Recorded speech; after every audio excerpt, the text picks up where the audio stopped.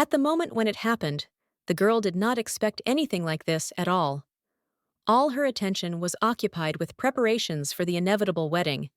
But 2 days before it began, when she was crying and saying that she did not want to get married, her birth mother threw a mug of hot tea at her. And although her mother's cruel behavior was nothing new for the girl, she still felt a sharp pain from the burn. And even though she was used to such treatment, she did not immediately understand why she was being punished again. After the woman had punished her own daughter in this manner for the first time and turned around and walked away, the girl began to think about what she should do. Seeing that her mother insisted on sending her daughter to a man who could easily kill her, she had no other choice. The strict and tough woman didn't even bother to turn around and see what she had done to the girl with her actions. She, overcoming the pain, decided to endure it and not moan. Tears were streaming down the young lady's face. She couldn't do anything about it, but she still hoped that someday all her suffering would end. All she could do was grab her scalded hand and cry. Her mother was not an easy woman at all. In the empire, she was called a saint, the savior of all Eosifina. Her mother is the only saint in the Holy Empire, the daughter of God, who saved this country from collapse. All the people in the state worshipped this woman. No one could even imagine that she could treat her own daughter in such a way. The girl was the only one who did not see her sacred side. Swinging with all her might, the mother hit the girl on the cheek and screamed that her very existence was devouring the divine powers of a woman, and she was absolutely sure of it. The half-dressed girl lay on the cold tiles of the balcony, not caring about the biting cold. And her mother, standing next to her in a warm coat, called her daughter a parasite and a scoundrel, and added that she could freeze to death, and she didn't care at all. The mother didn't care what happened to her daughter. She said that maybe if she died, then her powers should come back to her. She raised her head and then her body with force, thinking about how cruel a person could be. She couldn't understand how a mother could behave like that with her own child. The girl was put in a cold dungeon, where she trembled all over and thought that, using the excuse that after her birth her mother's divine powers had weakened, she had taken out her anger on her daughter and insulted her in every possible way. But that was not all. She often resorted to physical violence. Moreover, this cruel woman abused not only her daughter. She had another child. This boy wanted to help his sister and was very worried because his mother did not give her peace. He often observed the aftermath of his mother's abuse and wondered what he could do. It was difficult for him to do anything, as he remained the same lonely child in the huge palace. The saint became more and more cruel. Her heart seemed to have turned to stone, and slamming her fist on the table, the woman cried out that her divine powers were rapidly weakening because of this vile scoundrel. Her eldest son wanted to solve this problem somehow, and approached his mother with the suggestion that perhaps she should stay away from her daughter, and asked what she would say about marrying her off. Josefina immediately became furious and shouted that she would not marry her daughter off. Then she asked her son if he really thought she wanted to see this scoundrel happy. The girl accidentally overheard their conversation and learned that her mother had decided to possibly marry her off to King Detrian. She was sure that he would hate her daughter Letitia. The girl immediately became worried. King Detrian was the ruler of the Principality of Zenus. It was also part of the empire and was located somewhere in the backwaters, far from the capital. Of course, this young man had to hate the daughter of the saint. 7 years ago, this woman killed his entire family, and he could not forget it. As the girl's brother said, since she was the daughter of the murderer of his entire family, the king would hate her immediately. The brother told the mother that he was sure the king would fly into a rage if she ordered him to marry her daughter. After this, he told his mother that it was still unknown what might come to pass, and it was possible that the king would even kill Letitia. The woman smiled evilly and considered his proposal. She said that if the king did kill Letitia, they could use that reason to punish him. That seemed like a pretty good solution to her. Then the woman said that her son was smart, and this was a very good plan to deal with the scoundrel and this king who had always been a thorn in her side. The saint decided that she could not delay at all, and by her order, rapid preparations for the wedding event began. But the woman didn't want to stop there. She decided that the best wedding gift from her would be a curse. It was she who took up this curse herself and placed it on her own daughter, saying that she would not allow her to live a normal life outside of her supervision. She was such a caring mother that she did not hesitate to cast a curse that would tear the poor girl apart if Dietrian was not killed within 6 months of their marriage. Turning to her daughter in her mind, she asked her if she really thought she would be free without her supervision. And after all, the girl's wedding was something no one wanted, because she was going to kill her future husband. But everything turned out completely differently than her mother had expected. The king was able to overcome his family feelings, realizing that the girl was not to blame for the death of his relatives, and true love arose between them. This feeling was mutual and gradually grew as the young people spent a lot of time together and communicated with each other. All this time after their marriage and life in the king's principality, the girl thought of only one thing.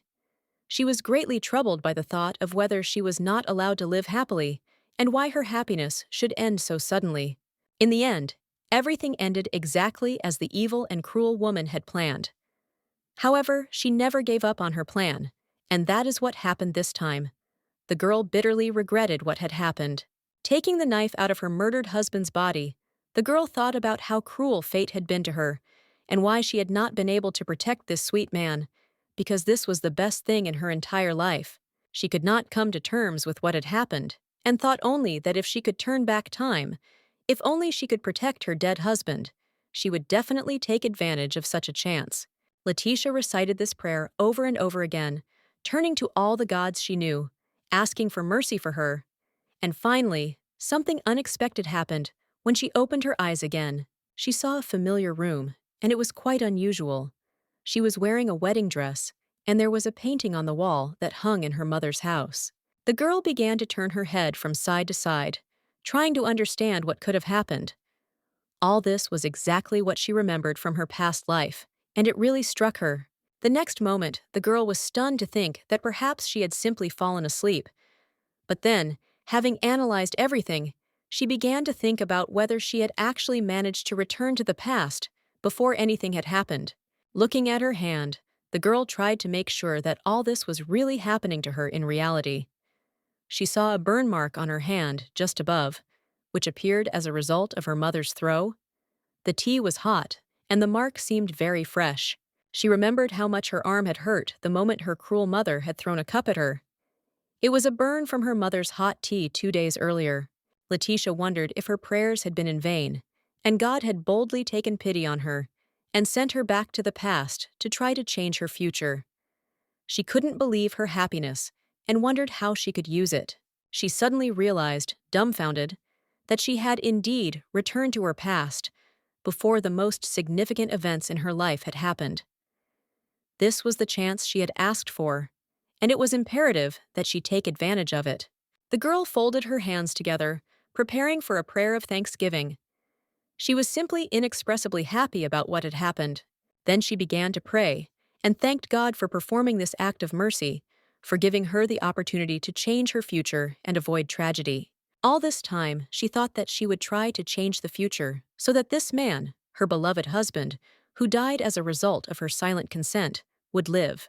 Bent over in her prayer, the girl continually thanked God for giving her a chance to save this man, and she promised herself that this time everything would be completely different.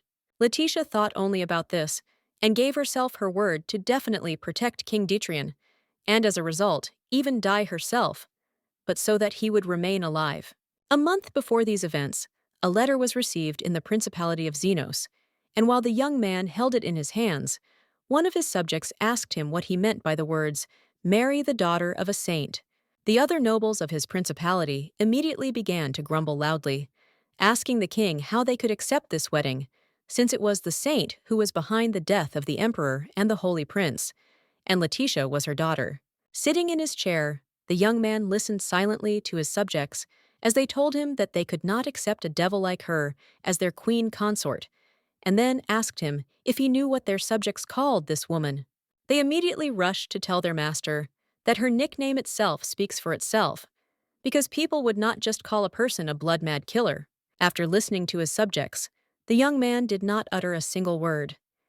It seemed that he had already made his final decision and had no intention of changing it. The nobles gathered in the throne room could not calm down. They reminded their king that this girl had burned her nanny, and her maids did not last even a week. Then they asked him if he did not remember how a few years ago she had killed the young men of their principality. The king remained silent in his chair. He looked at the nobles who were loudly addressing him, then again turned his gaze to the letter from the capital of the empire, lying on his knees. Indeed, a few years ago, very tragic events occurred. The principality was still grieving over this loss. Dozens of their young people were sent to the empire. This was done with only one peaceful purpose. They were to study abroad, but they all came back dead and were bitterly mourned by their relatives and friends. All this happened after their visit to the empire, and no one could hide their grief. Many wondered why there were signs of physical violence on the bodies of the young people, because they could not have just died. The people who accompanied the bodies of the dead to their homeland said that this was a just punishment for their misdeed. According to them, these young people committed a sin against Miss Letitia, and therefore were punished in this way. The poor people could hardly understand the words that their sons, nephews, and grandsons had paid with their lives for their sins, and so Miss Letitia kindly refused to demand compensation from the principality for their misdeeds. The empire was the most powerful entity in that part of the world. It used the authority of God to rule its provinces, and it had a saint at its head. This empire persecuted their principalities for more than 30 years. As a result, their land only increased in number of graves and widows and old maids. The people of the principality could not understand what possible crimes their boys could have committed when they were no better than hostages. They understood that the daughter of the saint was a real fiend and nothing more than a real demon. The king's subjects fell to their knees before their master and began to beg the young man to reconsider the matter. They did not want such a person to become their queen. Each of those gathered in the throne room spoke of only one thing. Everyone was loudly indignant and called on the king to cancel this deal with the empire and the wedding. The young man couldn't keep quiet forever.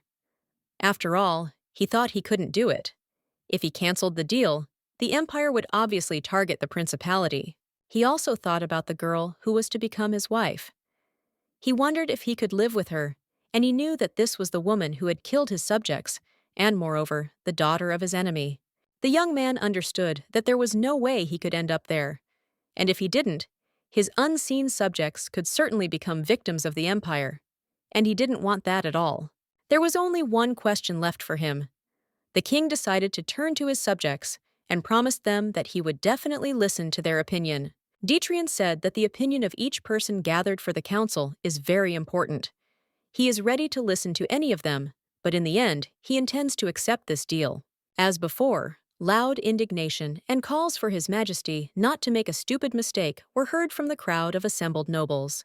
The king calmly listened to their cries that he could not accept this decision, and in the end, it was better for their principality to go to war than to accept this girl as the new queen.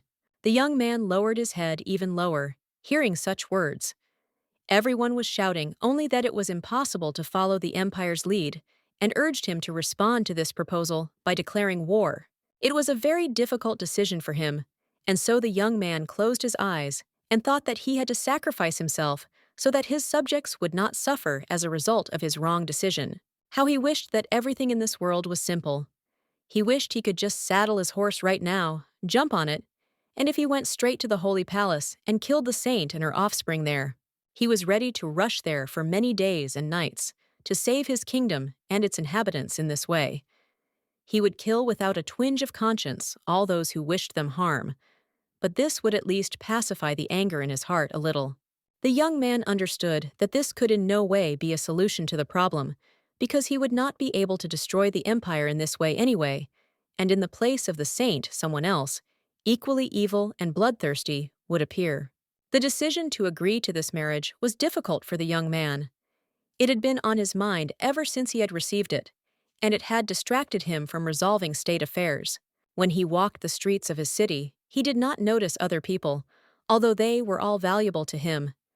He wanted to save the life of each of them, and thought that the decision to agree to marriage would be the right one. Now, sitting in the chair in the throne room, he thought that there was no way he could agree with the arguments of his subjects. He was a king who ruled a country, a king who had people to protect, and therefore he had to choose the right decision. The young man stood up from his chair and announced that his decision was final, and he did not intend to change his mind. When one of his subjects fell to his knees before him, the king immediately offered his hand to help him up, and said that if he refused this deal, the empire would not simply sit idly by. They would definitely attack someone other than the principality, and he could not afford to take that risk. Again, loud cries of indignation were heard. The king's vassals urged him not to make a mistake and said that they were ready to give their lives for him. When they informed him that this could be a tragedy for their kingdom and that it could result in it, and that his descendants would carry some of the blood of the holy murderer, the king replied that this, unfortunately, suited him. Standing before his subjects, who were now gathered in the hall of his palace, the king informed them that he had made his final decision. He could save everyone, in his opinion, only by sacrificing himself. So what did it matter if he was not satisfied with it? The young man said that he was going to send a letter to the capital of the empire, confirming the deal and agreeing to marry the saint's daughter. After the announcement of their master's intention, there was much discussion in and around the palace about the king's decision. Many wanted to be part of the delegation. The two brothers were just talking about this, and the elder of them asked if the young man wanted to go with them as part of the delegation, saying that a newcomer like him could not handle it, and he would not accept it. In response, the younger one said that he had been ready to go from the very beginning, and His Majesty had already given him his permission. The elder brother began to loudly protest. He asked again whether there was really permission already, and asked what their king was thinking about when he gave it. The young men were ready to fight among themselves. When the younger of them said that his brother was being too cautious, he replied that it was only because it was a very long and dangerous trip.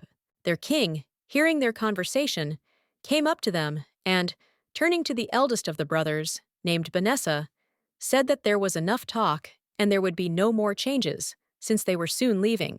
The young man, turning to his king, reminded him once again that he knew that this was not some kind of excursion. His younger brother, on the contrary, was very happy and smiling, thanked His Majesty for the honor bestowed upon him. Dietrich was thinking only about the fact that this trip would affect the entire life of their state. It had taken them a whole month to prepare for it, and now there was no reason to postpone their departure any longer. Who knew what the saint would do if they were late for the wedding ceremony? Looking at his subordinate, the king remembered that it had taken him a long time to convince those subordinates who were against this marriage. Was he right to marry her? Hearing an affirmative answer from his lord, Banus immediately rushed away, saying that his nephew was the one whom this girl killed, and he would rather go to war against the empire than accept her as queen. The king took his words calmly and said that now they should think about something completely different, because war is not what their principality needs now. Dietrich was absolutely sure of what he was saying. He told his subordinate that he could not allow innocent civilians to die in the war. It was a very big sacrifice, and he would rather sacrifice himself for his people. When his interlocutor asked the king if it was normal to sacrifice oneself, he replied that it was not a sacrifice, but rather his direct duty as king and ruler of the state. Struck by his words, the young man suddenly fell silent. He suddenly realized that this choice was not so simple, and his master sacrificed a lot in order for the principality and its inhabitants to remain safe. There were many similar disputes between the young men, but at last Vanessa joined the delegation and was now ready to follow the king, who, standing by his horse, announced to everyone that it was time to set out. The young man standing behind him and acting as his assistant immediately announced his order loudly to everyone and said that he was ready to carry out any of his orders. At this time, it began to rain. Raindrops fell on the dragon, which was located next to the king's palace, and flowed down its body. Banus also raised his eyes up, looked at the dragon, felt the raindrops on his face, and thought why it had to rain at that moment. At that moment, when the carriage, harnessed by a pair of horses, had already moved forward, the young man raised his head up again and loudly asked this dragon bastard why he abandoned their principality.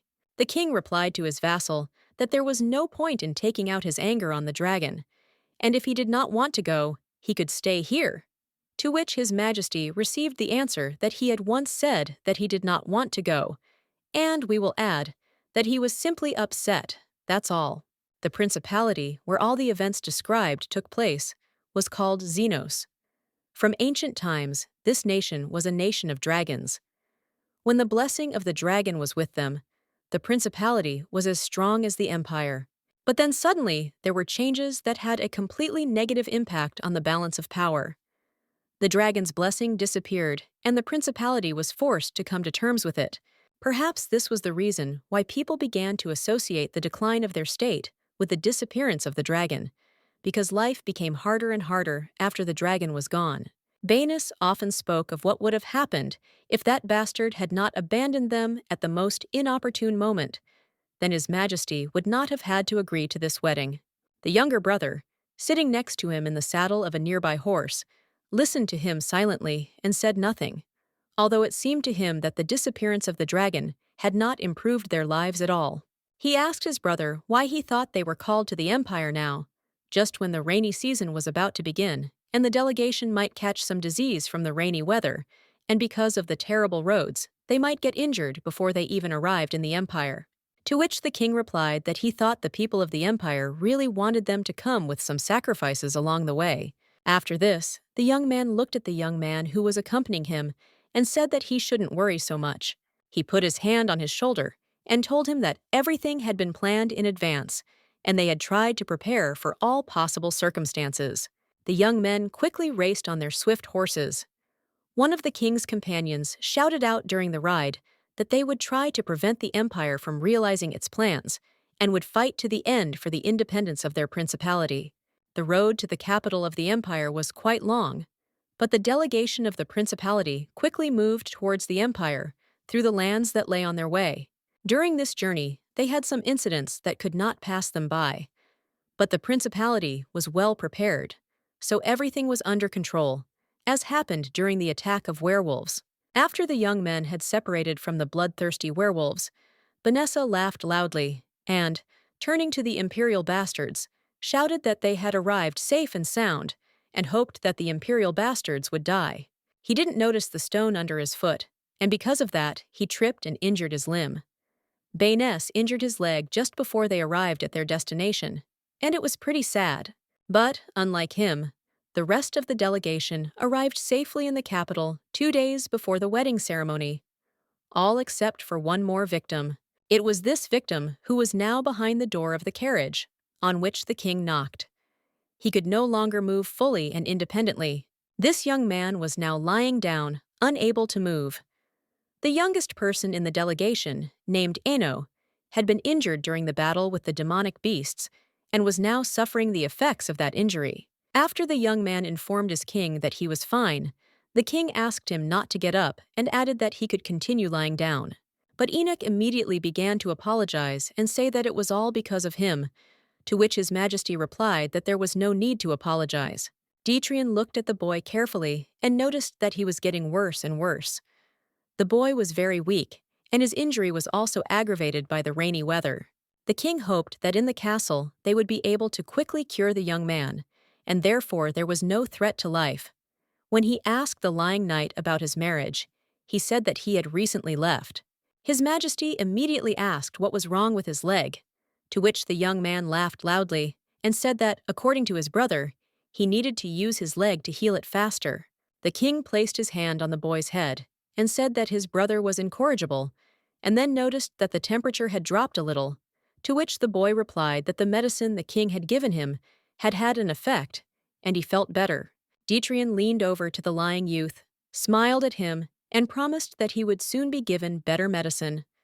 This was because they should arrive at the castle soon. The young man immediately asked his king if this was serious, and then thanked him and promised to put himself in order and come to his senses really quickly. He asked to wait a little and immediately began to cough loudly. Having said goodbye to the poor sick youth, His Majesty left his carriage and went outside, where the heavy rain continued to pour. The king said that this damn rain seemed to never end, and he began to walk as fast as he could so as not to get soaked to the skin. He wanted to find shelter somewhere as quickly as possible. On the way, he met another knight. The sick man's brother showed him a small bag and said that it was for his cough. He also said that he had gone to get good medicine for him. When the king looked closely at one of the medicine bottles, he asked the knight why he needed stomach medicine. In response, the young man said that he did not know what could work, and therefore decided to buy everything. After this, Vanessa opened his bag and said that he was sure that if he gave his brother a mixture of all these medicines, one or two would be effective, to which the king replied that he would most likely kill Ino by doing so, and not the disease. After this, the knight laughed and said that he thought the king had come just in time. When he entered the carriage to his brother, he was informed that he had just vomited blood. He also told the king that he was so shocked that he could not sit still, and so he went to get medicine himself. After that, the knight said that every time he looked at his younger brother, he remembered his nephew who died at the hands of that girl. He was about the same age as his dead nephew and cursed. When the king said that Enoch was not like his nephew and that he should not worry so much, the knight replied that one never knew what might happen. What he meant was that he had never imagined that his nephew might die. After that, His Majesty said that they should arrive soon. As soon as they entered the castle, they would immediately call for a doctor. And besides, they could ask the priest to help. But Vanessa said that, in his opinion, these holy bastards would not want to help them. His Majesty immediately asked his vassal if he had forgotten that in 2 days he would become Iosifina's son-in-law. In his opinion, they should help them. Banes replied that he completely forgets about everything because of his concern for his younger marriage, because he is now suffering more than anyone else. A moment later, the knight told the king that he was very sorry and promised to keep silent in the future and to sew up his mouth so as not to say such things, to which His Majesty replied that if he had the strength, it would be better to take care of the marriage. While they were talking about this, the king could not even imagine what would happen to them next. When they arrived at the entrance to the holy city, they were not allowed in.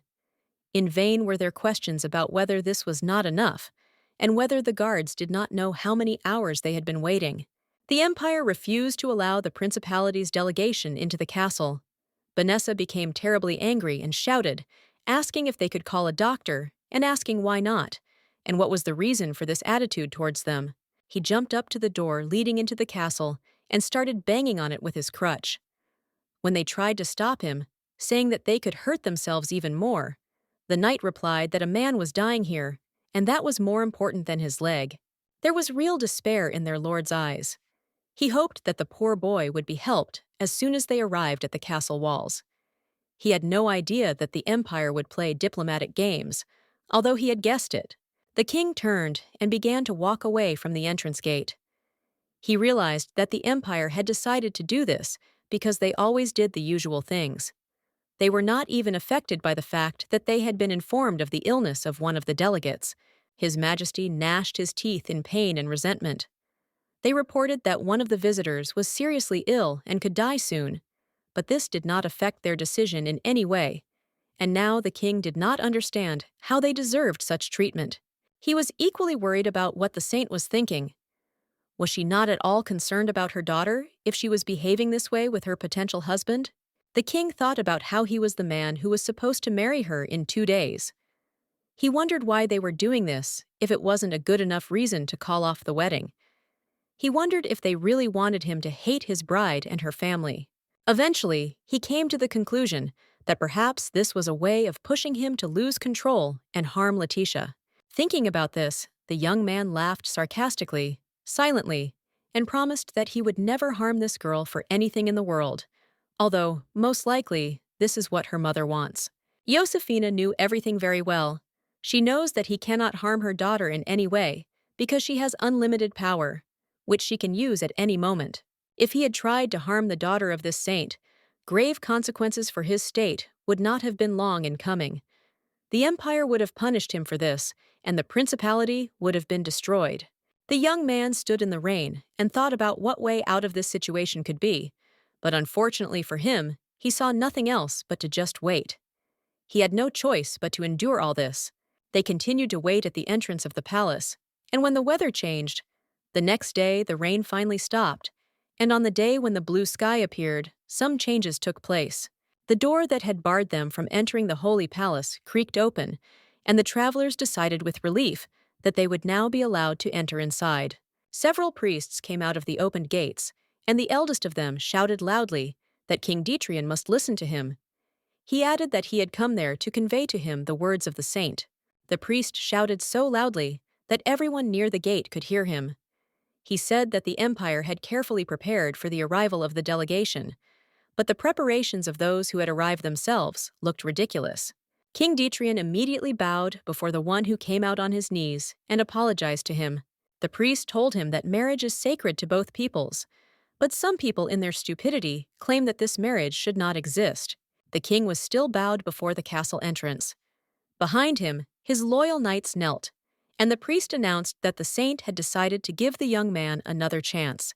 King Detrian heard to his satisfaction that his wedding with the saint's daughter would take place as planned, and then the priest said that the king could enter the palace.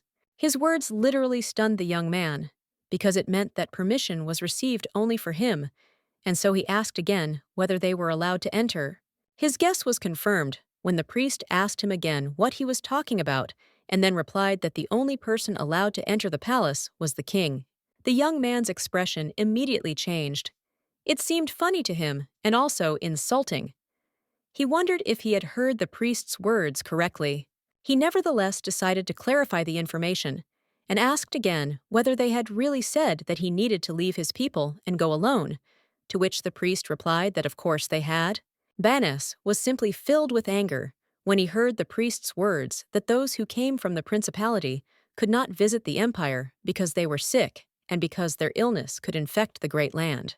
The knight who sat down next to him could not bear such mockery of himself that no one except the king could enter the castle, since they were all sick and posed a danger to the empire. King Detrian turned to the priest who had come out and said that he could not do this, because without the people there is no king. The man answered him that he had not said that they should leave their people here. He had said that they could all go to the principality together after the wedding. The king did not give up trying to persuade him. He told him that they had a sick child with them. He would not be able to hold out until the end of the wedding. Even if no one else could enter, perhaps an exception would be made for this child. His words seemed to enrage the priest. His face changed. He stopped the king and asked him if he was trying to disobey the saint's order. After this, he pointed his finger at the knights behind the king and said that they all must pay a price to know their place. The king was simply amazed by his words. He had not expected such hospitality from the empire at all, and now he felt ashamed in front of his people and offended that he could do nothing about it. Hearing the words of the priest, Banes immediately rushed forward, calling the man a scumbag and trying to deal with him. He was held back as best he could by his sick younger brother, who asked him to calm down.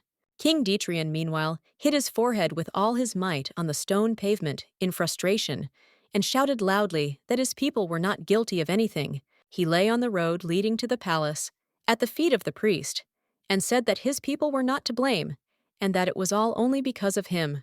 The knights who came with him to the empire were amazed by the words of their ruler, who said that it was all his fault.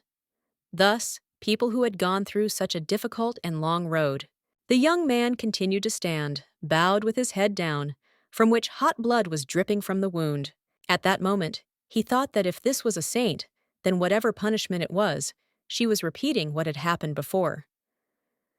Just like 7 years ago, the king's father had also begged in such a situation, and he felt the same way. Clutching his hand at the stone, the young man remembered that his father looked so pitiful, and he decided that he could not look like that. Raising his head slightly, King Detrian said loudly that he would accept the offer. He thought that his father was also willing to do this for the country.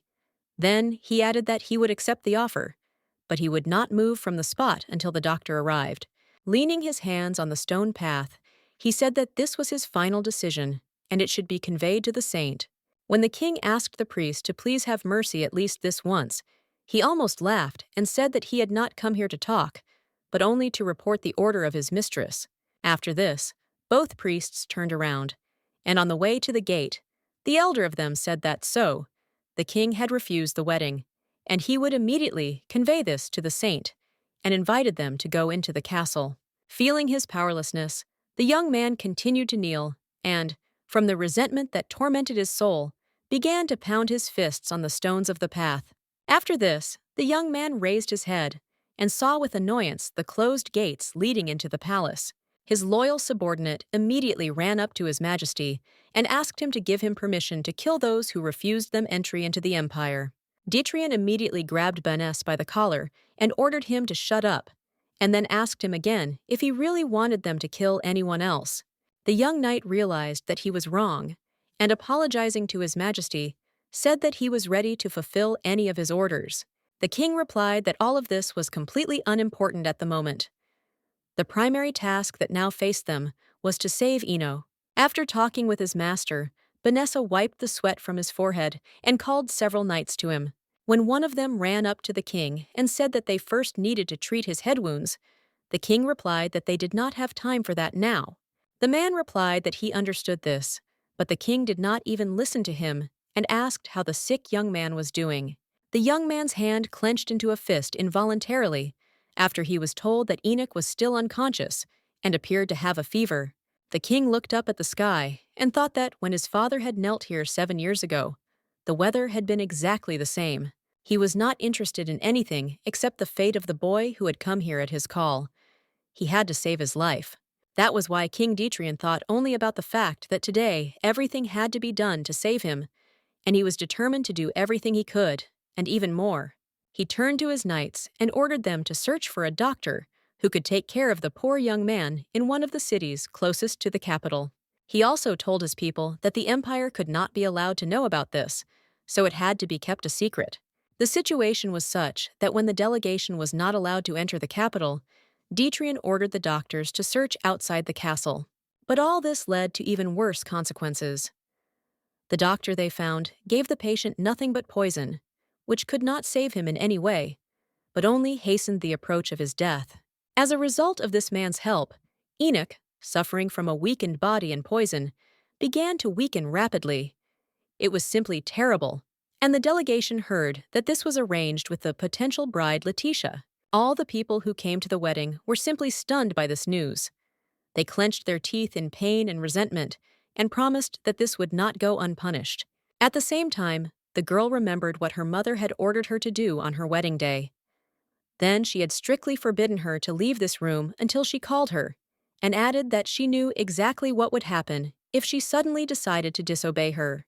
Letitia did not forget about her feelings and thoughts during those hours when she was in the bride's waiting room, where there was no light. Even when she suffered from cold, hunger, and severe stress, she was afraid to disobey her mother's orders. Because of this, she did not even think about leaving the room, which was not even locked. She remembered how she had driven herself crazy, listening to her own breathing alone, listening to every sound that penetrated the room from outside. Finally, the girl could not stand it any longer, jumped to her feet, ran to the door, and began to pound on it with her fists, calling on her mother to take pity on her and let her out of here. She pounded on the door so hard that her knuckles were bruised, and she begged so desperately that her voice was hoarse from asking so many times to be let out of the room. This went on for quite a long time, and at the moment when the girl almost fainted, the mother finally took pity and opened the door leading to her daughter's dungeon. Smiling and looking at her daughter, Iosifin told her that if the girl left this room now, it would only get worse, and then asked if she still wanted to leave. After that, she told the girl that as a result of the rumors she had spread about her involvement in the poisoning of one of the members of the delegation, all the exes hated the girl, everyone wanted to kill her, and she had very cleverly arranged this. She revealed that the king's bride was now considered a poisoner, and that it was all her evil mother's plan. The girl wondered if it wasn't enough for this woman, that in the past, she was the one who executed those boys from the principality, and she decided to go even further. This woman was simply terrible in her malice, and this time she wanted Dietrich, blinded by hatred because of Enoch's death, to harm her. She understood that everyone who arrived with the delegation hated her and wanted to kill her now, just as her cruel mother had planned. Everyone wanted the young girl dead and wanted to get rid of her, except for one person who for some reason rejected all these speculations and treated her well. That man was Dietrich. It was a long time ago, but the girl still remembered their first meeting as if it were yesterday. At that moment, she wanted to pour wine from a glass on the king and shouted at him not to touch her. The young man remained unperturbed, even after wine from her glass ended up on his face. The girl again addressed him with the words, "Don't come close to her." She remembered the look on the king's face as the wine dripped down his face. He said nothing in response and showed no emotion. The saint watched all this with pleasure. She almost laughed out loud, seeing how her daughter treated her fiancé. With a glass in her hand, the girl waited for the young man's answer, and he calmly asked her forgiveness for disturbing his lady. The young man apologized to her and said that he was ready to endure even worse things from her. She believed his kindness was a lie, a trick to lower her guard. With such cunning, Dietrian's steadfastness and constancy made her skepticism feel ashamed. When they went outside together with the king, he immediately announced that the girl walking next to him was his future wife, and he would not forgive anyone who treated her badly. The girl recalled her past feelings. She was most frightened by the young man's incomprehensible politeness. She was sure that he would show his true face when they reached the principality. She thought that the king believed that she was the one who killed the young man. He had no reason, in her opinion, to treat her well. The girl continued to doubt him, and then an incident occurred when they were in the desert on their way to the principality. The girl pulled out a sharp knife hidden deep in her clothes, pointed it towards the young man, and again reminded him that he should not come close to her. She swung the knife so hard that she ended up grazing the young man with the tip, and after she noticed the drops of blood dripping from the knife, her hands began to shake nervously. The wound on the king's cheek did not look terrible. It was only a slight cut, but it seemed to greatly upset and shock the young man, who silently endured her actions. When the king told the girl that his purpose was merely to simply assess the girl's wounds, she began to scream loudly that she was not wounded and urged him to simply move away from her. But this did not stop the young man at all. On the contrary, his gaze became full of determination, and he took several quick steps towards her. Letitia remembered very well that at that moment she was very scared and was unable to move either her hand or her leg. She silently waited for what was about to happen. She closed her eyes and was sure that because of her, he was bleeding now, and the king was very angry with her. He could definitely kill her now. The girl began to slowly retreat back, and because of this, she did not notice the stone that had gotten under the sole of her boot. She was already falling backwards with her whole body when the young man managed to catch her and asked if she had hurt her leg. He held the girl's forearm tightly with his hand, preventing her from falling. The stone was sharp and pierced the sole of her boot. Wiping the blood from her heel, the king said that such things often happen when people are not used to traveling in the desert. The girl felt the young man's touch on her leg, and it was very gentle. This struck her very much, and it seemed that at that moment something began to change. That is why, at that moment, when the young man leaned over her, she could not do anything with herself and could not push him away from her. His eyes looked literally pleading. He said that he didn't care at all what the girl decided to do with him. She could even be tougher on him, but it wouldn't change anything. The girl noticed that blood was still dripping from the young man's cheek, but he, paying absolutely no attention to it, promised that he would not harm her. And at that moment, when her prayers finally reached the addressee, the girl addressed God with words of gratitude for the fact that he gave her a chance to protect this man. She was going to take advantage of this opportunity. The girl didn't know how or why she had returned to the past, but it didn't really matter now. She was sure of only one thing, that she knew what was going to happen in the future. The girl opened the drawer where her clothes were kept and thought that it was time to act. She knew that Enoch would soon die. There were about 3 days left until that moment. She let out a joyful cry when she discovered a clergy robe among the clothes. The girl decided that with this robe she could go out unnoticed, and it was just great. Carefully opening the door of her room and looking out from behind it into the corridor, the girl thought that she was the only person who could save the young man. But first, she needed to find an antidote. Turning her head in all directions, the girl was glad because there was no one there, and all this only helped her event. No one was supposed to come here for the next 3 days, and right now her mother should be in a completely different place. She thought that the saint was somewhere in her room, saying that there were enough preparations and that they were postponing the wedding ceremony. Besides, Letitia had locked herself in the palace and was refusing the marriage. The woman was busy making her daughter the scapegoat for all the humiliations the delegation had suffered. The young fugitive hid her head under the hood of her cloak and, making her way through the palace, thought that the antidote must be kept in the clergy's warehouse, but she could run into people who might recognize her. The girl was determined to fulfill her plan. She remembered that the warehouse of holy artifacts was located near the second castle in the west. That was where she was going to go now. It was a rather strange place. It was mostly filled with things that had lost their powers. All sorts of junk that had lost its value was brought there. She had to sort through the junk and antiques to find the thing she needed. But thank God there was very little security there, so she didn't have to worry about being caught. The girl learned about everything that would happen in the past, after the principality was attacked by the empire and was subjected to destruction and fires. After the state that belonged to her dead husband was dealt with and destroyed. In her past life, she did not want to kill Dietrian under any circumstances before the curse worked. She was busy waiting for her death without complaint, believing that her end was near, and that as a result of the curse, she would die, while her beloved husband would remain alive and unharmed. Something happened on the last night before the 6-month curse placed on the girl by her mother was activated. The Holy Empire suddenly decided to invade the principality and take it over and destroy it completely. This was not difficult to do, since the empire was much larger than the principality. The imperial paladins very quickly destroyed the ordinary people of the principality, and in one short moment reached the royal palace. While her husband and King Dietrians and his knights fought bravely to the end, the girl noticed that the curse in her chest began to slowly activate.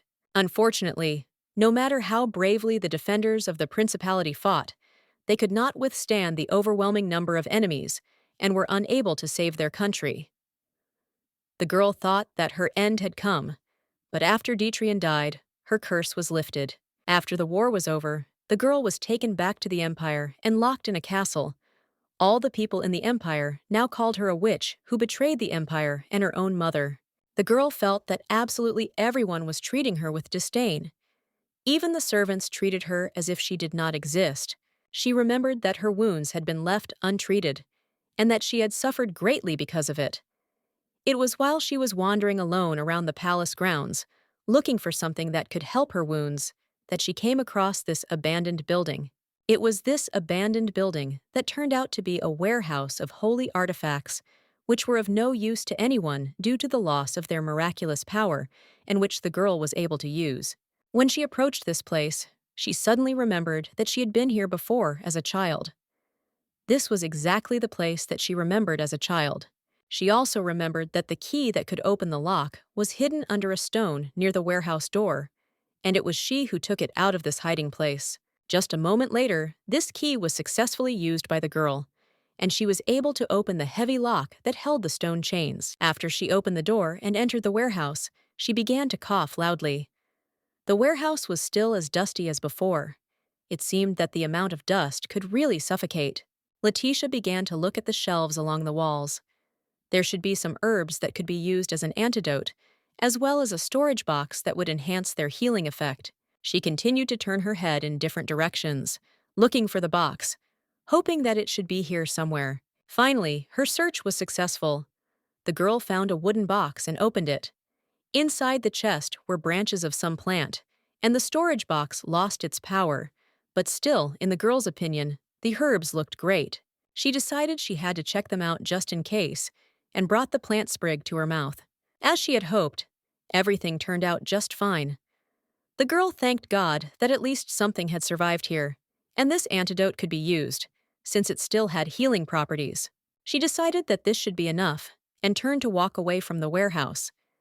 She thought that in this way, she would still be able to save the life of the poor young man who was now suffering greatly and who was destined to die in just a few days.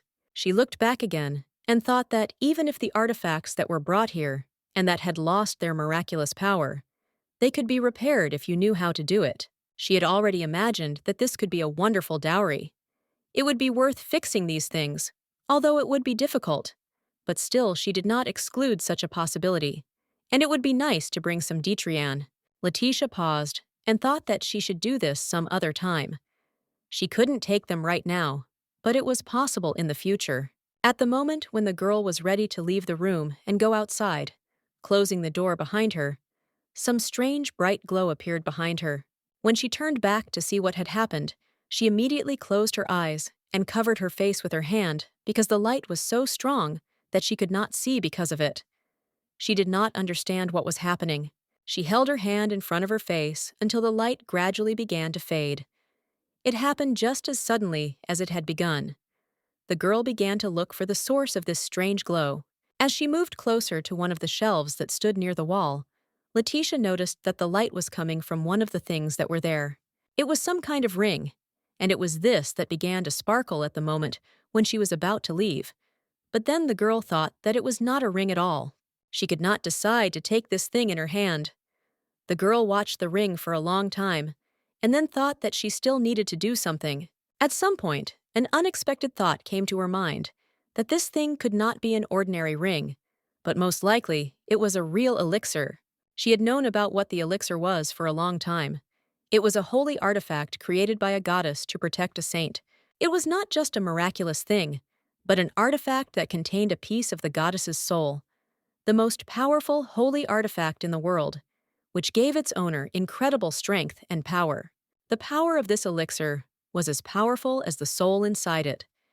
It was capable of not only subjugating the demonic monster, but also endowing its owner with incredible power. Another property of this elixir was the ability to prevent the empire from falling. Using divine power, the owner was able to use powerful magic. According to the girl, each of these achievements of the elixir was simply amazing in itself, but this is far from all that this artifact is capable of. The owner of the elixir becomes the owner of 9 wings. This is the most significant power of the elixir. With these wings, he can rule over the whole world, and no one can defeat or overcome him. The girl knew that there were only 9 people with superhuman abilities who could use the power of God. They were all centered around her mother. It was her mother who was chosen as a saint. Becoming a master of the 9 wings granted him or her control over the entire empire. Because of this, Iosifina became the most powerful person in the entire empire. The girl managed to think about all this at the moment when she looked at the elixir. Her mother had exactly the same one, and now she was interested in the question of why such important things were lying in plain sight. She reached out her hand to the elixir and thought that it should now be in the hands of the current saint and her mother. She seemed to see her mother in front of her again, and thought that she would never have been left without the elixir. But perhaps at some point her mother had lost it, and that was why it was here. But then she immediately rejected this idea because it could not have happened. Letitia immediately remembered that she had seen the elixir on her mother's hand this morning. And besides, it wasn't something that could be lost so easily. She began to look closely at the song and noticed that if you look closely at it, you can see that this ring is very worn, unlike her mother's elixir. She also noticed that it was slightly damaged. There was a tiny crack in the center of the stone that decorated the elixir, which was most likely why it ended up in this warehouse. The girl sighed heavily and thought that, of course, this ring was not real at all, because the soul of the goddess was locked inside the elixir stone. If something happened to it, it could cause a sea of indignation. The girl smiled and decided that there was no need to despair, although she did not know that such a thing was possible. But the possibility that it was genuine gave her a piece of hope. And if this ring was truly real, she would definitely be able to protect Detrian. It was because of this thought that she decided to act this way. Just in case, the girl decided to take the ring with her and put it in the pocket of her cloak. Since it was in the warehouse of holy artifacts, it definitely should have contained at least a piece of magical power. After that, she literally ran out of the warehouse and intended to find someone from the delegation as quickly as possible, because those who had arrived must already have been inside the palace. She remembered that they were all able to enter the castle only after Eno's death. She moved quickly and thought that there was no point in delaying for a minute, and that it was better to hurry, because there was less and less time left, and it was absolutely impossible to lose it. The girl didn't even suspect what was happening in her coat pocket at that moment.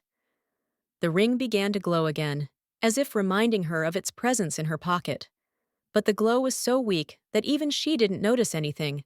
At the same time, there was a rather tense situation in one edition of the Empire. The situation with the poor sick young man was becoming increasingly catastrophic.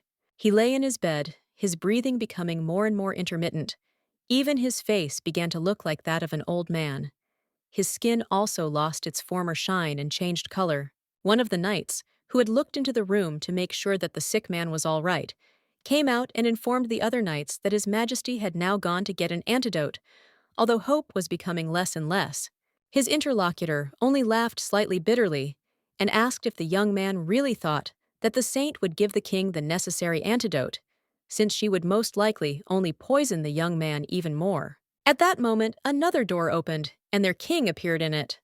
The knights immediately greeted His Majesty. Once the young man was inside the building, they immediately asked him what had happened. The king remembered how it all happened. Although the chance was low, everything went exactly as he expected. He met a priest who told him that the saint had prepared medicine, and since it was an antidote that could neutralize any poison, he had to make sure that the patient took it correctly. He explained to the young man that the medicine was made from a plant, and its name was Abraxa. According to the priest, the antidote was extremely strong and could also cure the sick young man. The whole point was that Enoch was still quite young. If he had not been so young, there would have been no danger in taking this medicine. Abrax is highly effective, but it is lethal to people who have not yet reached puberty. If taken at that age, the body will become intoxicated and organs will be destroyed. The poison will, of course, be neutralized, but the consequences will be that blood will burst out of every crevice throughout the body. The king took the branch of Abraxa in his hand and wondered how it was that Eno would cure Abraxa. He asked the priest if this was the antidote the saint had given. The man immediately exclaimed that this was certainly so, and then asked the young man if he had dared to doubt the abilities of the saint herself. Tyrant held the plant branch up to his face and replied that this was certainly not the case. The next moment, the young man thought what would happen if he strangled this priest right here and now, or perhaps got to the saint and killed her. He even imagined himself drawing his sharp sword from its sheath and rushing towards this evil and treacherous woman with the intention of killing her in the next moment. But then he suddenly realized that all of this was just a dream, since the saint was constantly guarded by real magic, and he would definitely die, since the wing that protected the saint would simply tear him to pieces. The king put the leaf of the plant back into the casket and thought that he was not afraid of death at all, but the time for dying had not yet come. After this, he took the casket in his hands and decided that if he did so, he would lose his last chance to save the young man. After this, the king said that he was sincerely grateful to the saint for her kindness. Since the king remained silent all the time, he was recalling the recent events. His vassals began to worry and began to anxiously ask their master what had happened. One of the knights fell to his knees before His Majesty and asked if the saint had really given him the medicine. The young man, as if nothing had happened, calmly answered the doctor, who asked him that the saint had given him Abraxa. These words greatly surprised the young man, and he asked again with concern, "Is it really Abraxa?" And then asked again, "Is it really not poisonous to Eno?" The poor sick boy's older brother listened attentively to their conversation, and suddenly heard that Eno could most likely be harmed by this so-called medicine. He immediately attacked the speaker and declared that he should not speak, as if everything was already over for the young man, and then asked him to address His Majesty. After the king gave the man permission to speak, he and the knights present in the room were simply stunned by the young man's words that he would remain in the empire. His face looked simply terrible. It was even scary to look at him, and Vanessa loudly shouted that he was ready to finish off everyone in this empire, and Saint Letitia too. He said that he would kill them all. King Detrian turned to his subject and told him to stop saying such stupid things. He asked if the young man had forgotten that his family was actually waiting for him in the principality. The other knights immediately rushed to the knight to calm him down, but he did not want to even listen to this, and turning to His Majesty, said that he would no longer be able to convince him with such conversations. The other knights asked him at this time whether he had lost his mind and asked him to stop. The king told his vassal that he would never allow him to die so stupidly. He ordered him to stop thinking about useless things and concentrate on healing his leg. He continued to resist, despite his sore leg. He waved his crutch and told the knights to leave everything to him, in response to which one of the knights ordered them to hurry and bring him a sedative. Dietrich looked in amazement at his vassal, who seemed to have gone crazy, and shouted loudly to let him go, and again asked if he hadn't told them that. Looking around, the king suddenly thought that there were still people who were in solidarity with Beness and were ready to follow him. He was sure that they had already thought everything through carefully, as it should be. Then the young man clenched his fist and thought that he had already thought it all through. He wanted to get as close to the saint as possible and finish everything with her forever. But then his gaze fell again on the young man lying on the bed in agony, and he suddenly realized that he was unable to do this, at least until he got better. He remembered that he once had a brother too. They often played together when they were still real boys and were always ready to help each other. He also thought that since he became the king of the principality, he had taken on a huge responsibility. Since he was the ruler, he had to protect everyone and be responsible for the life of each of his subjects. Such situations happened quite often, and every time during such chaotic cases, the king always remembered his elder brother, because it seemed to him that it was his brother who should now occupy his throne. He would have liked to ask his relative who died so early how he would have acted in a similar situation. He thought that he was much more reasonable than him and would have handled it perfectly, while the king was wondering what would have happened if his brother had been the only survivor of those events, and not him. The girl arrived at the door where the delegation was currently standing, antidote in hand. But to her regret, there was no way she could appear there now. It was at that moment, when she was about to touch the front door handle with her hand, that she heard screams coming from the room that someone would end all of this, and also Saint Letitia, and kill them all in the Empire.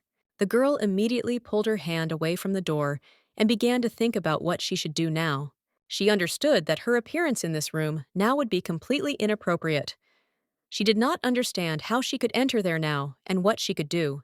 She realized that the person who spoke those words was definitely Vanessa. All the international students who came back as corpses were his nephews, and he could not forgive this saint. The girl began to rush along the corridor, walking first one way, then the other, and thought that if she was recognized, she would not be able to get close to Enoch. She still could not understand how she could get into the room without being noticed by the knights present there. Suddenly, Letitia stopped and began to listen to the sounds coming from somewhere far away in the corridor. She realized that someone was approaching here with quick steps. The girl decided that she couldn't let anyone know she was here, much less get caught. So she pulled her hood over her head and decided to quickly hide somewhere. She managed to do it quite quickly. She hid around the corner and hoped that no one would notice her. At this time, several priests approached the room where the seriously ill young man was staying. One of them began to pound the door with his fist and call for the door to be opened for him. He said that they had come to test the effectiveness of the antidote that the saint had given. The girl was very surprised when she heard about this. She did not believe that her mother had decided to spare the poor boy and had prepared an antidote for him. The priest knocked even louder on the door and shouted that the patient should be given the medicine right now in front of him so that he could see everything with his own eyes. Meanwhile, the king was completely absorbed in his memories. He recalled one episode from his distant life when he ran after his departing brother, calling him Big Brother. When his brother finally stopped and asked the boy what he wanted, the boy asked his brother if he really should go to the Empire, and added that he could go there in his place. His older brother just smiled back at the boy and said that he couldn't do that because the saint had called him specifically, and the boy asked why she hadn't called him, and then said that their mother had heard that he was going to the Empire to protect something. The boy was curious about what it could be, and he asked his older brother in bewilderment what he would be protecting in the Empire. The older brother's answer was quite simple and trivial. He simply said that it is something, and then he added that this something was extremely valuable. The king remembered that he had learned what he had tried to protect, and it had happened at his brother's funeral.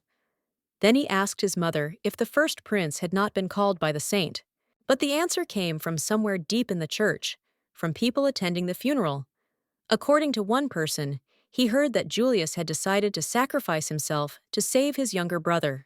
People also said that His Majesty and the Queen were forced to agree with him, And now the queen bitterly mourned the loss of her eldest son. Everyone knew everything perfectly well, and only Dietrian, because of whom everything happened, and to protect whom the elder brother went, did not suspect anything like that.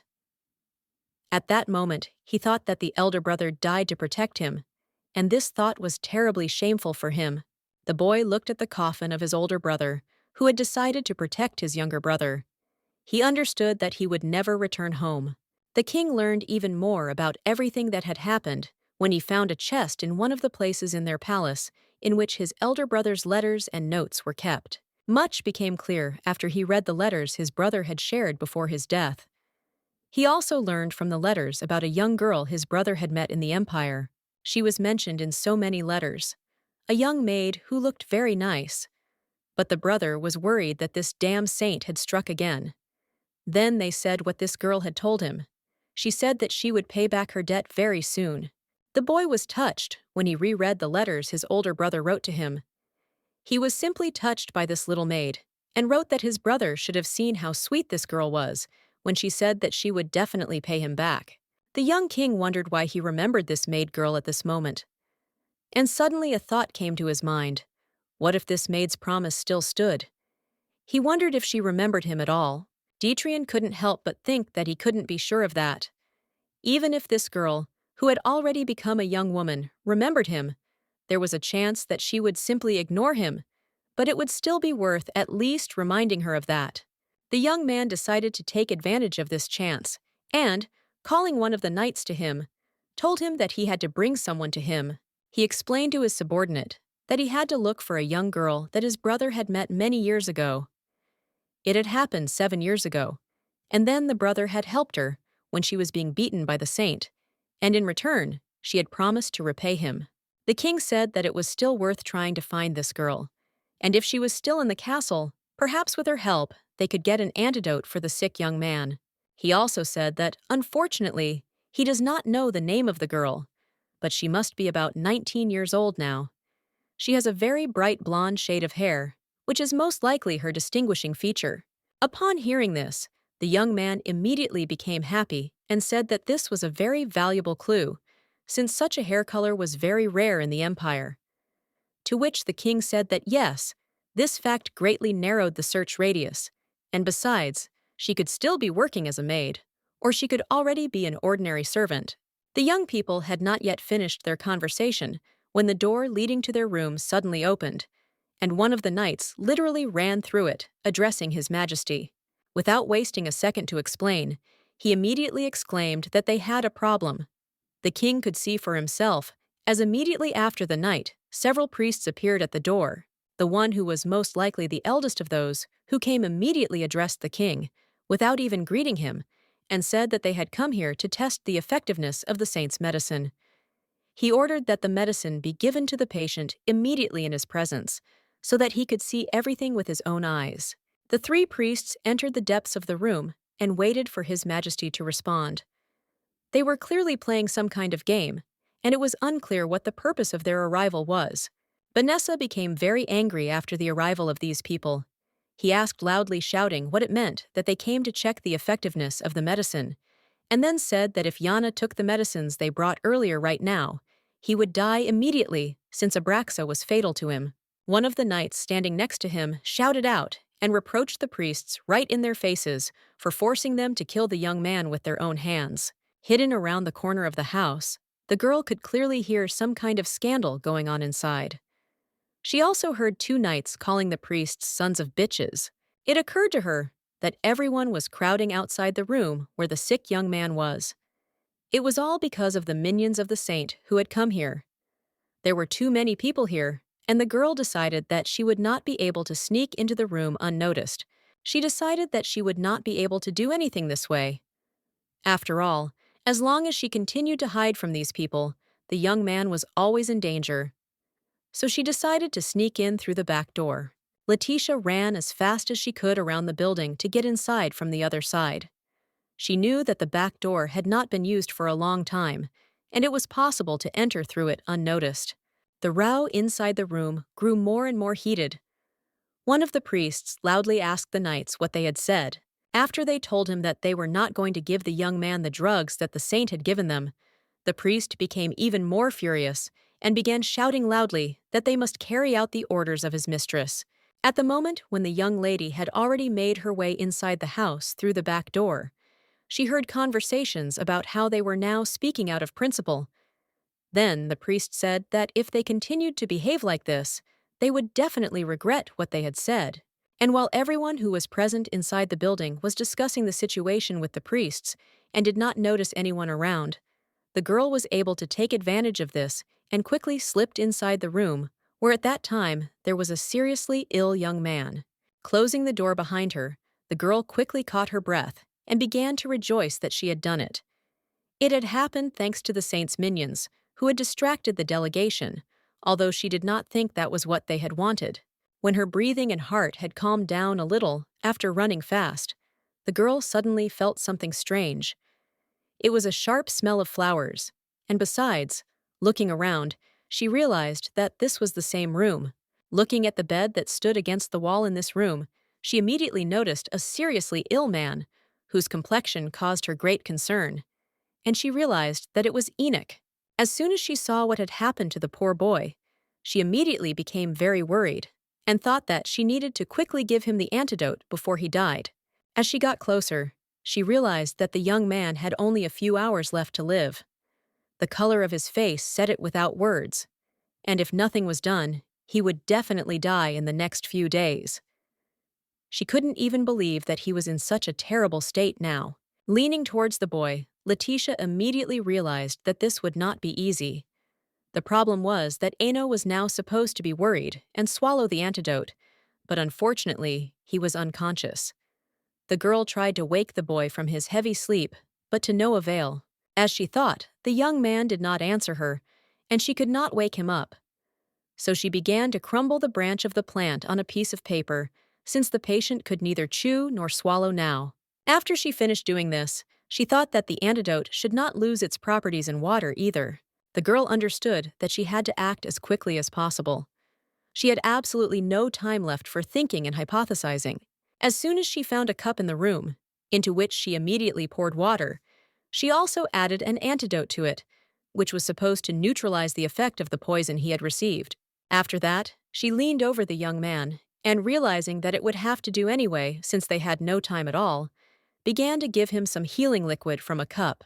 While she was giving the boy something to drink, she told him that she knew it was hard, but she asked him to hold on because he would soon feel better. She prayed to God that this would be the case. All the time she did not leave the boy's bed and gave him something to drink. She was haunted by the thought that she had to finish everything before Detrian came here. After all, everyone knew her as a crazy witch, so the girl was sure that if she was caught, they would understand her completely wrong. Besides, she did not want the saint's henchman, who knew her face well and would certainly recognize her, to burst in after the king. Moreover, the girl understood that if her mother realized that she was here, then she and the delegation would be very angry with her, and this could have serious consequences for her. When all the liquid was inside the young man's body, she decided to take a closer look at his face. To her deep amazement and joy, the girl noticed that the medicine seemed to have not lost its power, and the patient sighed softly and quietly. Looking closely at the sick young man's face, she was delighted to see that his skin color also seemed to be returning to normal. Letitia was very glad that her efforts had not been in vain. Even though she was in danger now, she allowed herself to be glad that she had saved this boy's life. After this, she took the motionless hand of this young man in her palms and said that she congratulated him, and said that from now on, only good things would happen to him. Still holding the patient's hand and kneeling by his bed, the girl assured him that from that moment on, she would protect them all. Not only Eno, but also the entire principality. She also intended to protect the ruler of the principality, King Detrian. At this moment, the young man seemed to feel even better, and he slowly began to open his eyes. Very dimly, as if through a veil, he noticed that a girl was sitting bent over by his bed, and he wondered who she was and why she was saying that she would protect his principality and everyone in general. When his gaze dropped below the unknown guest's face, he noticed something in her pocket and wondered what that shining light was that was coming from her pocket near her hand. This was very unusual for him. He could not believe that in broad daylight something could shine like the morning star, and moreover, not radiate heat. The young man also noticed that there was some shiny object on the girl's hand. He thought that perhaps it was a bracelet decorated with a precious stone. At the moment when the young man thought that it was this stranger who saved him, the girl noticed that the sick young man's eyes were already open and hurried to hide her face behind a large hood. The young man did not take his eyes off his guest and thought that it was to her that he should be grateful for his salvation. The young man really wanted to thank this girl, who had suddenly appeared in the room and seemed to have helped him survive. He really wanted to do this and even extended his hand, addressing her, but he did not have the strength to do so. He kept his eyes on the girl, who had stopped in the doorway to make sure no one was around and no one could notice her, and he thought that he should tell everyone that she had saved him. It was with the thought that he must tell His Majesty about everything that had happened that the young man closed his eyes and was again consumed by deep sleep. In another room, which was next to this room, the heated debate continued. The king told the priest who came that he did not intend to give the medicine they offered. In response to his words, the priest began to shout loudly that he had never heard of Abrax. Moreover, he said that this was just a ridiculous excuse to refuse the medicine offered to them by the saint. The girl had gotten out of the building without any problems and was now sitting by the window, listening to the conversation between the priest and the young man.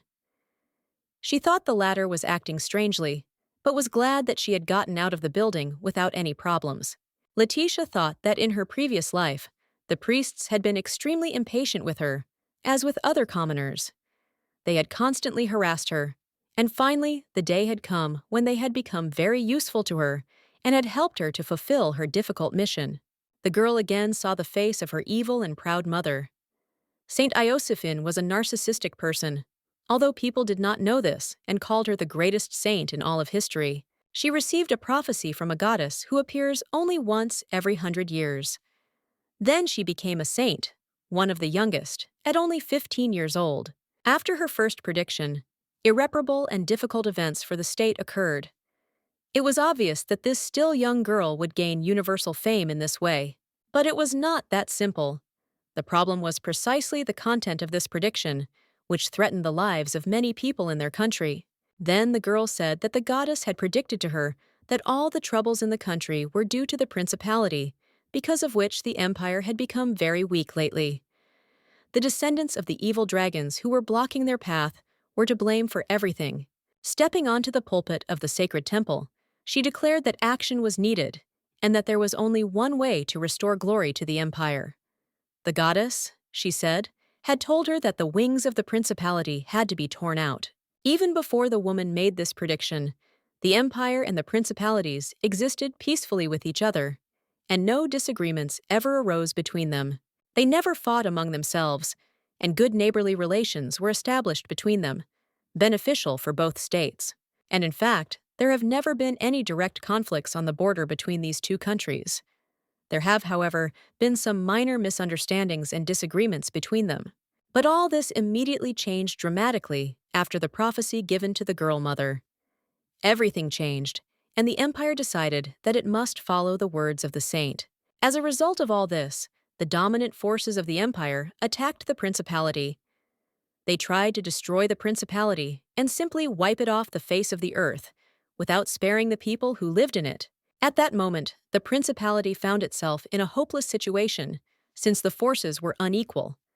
Countless people were wounded or killed. The same thing happened to the king's own brother. Julius was one of those people who suffered after the empire's attack and died on the battlefield.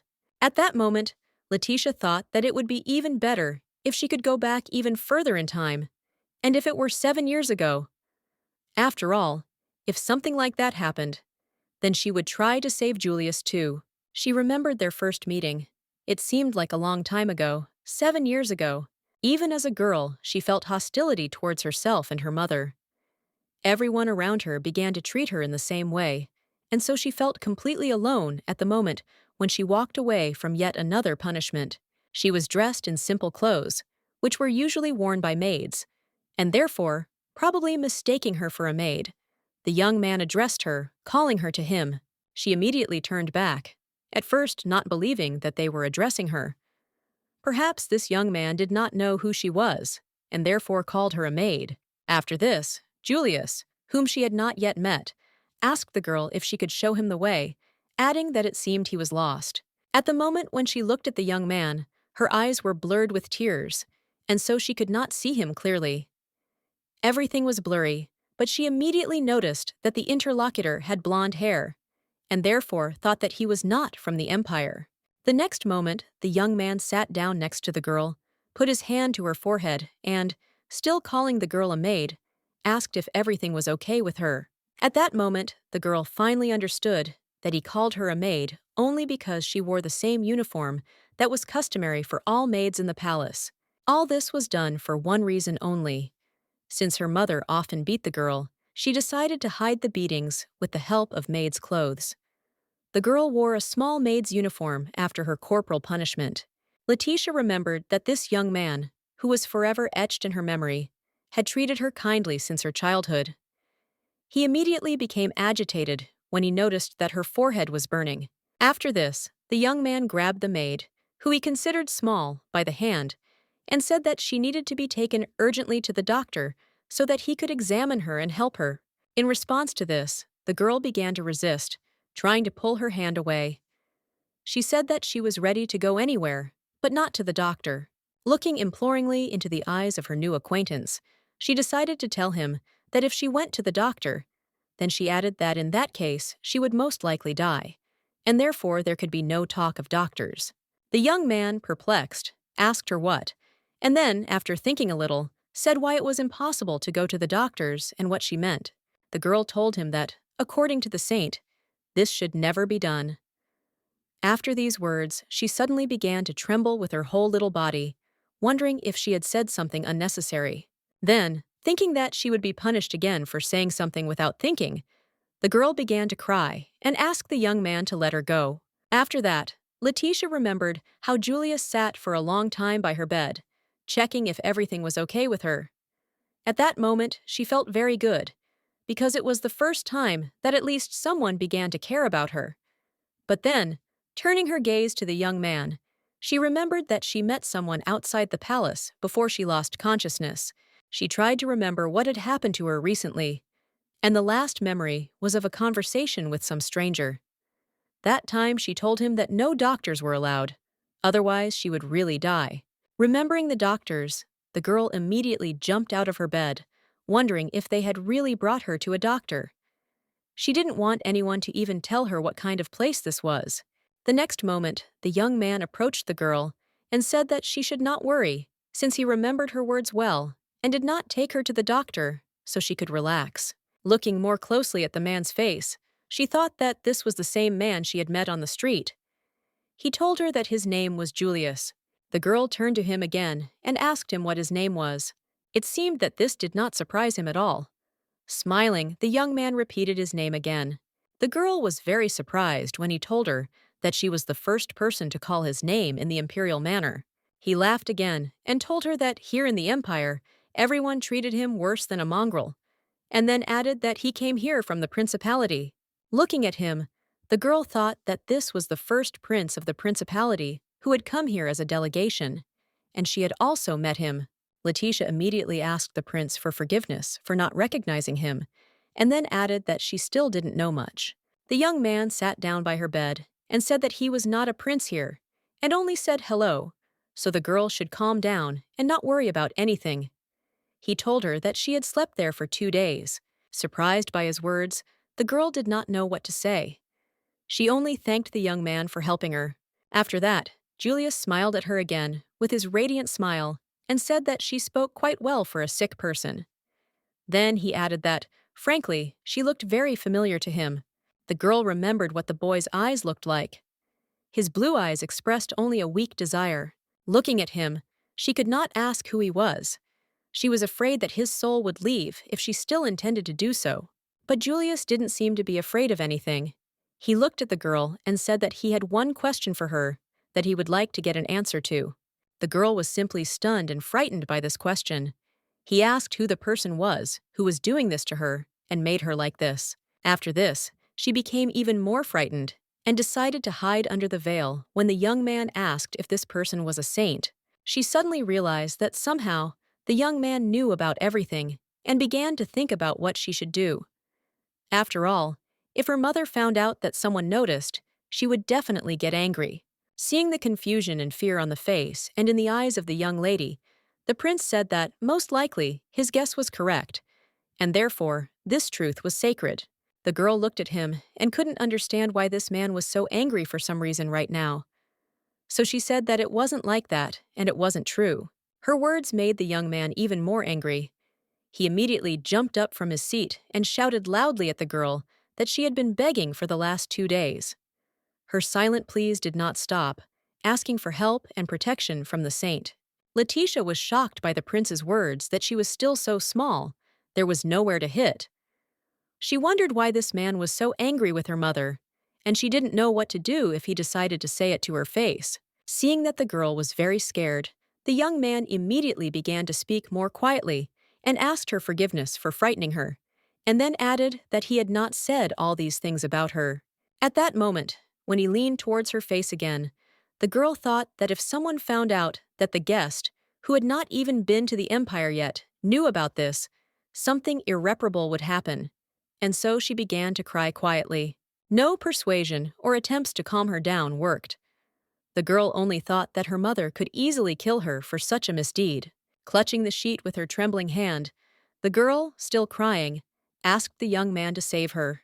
Julius was simply amazed by her words and asked again if she really wanted him to save her, and then asked if she was talking to him now. It was the first meeting of the young man and the little girl. He began to ask her for forgiveness and talk about what, unfortunately, had flared up very much. Letitia had not forgotten over the years that she had been very afraid of the young man at first. She had been afraid that he would spread rumors about her mother's violence, and so she had run as fast as she could when the young man shouted after her that they would see each other again today. The girl hid behind a column and began to think about his words of forgiveness about yesterday, and about the fact that he usually never used such rude words. The young man still managed to find her, and, looking out from behind the same column under which she was sitting, asked the girl why she was limping and whether that woman had beaten her again.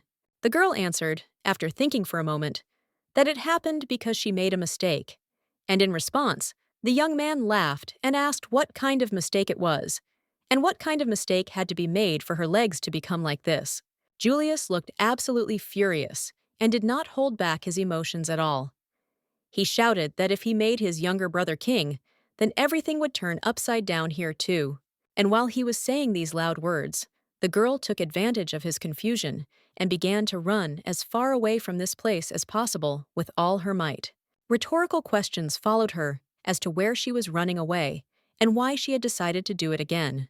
Hiding somewhere in the depths of the yard, the girl began to look around and thought that, at some point, and for some unknown reason, she suddenly began to feel comfortable next to Julius. She felt very good and pleasant with this man, with someone who could be angry, who treated her injuries and worried about her. She had fun and enjoyed spending time with this man. After all, it was with him that she felt much freer after the suffering that her mother's beatings brought her. He had always been very attentive and caring towards her. And now the girl remembered and thought that this was the first kindness she had received from someone in her life. Letitia also remembered that when she had been with Julius for about a month, he suddenly told her one unexpected thing. At that moment, he looked closely at the little girl's face, called her a maid again, and said that he had finished his business in the Empire and asked if she would like to return with him to the principality. This unexpected proposal almost made the little girl drop the bun she was holding in her hands at that moment. Julius did not take his blue eyes off her and asked the girl again about what she had said, that her parents had died, and how about now living in the principality. The girl listened attentively to her interlocutor and could not tear herself away from him when the prince said that she would be very happy in the principality. And he says all this not out of loyalty to his country. It is simply a truly wonderful place.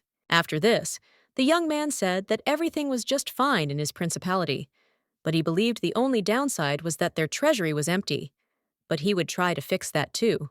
The girl was surprised by the young man's words, that there were many people in the principality who would definitely take care of her. She couldn't believe her ears that she would actually go to the principality. As much as she would have liked to make this incredible journey, Letitia was forced to refuse and said that she could not agree because the saint would not allow her. After these words, Julius cursed and said that it was a real shame, but perhaps nothing could be done about it, and suggested meeting him a little later. When the young man told her that if she did arrive in the principality, she should try to find him right away, the girl wondered if he really thought that this day would ever come. The same thought haunted the girl at the moment when she went to bed. She was sure that this would never happen, but she still continued to dream of such a wonderful trip. She could already clearly imagine how Julius would greet her with a smile on his face, introduce her to his younger brother, about whom he had talked so much. However, that day never came. That is why Letitia is now sad, realizing that her dreams were not destined to come true. That day never came, just like the day when the prince was supposed to return home. After his death, his remains were collected together and are still kept in a casket on the territory of the empire. 7 years ago, the girl's mother ordered the prince's death. His remains were tied to the wall at the city gate. After this, the prince's remains were burned and crushed into small pieces, and some of his bones were offered as a sacrifice to the goddess. Naturally, the deceased's brother could not come to terms with his loss and always wanted to bring his remains home, and noticed that he was tired of the countless number of the same answers to the same letters. The girl's mother also exclaimed that she was tired of these countless requests and did not want to endure it any longer. Then the woman added that the goddess had to cleanse the sinful remains, and was it really so difficult to understand that nothing could be changed? Having received further proof of the saint's reluctance, the prince loudly slammed his fist on the table and said that the Imperials wanted them to enslave their people. Not understanding what was being discussed, one of the knights immediately approached him, deciding to inquire what was contained in the letter he had received. Detrian told him that this was a real ultimatum, and if they did not enslave the people of the principality, then the people of the empire would destroy the remains of his brother. Upon hearing this, the king's vassal immediately began to loudly protest and declared that this was too much and that they could not and should not do this under any circumstances. His master clutched his head in despair and said that it was true, but they still had to give an answer. This was far from the case when they had their own choice. In the end, there was nothing to be done. Detrian was forced to agree and sacrifice the remains of his older brother to protect the people. When the response from the principality was sent to the capital of the empire, the remains of the dead prince were fed to monsters there. Letitia remembered that Detrian never returned to the bedroom that night after that. This did not happen even when they did not have a normal marital relationship. The girl was very worried because he didn't come. She hoped that the prince was okay and decided that she had to find Detrian. After a long search, she finally managed to do it. She found her husband in front of Julius's grave behind the palace. He sat down at his brother's grave and wept bitterly. The prince addressed him with words of begging for forgiveness. He screamed and cried, and the girl could not say a word, seeing how bitterly he mourned his brother. His sobs were very sincere. He bowed his head to his brother's grave and said that he was very ashamed, and added that, unfortunately, he could not find any other solution. The girl did not dare to come closer to him. All she could do was watch from afar what was happening in the family pantheon. Now, at the wall of the house, behind which the squabble between the priest and the king of the principality was taking place, the girl also bitterly mourned the deceased prince, who once 7 years ago became the first person close to her in her life. She listened to the words that reached her ears from the open window, and was surprised when they said that it was not worth saying that His Majesty had forgotten about the death of the former Prince Julius. At that moment, the girl was ready to exclaim questioningly that the priest immediately denied all these accusations and stated that the remaining bones of the prince still lay in the main temple. They were only able to be protected thanks to the efforts of the saint. The young man did not react to this in any way, and the priest added that he thought it would be worth feeding the king this piece in order to restore his feelings. The girl was ready to rush inside the building to calm down these idiots who were again bothering Detrian with the remains of his older brother. She really wanted to punish these people now. She would like to burst into the room and give this impudent priest a resounding slap in the face. the girl began to stealthily peer at what was happening outside the window. Thinking about how Dietrian was enduring all this humiliation and bullying, she decided that she could not allow this to happen again. According to the priest, Julius's remains were in the central temple of the empire. The girl thought that it would not take much effort to get inside this place where his remains were. Without thinking twice, Letitia immediately set off. She was determined to do what she had planned immediately. She decided that she would definitely take them and return them to Dietrian. As the girl walked away, she did not see the priest pour a glass of wine on the head of King Dietrian. It seemed that their conversation was smoothly and surely turning into a real brawl. Pointing his finger at the young man's face, the priest shouted at him to shut up, then added that the Abraxa had never been used and he would immediately report this to the saint. The king said nothing in reply. He watched as the priests turned and left the room. At the last moment, the eldest of them shouted that His Majesty would greatly regret what he had done. The vassals of Dietrian watched this scene in silence. They did not know what to do, because they had just seen His Majesty, whose honor they wanted to protect, humiliated before their eyes.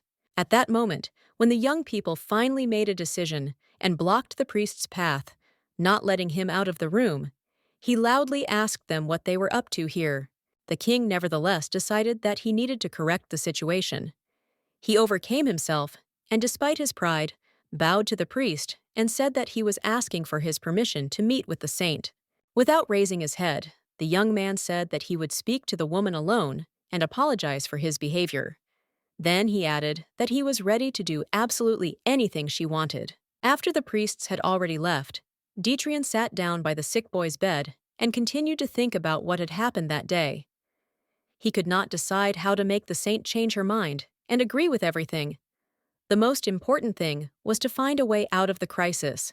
Eno continued to lie unconscious. All the troubles were nothing compared to the health and life of this boy, who, due to the fault of the king, found himself in a difficult situation. Dietrian thought that there was only one way out. It was necessary to meet the saint and talk to her. Perhaps she could heed his persuasion and have mercy on them. They had to meet her face to face and come to an agreement. If she hated their principality and the 8 of them, those with the blood of the dragon in their veins, had to show their rival what he wanted to see. The young man thought that he would bow to this woman hundreds and thousands of times, would beg for forgiveness in the most pitiful manner, just as she seemed to want it. He had no choice but to do it. He again turned his gaze to the face of the sick and suffering boy, and thought that if he did everything that this evil woman wanted, perhaps in that case she would agree to save Enoch. He remembered what the priest had told him the last time they met. He asked the king again if he would do anything. His face at that moment wore the most malicious grin he could muster. King Dietrian did not forget the priest's words, that in that case he could not give him the remains of his elder brother. These words literally drove the young man into a stupor. In response to this proposal, the king clenched his trembling hands into fists and seemed ready to start a fight. Looking at him, the priest grinned again and, smiling, remarked that he had assumed so, and the young man could not give him even a pile of bones. Then he said that sooner or later he would have to bury the sick young man too. Remembering all this, the young man again mentally turned to his dead older brother and said that, unfortunately, he was completely powerless in this situation. Then, he thought that if his brother were alive, he would most likely have acted in the same way. Remembering for a moment the face of his smiling brother, the king thought that he was very generous, since he sacrificed himself to save his younger brother. And now he had to give up the bones of a dead man to save a living one. After some thought, King Dietrian was forced to agree to the priest's proposal and replied that he agreed to give up his brother's bones, but said that he had one more request. At the moment when he was about to voice his request, there was some noise, and a couple of people began to make their way through the crowd of knights, demanding that they step away, saying that they urgently needed to go to His Majesty. Dietrian immediately fell silent, and the priest, not understanding, turned his head to the side when those who had come began to loudly call His Majesty to them. The priest was not going to tolerate such impudence. He shouted loudly, looked at those who entered with a terrifying look, called them names to their faces, and asked how he dared to interrupt when the priest was relaying the words of the saint. The knight who ran into the room immediately fell on his knees before his king and said that he had wonderful news, and then told him that Enoch had just come to his senses. Dietrich could not believe his ears. He no longer hoped that something like this could happen, since, in the opinion of everyone around him, the young man was on the verge of death and nothing could help him. Upon hearing this joyful news, all the knights and retinue of the king immediately began to rejoice loudly, saying that this was good news, and that they must now go to him, and that Vanessa must go there first. When they came to see how the sick man was doing, they immediately noticed that the young man was already feeling much better. He immediately asked the king not to worry, and added that he was now fine. His master still did not believe these words, and decided to personally verify this by placing his hand on the young man's forehead. He thought that the temperature and pulse were normal, and everything looked as if the boy was not sick. Eno told His Majesty that this had not happened by chance.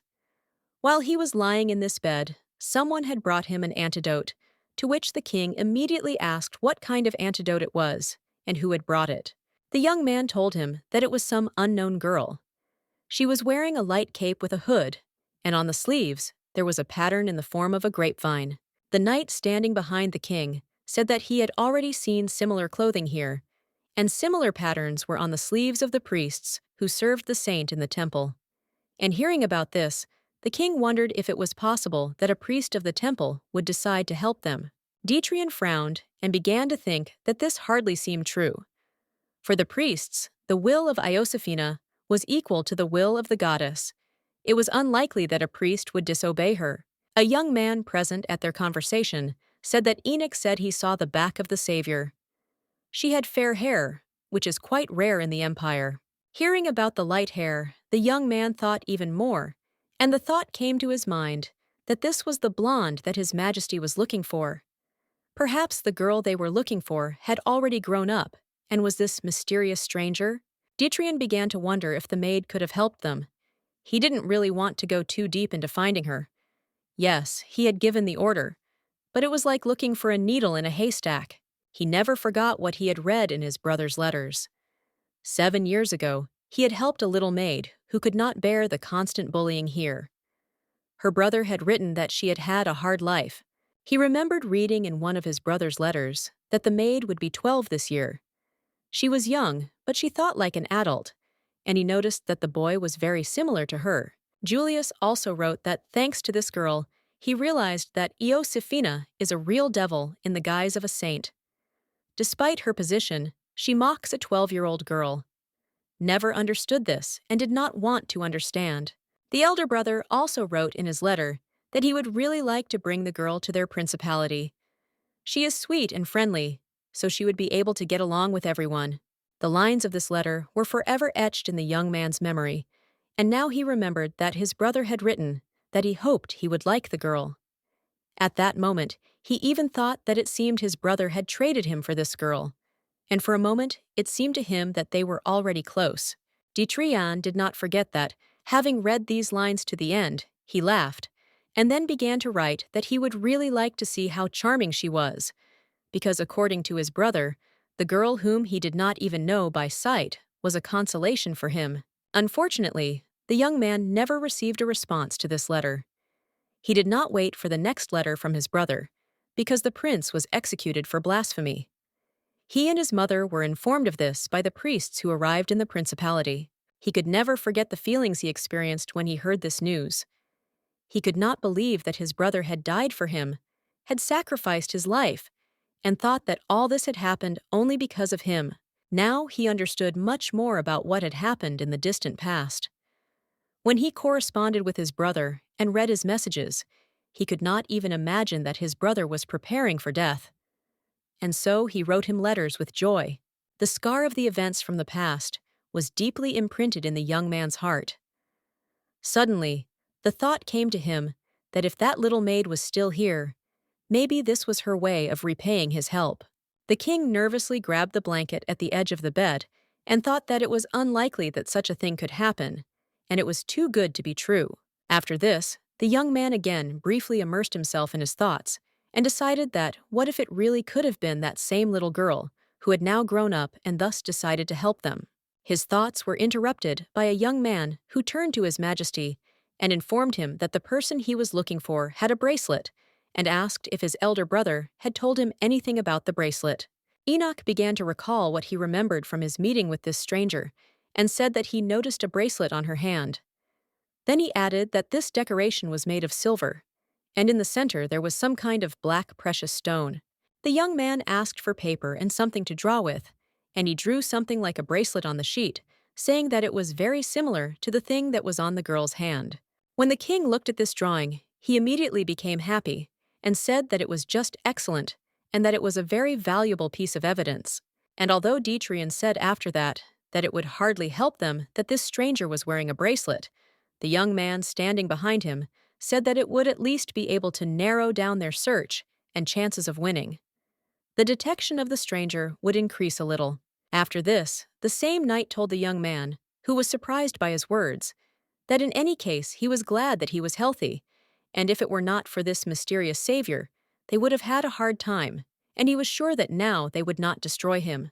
At this time, in the house where the delegation was located, heated debates were heard about what would have happened if they had nevertheless agreed to the orders of the saint and the priests, and the young man had agreed to take the medicine. One of the particularly aggressive knights shouted that this must be what this insidious woman's plan was, and asked about those around her. What was wrong with her? That she could not calm down.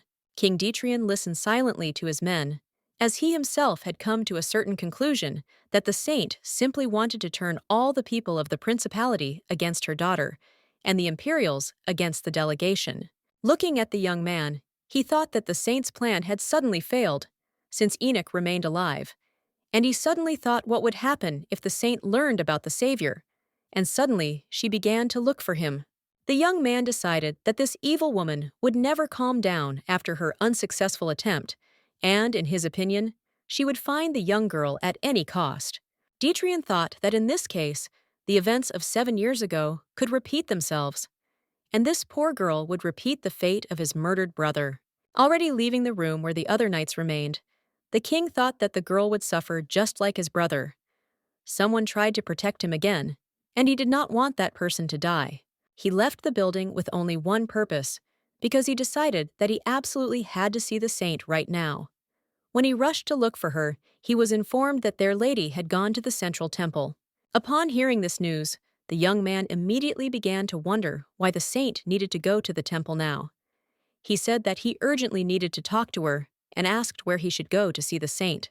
The priest suddenly decided that their conversation was over, turned around abruptly, but still, walking towards the front door, said that if he wanted to meet the saint, he needed to go to the central temple.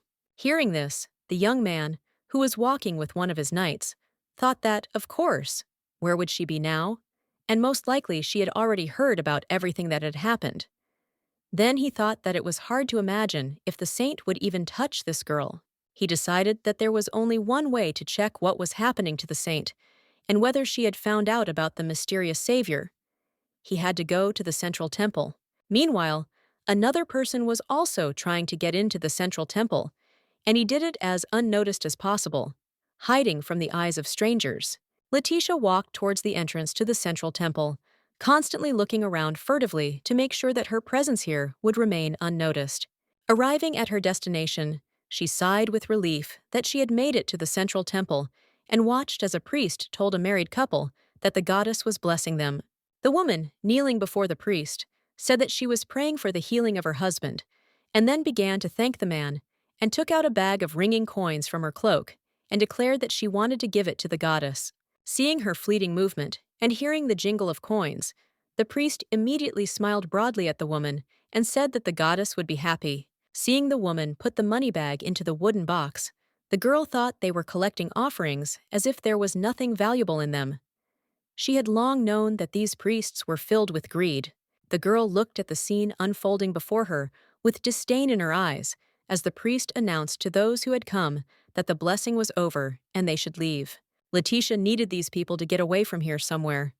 She couldn't wait for her path to the temple entrance to be clear. She thought that it was not worthwhile to just stand there and wait. The girl decided that she should roll up her sleeves. This outfit was worn by prominent priests. The temple servants should not suspect her. That's exactly what happened.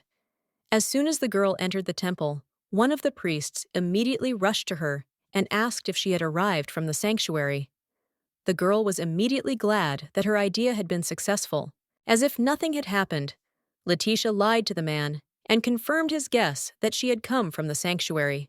Hearing that such an important visitor had arrived at their temple, the man bowed low to his interlocutor and asked her why such an important person was visiting such a miserable place. On the way to the temple, the girl had prepared an answer if such a question were suddenly asked. She said that she had come here only because she wanted to confess and clear her mind, to which the priest replied that there was a confessional room in the sanctuary.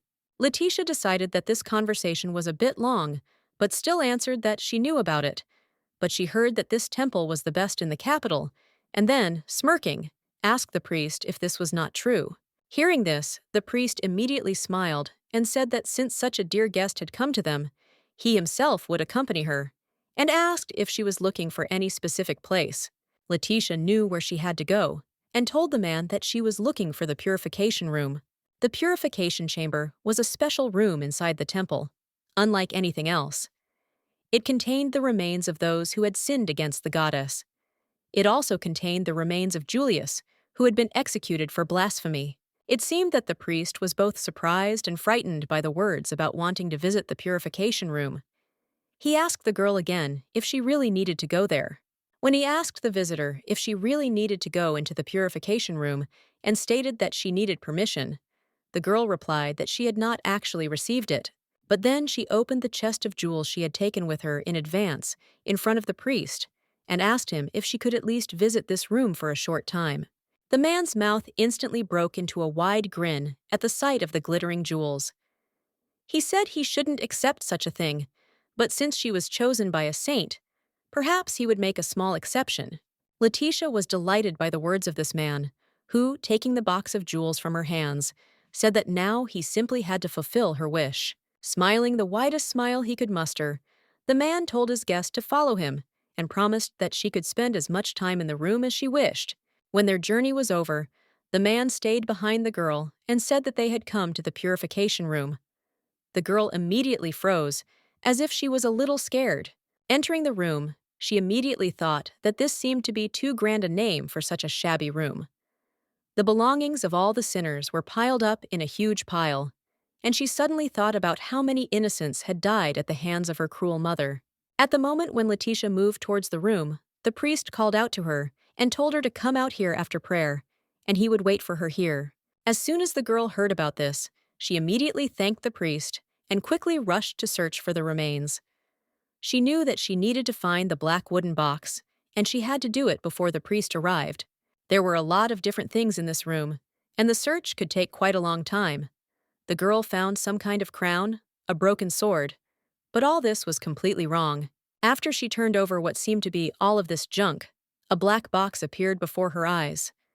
The girl hoped that this was exactly what she was looking for. She took the box in her hands to make sure it was the right thing, and immediately thanked God for his help. Indeed, it was the remains of Prince Julius. Looking at the thing in her hands, the girl involuntarily smiled and said that it had been a long time since we had seen each other, Your Highness, and then added that he would definitely return to his home soon. The girl pulled out of her pocket one of the things she had taken from the relics warehouse. She placed it on the cushion, in the place where the casket had been, since it was a mirror, and if it was placed in the place of the casket and certain words were said, it would begin to act. She knew perfectly well that the relic she had taken from the warehouse created illusions at the will of its owner. Her mother was not interested in relics, and, in the girl's opinion, she could deceive her for some time, and it needed to be well hidden. Leaving the room with the box under her arm, the girl began to wonder where the priest had gone. He had promised her that he would wait, and now it was unclear where he had gone. Although the girl was glad about this, it also worried her. On her way out of the central temple, Letitia kept thinking that she was having a very lucky day today, and that it seemed that the saint had blessed her. Walking a little further, she noticed the guards of the central temple, who were talking to each other about something, and when one of them asked what happened to the saint, and why she decided to visit their temple on an ordinary day like today. Looking in the direction the two guards were looking, the girl suddenly saw her mother sitting on an open carriage. She couldn't understand why she was here, because today was not a holiday. And did saving Enoch change the future? But Letitia decided that it was completely unimportant, and that she shouldn't worry about it. What was worse was that if the remains in her hands were noticed, it would be worse than anything else. Her mother could easily get rid of them in front of Detrian. The girl was worried by the thought that the temple had only one entrance, and no matter how hard she tried, she would not be able to leave unnoticed. She immediately rushed to run somewhere into the depths of the building to hide the remains until she met her mother. She ran for a long time, not paying attention to where exactly she was going, and when she stopped, she began to look around in bewilderment, not understanding where she had wandered to. To her amazement, Letitia realized that her escape had been completely rash. She found herself in an empty hallway with nowhere to hide the remains, and if her mother caught her at this moment, it would all be over. She understood that there was no way she could go back, and all she could do was pray for her salvation and help. That was what she decided to do now, folding her hands in prayer. It was at the moment of prayer that something very strongly distracted her, just as when she was in the warehouse, and the girl noticed a strange and strong glow emanating somewhere from behind her. After that, she thought that some real devilry was happening, because the box in her hand began to lose its shape, as if dissolving into thin air, and the girl decided that the remains were disappearing. Taking a closer look at what was happening next to her, Letitia realized that this was not so. The remains of the murdered prince did not disappear at all, but stopped with light and flowed away somewhere. This light went into her pocket. The girl decided to check it out and looked into her pocket, wanting to make sure what it was, and remembered that she had taken this thing from the relic warehouse. At one point, the girl was literally dumbfounded when someone addressed her from behind, called her by name. She would never have confused that voice with anything, with anyone else. It had been familiar to her since childhood. The girl turned around in fear and was amazed to see behind her an angry woman who, with her arms folded across her chest, was not taking her eyes off her daughter. The saint called her daughter a wretch and asked her what she was doing there, and also asked if she had not told her not to leave the room until she was called. Letitia was unable to utter a single word in response. The only saint of the imperial city was now asking where she had been, and the girl did not dare even open her mouth in front of her. What struck the girl even more was that the saint did not punish her. She wondered if that elixir had really helped her. It seems that the mother was not in the same mood as all the previous times, when she thought that the girl had done something wrong to her, and simply called her scum. Looking closely at her mother's hand, the girl noticed with surprise that, however, her mother's elixir was also in place. She did not understand what had happened, and if there were two elixirs, then was it possible that there were also two chosen ones of the goddess? The girl did not console herself for long with the thought that this time everything would be different from before. The mother swung her hand with all her might and hit her hard on the cheek, asking the girl how she dared to disobey her order. Letitia couldn't say anything to her, because another strong blow immediately fell upon her, and it seemed to her that the earth suddenly began to slip out from under her feet. She still managed to stand on her hands, and now touched her cheek with her hand, and the woman who hit her called her a crazy piece of shit. She moved closer to her daughter again and began to hit her in the face, while the woman reminded her daughter that all that was required of her was to obey her, but it seemed that she was not even capable of that. Letitia caught the moment when the blows stopped raining down on her head, and, turning to her mother, said that she asked her forgiveness for her misdeed. The saint was still furious. She dealt the last powerful blow, which left the girl on the floor, and asking again if she was really asking for forgiveness, and it was better not to do something for which she would have to apologize. When the girl was already lying on the stone floor, she looked at her hand for the last time, and, losing consciousness, thought that she needed to hide her bracelet. Looking at this thing, she thought that if this was really an elixir, then perhaps thanks to it she could help Detrian and hope that everything would be fine. She asked the Lord that everything would not end here and now. Standing over her daughter's fallen body, the saint said how it infuriated her that people who should be dead were still alive. and the useless priests hadn't been able to dispose of it properly. She wondered how that had happened. She asked the priest who was bowing before her again how it was possible that the boy had survived. They didn't have the medicine, otherwise they wouldn't have asked the saint for it, and what the hell was going on, even if they hadn't been able to use the poison properly? The cruel, angry woman called her priest, charges a bunch of useless idiots, and said she couldn't let things go on like that. She screamed loudly and furiously that an immediate investigation must be carried out, and that the culprit for the fact that her plan remained unfulfilled must be found right away. Lying on the stone floor of the temple, the girl realized that her mother had come to this place to punish those involved. But she thanked God that she herself remained beyond her suspicions. Looking at the woman's face as she watched her, Letitia realized that she herself was just trash to her mother, some small insect that she could trample on at any moment. Through the haze that clouded her vision, the girl heard the saint say that she hoped.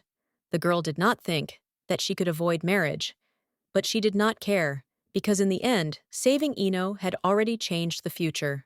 The next moment, one of the guards guarding the central temple approached them and addressed the saint.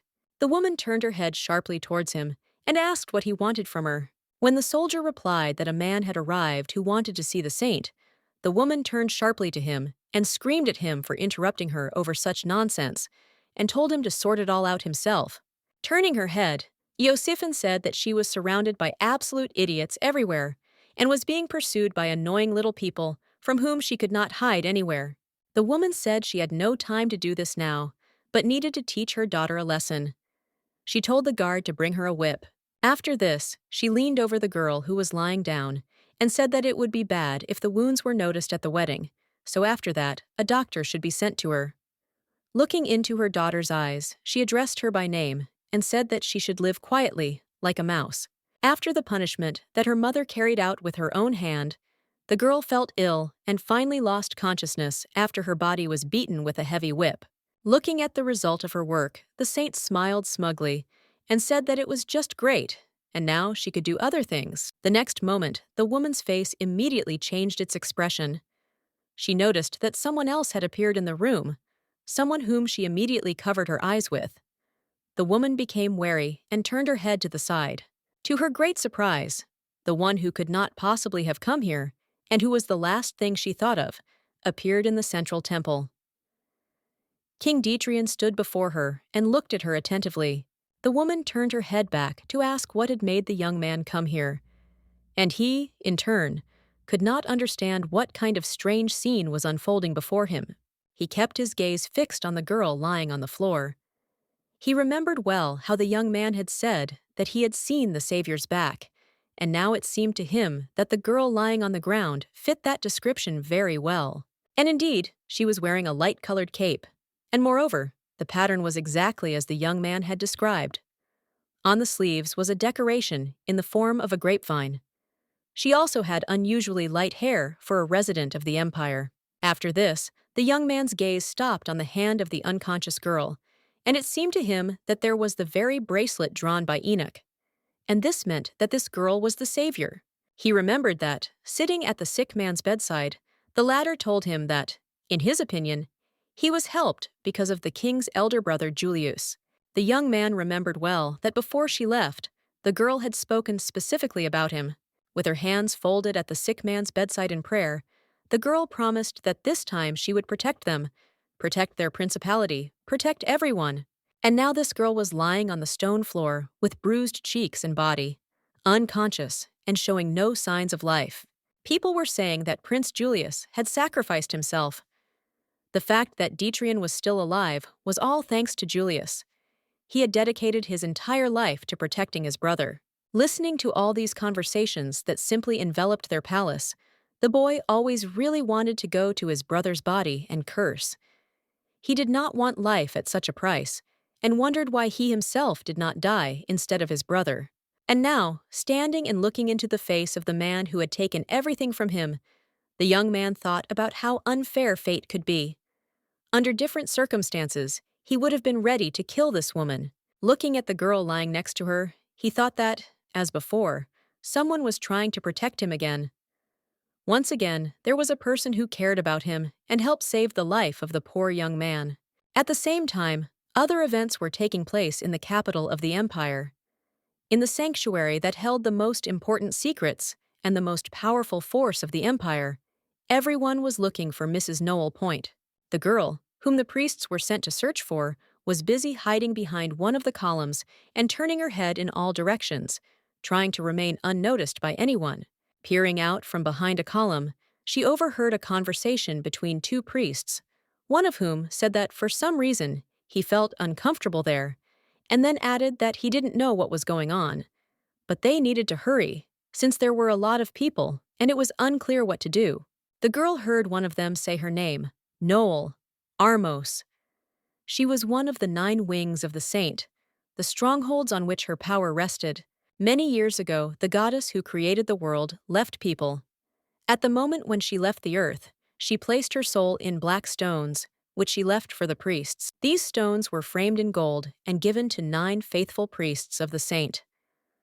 The goddess said that her dear children were now the owners of these stones, and thus transferred her power to the priests. The goddess announced to these people that now the 9 chosen ones will become very strong and will live forever. After death, they will be reborn to protect her chosen one. The goddess commanded that the people of the empire live in peace. Years passed, and the bodies of the Swedes grew old, but their souls did not die. Reborn again and again, they found the chosen one of the goddess. The chosen one of the goddess was the most powerful pillar on which the empire itself rests.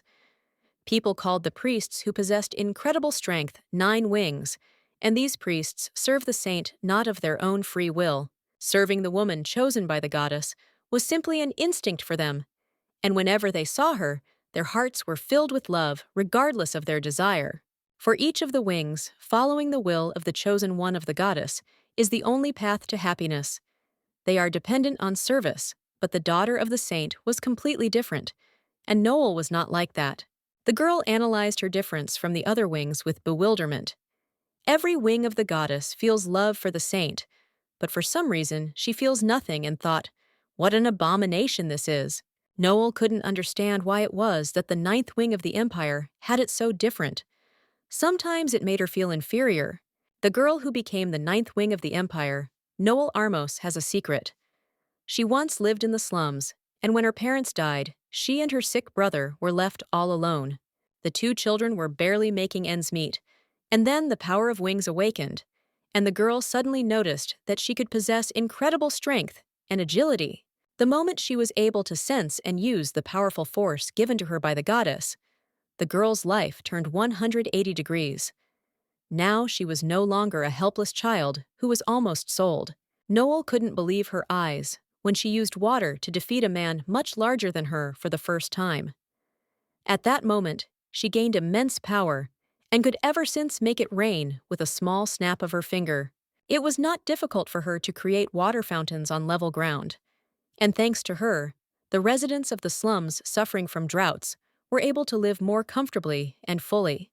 The moment she used her mighty power bestowed upon her by the heavens, all the slum dwellers rushed to dance in the rain and loudly shouted her name, Noel! They threw the girl high into the air in their arms, and for the first time, it was the common people from the slums who called the girl the wing of the empire. At first, the girl could not believe that this had happened to her. She thanked the goddess all the time and promised that she would always serve her. When she first appeared before the saint, she found it very exciting. She was ready to serve the goddess, and she was eager to obey. But at that moment, when the girl raised her head up and looked at the saint standing in front of her, something incredible and inexplicable happened. It seemed to her that the woman appeared to her as a real devil. Her dreams immediately shattered into pieces. The face, praised by everyone, looked less demonic, and the smell, fragrant in the opinion of others, reminded Noel only of rot. The girl did not take her eyes off the saint and felt completely broken. It was strange that she was not drawn to this woman, and it seemed to her that she was her enemy. From then on, life in the sanctuary became a living hell for the girl, or even worse.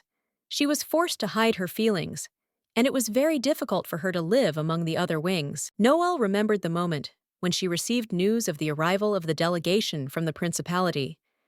She heard 2 young men talking about a young knight dying, and heard them talking about how the saint had given such a valuable antidote to some scum from the principality, and declared that the saint was simply inimitable.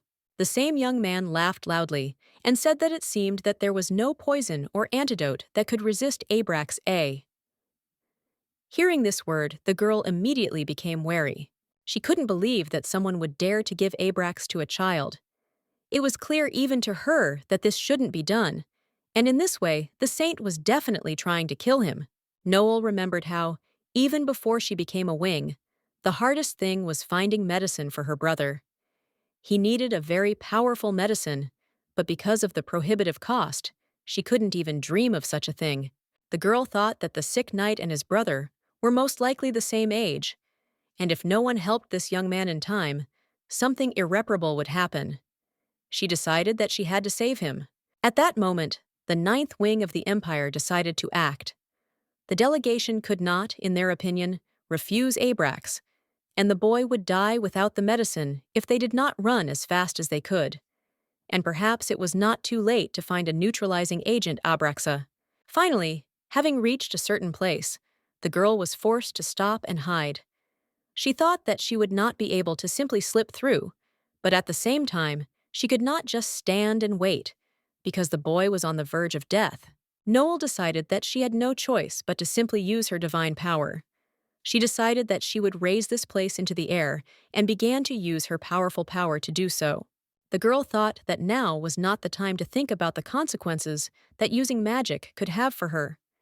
She decided that she would think about it later, but now she needed to hurry and get the medicine for the boy.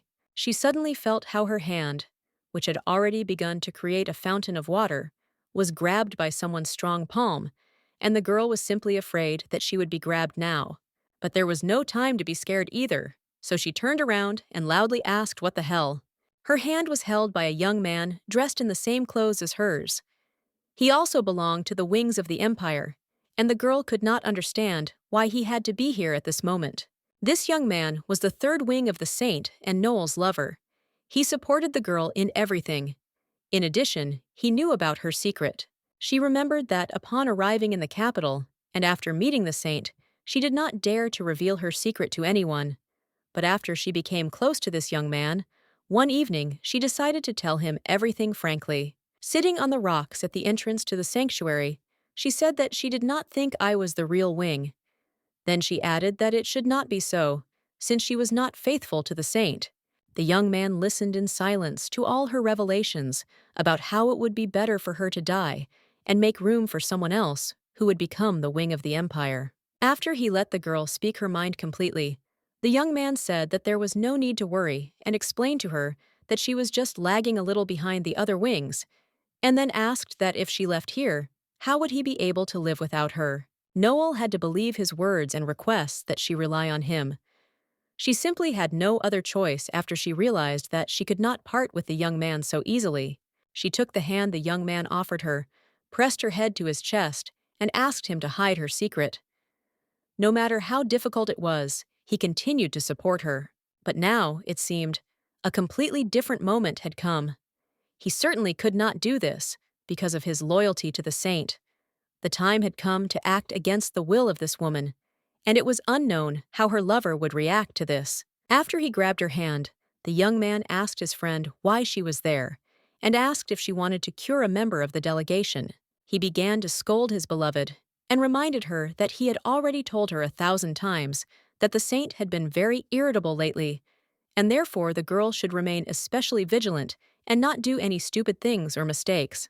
The girl immediately shouted out that she knew all this perfectly well, since she was her wing and was obliged to obey her in everything, and then asked her interlocutor if he really wanted to stand silently and watch as innocent people died.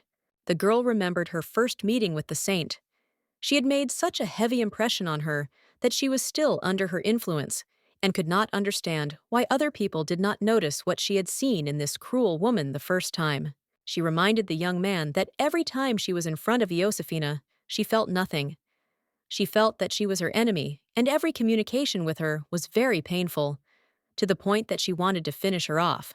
When the young man called her and asked her to be quiet, Noel suddenly realized that she seemed to have said something unnecessary. She thought, damn, wasn't that too loud? The young man reminded her that she knew there were many extra ears in the sanctuary. By doing so, the girl was taking a great risk and making him worry. To which Noel replied that she was asking for his forgiveness because she had gotten carried away. The young man told her that she must not be caught under any circumstances, and that if anyone found out about her intentions, it would be very difficult. The girl replied that she knew that in that case they would kill her immediately.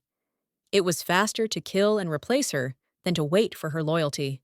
The young man thought for a moment and gloomily informed her that if the saint gave such an order, he would not be able to disobey, because he was one of her wings. His interlocutor fell silent and began to think. At such moments, she understood that she could do nothing, and she simply wanted to burst into tears. In her opinion, they were doomed, since the struggle with instincts is no less torment, and holy disobedience is punishable. She was ready to do anything. And this young man, too, for her and his safety. He asked her not to get into trouble, and to indulge the whims of the saint without question. The girl looked closely at her lover's face when he said that it was very good that he managed to stop her, because otherwise the consequences could have been irreversible, and he would never have been able to meet her again.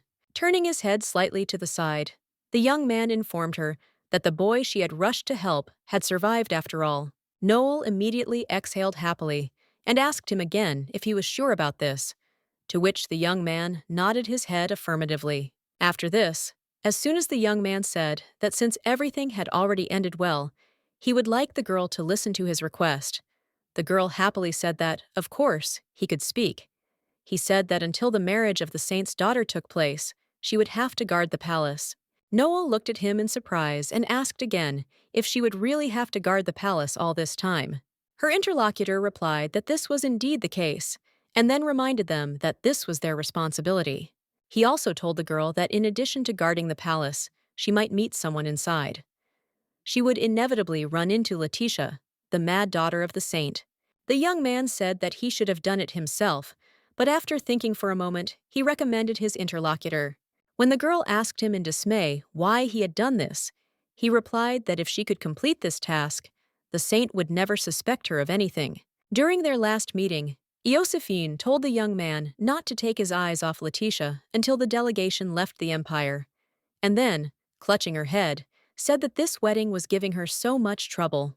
The young man listened silently to his mistress, who told him that she had given him permission to use any force if any need arose. Noel was shocked by this news. The girl had never met the daughter of a saint before, but for her, the many rumors that circulated about her misdeeds were enough. And if these rumors were true, then she was ready to deal with her without regret. As a farewell, the young man kissed his beloved on the forehead and told her to show the true power of her wings, to which the girl replied that there was no need to worry about it, and she would not let him down. At the moment of parting with the young man, all the girl's thoughts were occupied only with the upcoming task, and if she could cope with it, then she should definitely feel better. At the same time, the saint turned towards the young man bowing before her and addressed him, calling him King Dietrian, and he replied that he greeted the saint of the great empire. The woman looked attentively into the coal-black eyes of the man leaning over in front of her and understood that he was not at all indifferent to her and to the scene that opened up before his eyes. Moreover, looking at this man, the woman suddenly felt very bad. At that very moment, the memories that she really wanted to erase from her memory forever immediately returned to her. She remembered how something incredibly terrible had come to her, something that had frightened her with its very essence. A worthless scum, blinded by greed, had broken the ban again. And this monster had asked her if she really thought she could cheat fate. The saint remembered the moment when this creature suddenly appeared before her and addressed her with terrible words. It seemed to her as if she found herself under suffocating pressure. But this creature not only communicated with her, it also decided to punish the saint. It could crush her like insects, it only had to stretch out its black hand. At the same time, it got into her head and said that the suffering of his descendants would return to her 100-fold. The black monster looked darkly into her eyes, and the woman felt it inside her. Then it whispered that this was the last warning, and if something like this happened, she would be in trouble. Looking at the young man standing in front of her, she seemed to see the silhouette of this monster behind him, who whispered to her that he would send the woman to the next world, even if he himself perished. And it seems that at that moment, the woman really saw this monster behind the king. At some point, the saint mentally ordered herself to calm down. She grabbed her trembling hand with her palm and told herself to calm down, because this was not a dragon, but just a powerless, worthless person. Looking at Detrian, the saint told herself that, despite all the efforts of the damned dragon, all his descendants would still die, and he would not be able to do anything about it. The woman had only one thing in mind. All her actions were aimed at making this pathetic dragon race disappear from the face of the earth. It was for this purpose that she had planned this wedding, because she believed that Letitia would finish him off. Josephine finally calmed down. She calmly asked the young man what the reason was for his coming to her without warning. Unexpectedly for the woman, the answer was that the king had come to her with the purpose of apologizing to her. When the saint asked him what he was apologizing for, he replied that she most likely already knew that Enoch had woken up and that his illness was not as terrible as he had assumed. All the emotions that were dormant inside this woman immediately showed on her face. She thought with bewilderment and anger about how this illness of his could not be so terrible. She became even more angry when the king said that he was very sorry for disturbing her in vain. But thanks to her, Eno recovered faster. The woman thought that she should have found a more effective poison, and immediately remembered the priests who told her that they had dealt with everything. At that moment, she was ready to tear these priests, who had failed to cope with such a simple task, into pieces. But her thoughts were interrupted by the king, who asked who this girl was lying at her feet and what had happened to her. As if nothing had happened, turning her head back, the saint said that she was simply punishing this girl, and added that because of this, Dunce Eno could really have died, since she bribed the doctor and wanted to use poison. She did this on the eve of a dynastic marriage. The king, of course, did not believe a single word of this treacherous woman. He did not care that she said that she was terribly ashamed of the girl, and therefore she did not want His Majesty to see the girl's face, and add that he had the right to choose the punishment. Josephine smiled mysteriously, and told the king that he could choose the most severe punishment for this girl, and even kill her, to which he replied that it was not worth it. Detrian turned aside and told his interlocutor that with her permission, he was ready to take this criminal to his principality and punish her later. He added that he could not allow the hands of the saint to be defiled because of insignificant sinners. Hearing this, the woman immediately began to scream loudly. She understood that this absolutely must not happen. The king must not know that this was his potential wife. At that moment, when the young man was already bending over the lying girl, the saint loudly addressed him and said that if the boy had already recovered and was fine, was it necessary to punish this girl? When the young man turned to her and asked what her words meant, Iosifin replied that she thought that it was not worth doing anything like that before the holiday, and besides, in fact, she really loved this guilty girl. Detrian could not understand what had just happened. He tried to understand what the saint's words meant, that although the girl had done something wrong, she was asking for forgiveness. He wondered what kind of girl this was, and what kind of relationship she had with the saint. The next moment, the woman turned her head and began to scream loudly, calling on the guard to immediately call the priest. And while he was busy carrying out her order, Iosifina glanced at the king, wondering if he had managed to see the girl's face. She understood that she did not need urgent treatment, but there was simply no other way out. After this, the woman decided to use her powerful strength, granted to her by the goddess, and touched the back of the head of the girl lying on the floor with her hand in order to immobilize her. While the visiting priest was examining the girl's body, the prince was troubled by the thought of why the saint had suddenly changed her mind so abruptly. Leaning over the girl, heard the girl cough, and hastened to inform his mistress that she had already begun to come to her senses, to which the woman replied that in that case the girl should return to the palace. Hearing the word palace, the young king immediately became very worried about the fate of the girl. He immediately turned to the saint and asked if he could ask her for something. When Detrian tried to approach the girl to get a better look at her, the guard immediately ordered him to move away. Despite this man's warning, the king still managed to notice the girl's hand, on which a bracelet began to shine. Looking at this girl, the prince realized that perhaps she was the stranger who visited the sick knight. He would very much like to talk to her, since he had accumulated a lot of questions for her. Looking at this girl, who was held on the guard's shoulder, the young man could not calm down and thought, is it really true that it was she who saved Enoch? He would really like to know her name and thank her for her mercy. As the soldier carried away the girl's body, the king thought that he was completely powerless to help her now. He couldn't even watch her suffer at that moment. The young man's face looked absolutely terrible. He was tormented by conflicting thoughts, but in the end, he came to the conclusion that he had to wait for the right moment, and then he would find her, and the saint would not know anything about it. The young man was sure that he would help this girl escape from the devil's clutches, and now a real scandal broke out in the palace where she was taken.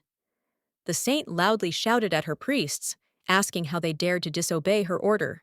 Standing at the table and pounding it with her fist, the enraged woman thought about how, when she became a saint many years ago, everyone supported her, and even the imperial family gave up their place to her.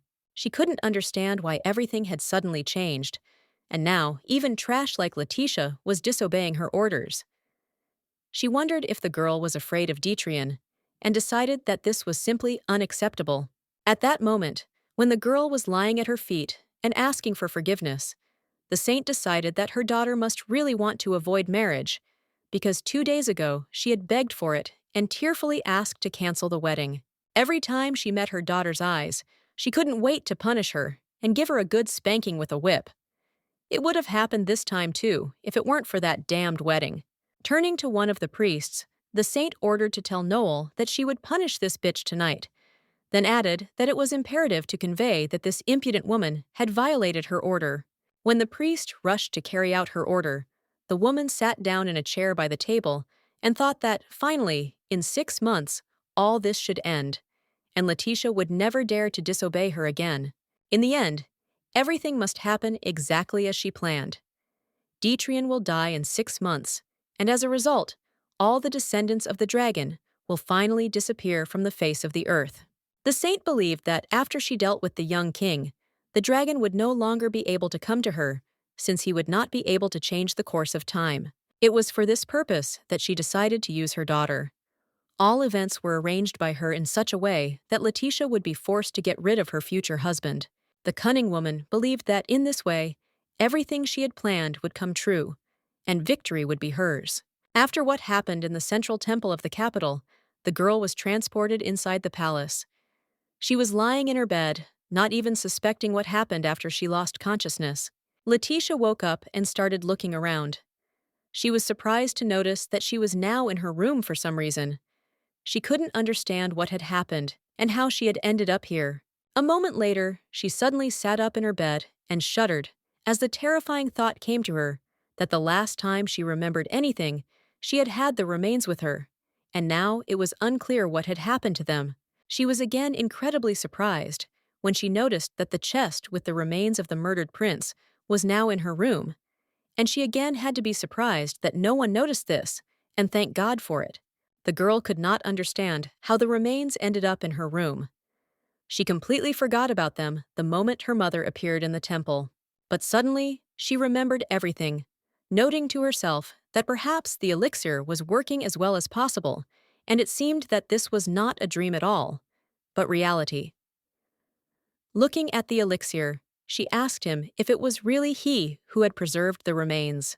The girl kept her eyes on the elixir on her hand, and in response to her question, it suddenly began to sparkle brightly, and the thought occurred to her that this was his way of answering. Letitia noticed that something unusual was happening outside her window. In her opinion, it was somehow noisy outside today. And to check what was going on, she decided to go to the window and look outside.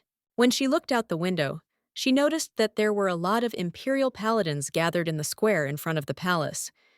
She didn't understand why they were gathered there at such a late hour.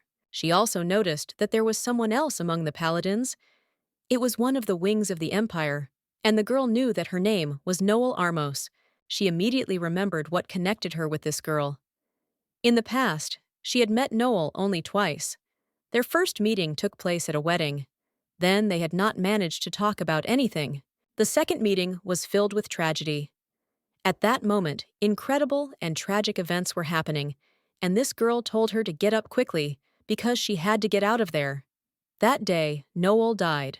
Letitia remembered very well how this girl came to her to offer her help, and after she asked why she was doing this, she replied that now was not the time to talk about it, since she had to get out of here first, and asked her to hold on to her. Both girls ran as fast as they could from the scene of the murders, and heard screams coming from behind them, saying that the sinner had escaped and the wing had betrayed them. Others were shouting that Noel had sided with the sinner. This girl tried to save Letitia, and after several hours of continuous running, when both girls were out of breath, they could no longer move. This is what she told the girl, and noted that Noel was also badly injured. In response to her words, the selfless Noel replied that nothing tragic had happened, and added that the pursuers would now be detained, and Letitia should continue on without her for now. But she suddenly answered decisively that this would definitely not happen, and she did not intend to go anywhere alone. Noel turned around and shouted loudly, urging the girl to move on and survive. She promised her that she would be back soon and asked her to run as fast as she could. At that moment, Letitia thought that this girl was her mother's wing and did not understand why she decided to disobey her order and save the poor fugitive. The horsemen pursuing the girls appeared very close to them, and Letitia was forced to run away as fast as she could, saving her life. Before she did, Noel helped her up. The riders tracked down the two wounded girls, and they had no chance of escape. But there was still hope, and kneeling down in front of Letitia, Noel smiled at her and told her that she had to go. The moment she said this, the girl asked why she was helping her, and she apologized and said that she realized it too late and couldn't. She couldn't protect her. Before the girl could ask her what these words meant, a swift arrow flew out of the bow of one of the pursuers and began to approach both girls. Letitia noticed that the arrow had pierced the girl's back, as if she had shielded it from her with her body. She realized that she had died protecting her from her pursuers. She had died from the person who had been closest to her in life. Noel died. And when he came closer, he asked the girl to give her to him. After everything was over, and Letitia was captured by the paladins sent by her mother, the girl was put into a barred carriage and brought back to the capital. As soon as they arrived, there were cries that she had been brought and returned. After her arrival, there was talk in the palace about why Noel went against her mother and why the man was crying. After the girl's death, there was talk in the palace about what had happened for some time. People did not believe what had happened, since the wings were created to protect the saint. The girl heard talk about how they pitied the saint. She was so furious because of that girl, but fortunately, everything is fine now. After all, Noel betrayed the saint because of some sinner. After that, strange things started happening. Children from the slums were unjustly imprisoned for blasphemy. The reason was that they resisted when the priests tried to kidnap them. This is what caused Noel to do what she did. She saw countless children die behind bars. Until her death, she was busy saving these children. Letitia thought that there must be a very good reason why Noel betrayed her mother. She felt indebted to Noel because she had saved her in her past life, and so she really wanted to help now. That's why the girl decided to act. She loudly called the paladins to her, saying that she simply needed to talk now. When the soldiers she summoned entered the room, the girl put a sharp knife to her neck and stated that she needed to talk to Noel alone, and if they chose to use force against her, she would simply kill herself. One of the paladins who entered cursed foully and asked what the hell was going on. Then he asked the girl if she really thought such tricks could work. She still continued to hold the knife to her neck and said that if the future bride were to suffer even under the supervision of the paladins, what would her mother think in that case? When the girl said that she was repeating once again that she needed to talk to Noel, Paladin was forced to go to the Saints' Wing and told her about it. The girl immediately screamed, "Did this bastard really think of blackmailing them?" Noel began to wonder what this could mean. She couldn't even imagine what to talk to her about, but she wondered what she wanted. She had no choice but to go to the saint's daughter and talk to her. On the way, she thought that she had screwed up, but it was still worth dealing with her right away. She decided that she would never forgive this. At that moment, when she was ready to enter the room, She thought that she would now show this girl the full power of her wings. But, upon entering, she immediately became dumbfounded and began to look around in bewilderment. The room she had just entered was completely empty. There was no one there, and only the wind coming through the open window was fluttering the curtains, and the girl thought that she had been deceived and their prisoner had escaped. She immediately turned back, calling for the paladins, and ordered them to immediately find this girl, thinking that she could not have gone far. It was necessary to start from the garden. After the soldiers went to look for the escaped girl, Noel stood by the window, rested her head on her hand, and began to think that this was a real shame. After all, she promised him that she would definitely cope. The next moment, she heard someone quietly call her name, Noel, Armos. It was the voice of a girl, and she began to wonder where it was coming from. Still sitting by the window, the girl turned her head back to make sure that her guess was correct. Indeed, a girl, whom all the paladins were currently searching for, entered the room behind her and asked her if she was the one she was looking for. Noel thought it was some kind of real nonsense. She didn't believe it was possible. After all, she was walking down the corridor, and there was no one there, and the room was also completely empty, and she looked at it carefully. At that moment, something strange happened to Noel. She herself did not expect that such a thing could happen, but her instincts like wings suddenly awakened sharply, and she felt a divine power. Looking at this girl, who had just appeared in the room, she suddenly realized that this was the feeling that was missing when she met the saint. The goddess had blessed her, and now she felt that she had to submit and serve the girl who had entered. This was the feeling that the goddess had promised. The girl who came in told her that they absolutely had to talk to each other, and then said that if she wanted to protect him, she had to listen and try to understand what she was telling her. Noel didn't hear this girl at all. She felt some kind of incomprehensible relief in her soul. She suddenly felt as if a goddess had touched her soul, and therefore she could not do anything now, but only cry from joy and gratitude for the blessing she had received. After this, she asked the girl who had entered whether she was really the daughter of the saint, since it was very strange that the reaction to her appearance was completely different from her first meeting with Josefina. When Letitia replied that this was indeed so, and then asked again what was wrong with that, the girl replied that it couldn't be, because everyone around her only said that the saint's daughter was terrible. After that, she told the girl that now she did not think that all these rumors were true, and that all this was true.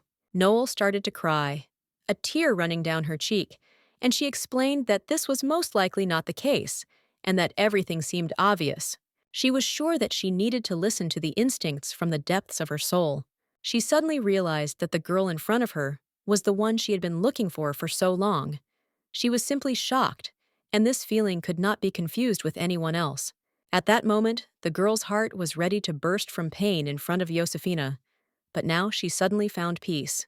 The next moment, the girl fell to her knees before Letitia and began to thank the goddess for enlightening her mind and promising the girl to become her faithful servant. She placed the girl's hand on her forehead and said that she was the mistress of her soul, and then added that she had been waiting for her for a long time. Noel was overjoyed at what had just happened and couldn't believe she had been wandering in the dark for so long, not realizing that the goddess-blessed person was right next to her. She wondered why she had waited so long for this. Meanwhile, the king returned back to the residence where the delegation was staying. To his deep regret, he could not help the girl who had been carried off by the paladin.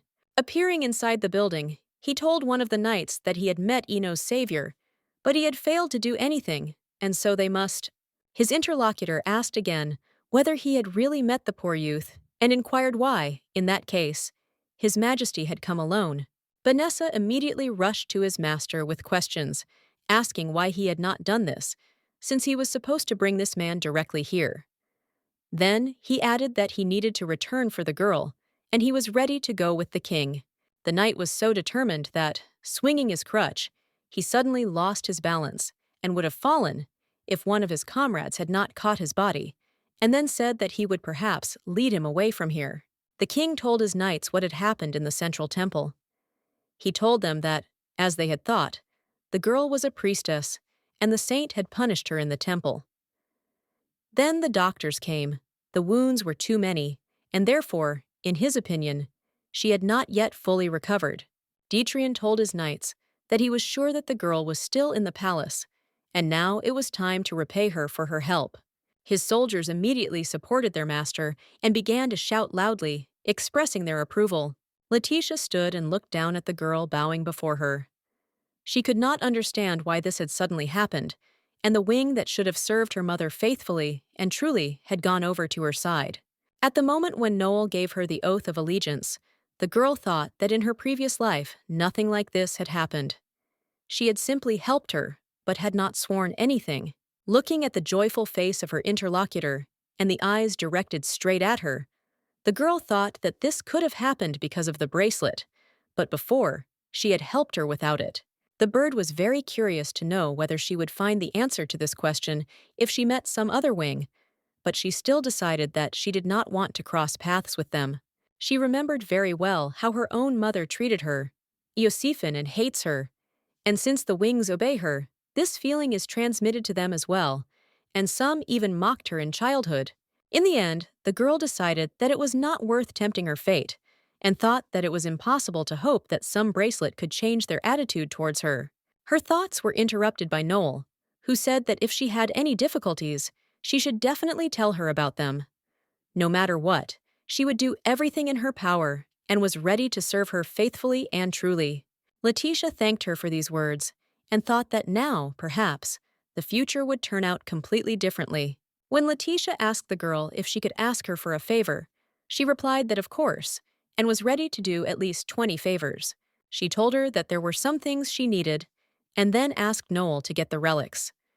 She thought that the delegation from the principality would definitely need them. The girl replied that she should manage by tomorrow. Letitia thanked her for the service, and when they parted, decided that she too needed to go and finish some of the work she had started earlier. She remembered that she had not yet completed the mission she had started yesterday afternoon, and now had to deliver the remains of the murdered prince to the palace. She suddenly felt cold and wondered if the rainy season had already ended. Raising her head to the sky, she thought that the night when the imperial army invaded the principality was as cold as today. She suddenly remembered the events of that fateful night. The attack was made suddenly, and the knights of the principality, despite this, fought very bravely. But it was not enough to stop the countless army of the empire. A huge number of people died that night. It seemed as if the earth itself was collapsing. People could not see anything because they were surrounded by a pile of corpses lying everywhere. The worst thing was that the saints' wings led the troops.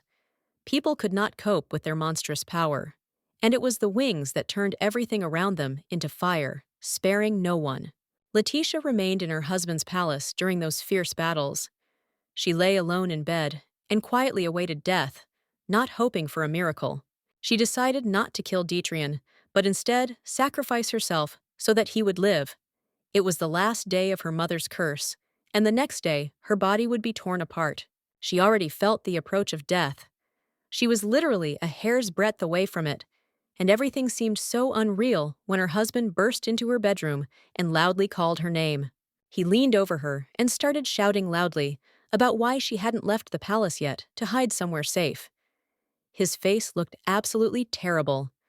There were wounds and blood everywhere. Leaning over to her, Dietrich told her that they needed to run and informed her that there was a secret passage nearby, and again wondered why the hell she was still here. Letitia at that moment prepared herself for her death. She was ready to die, lying in bed, and asked why she had to go.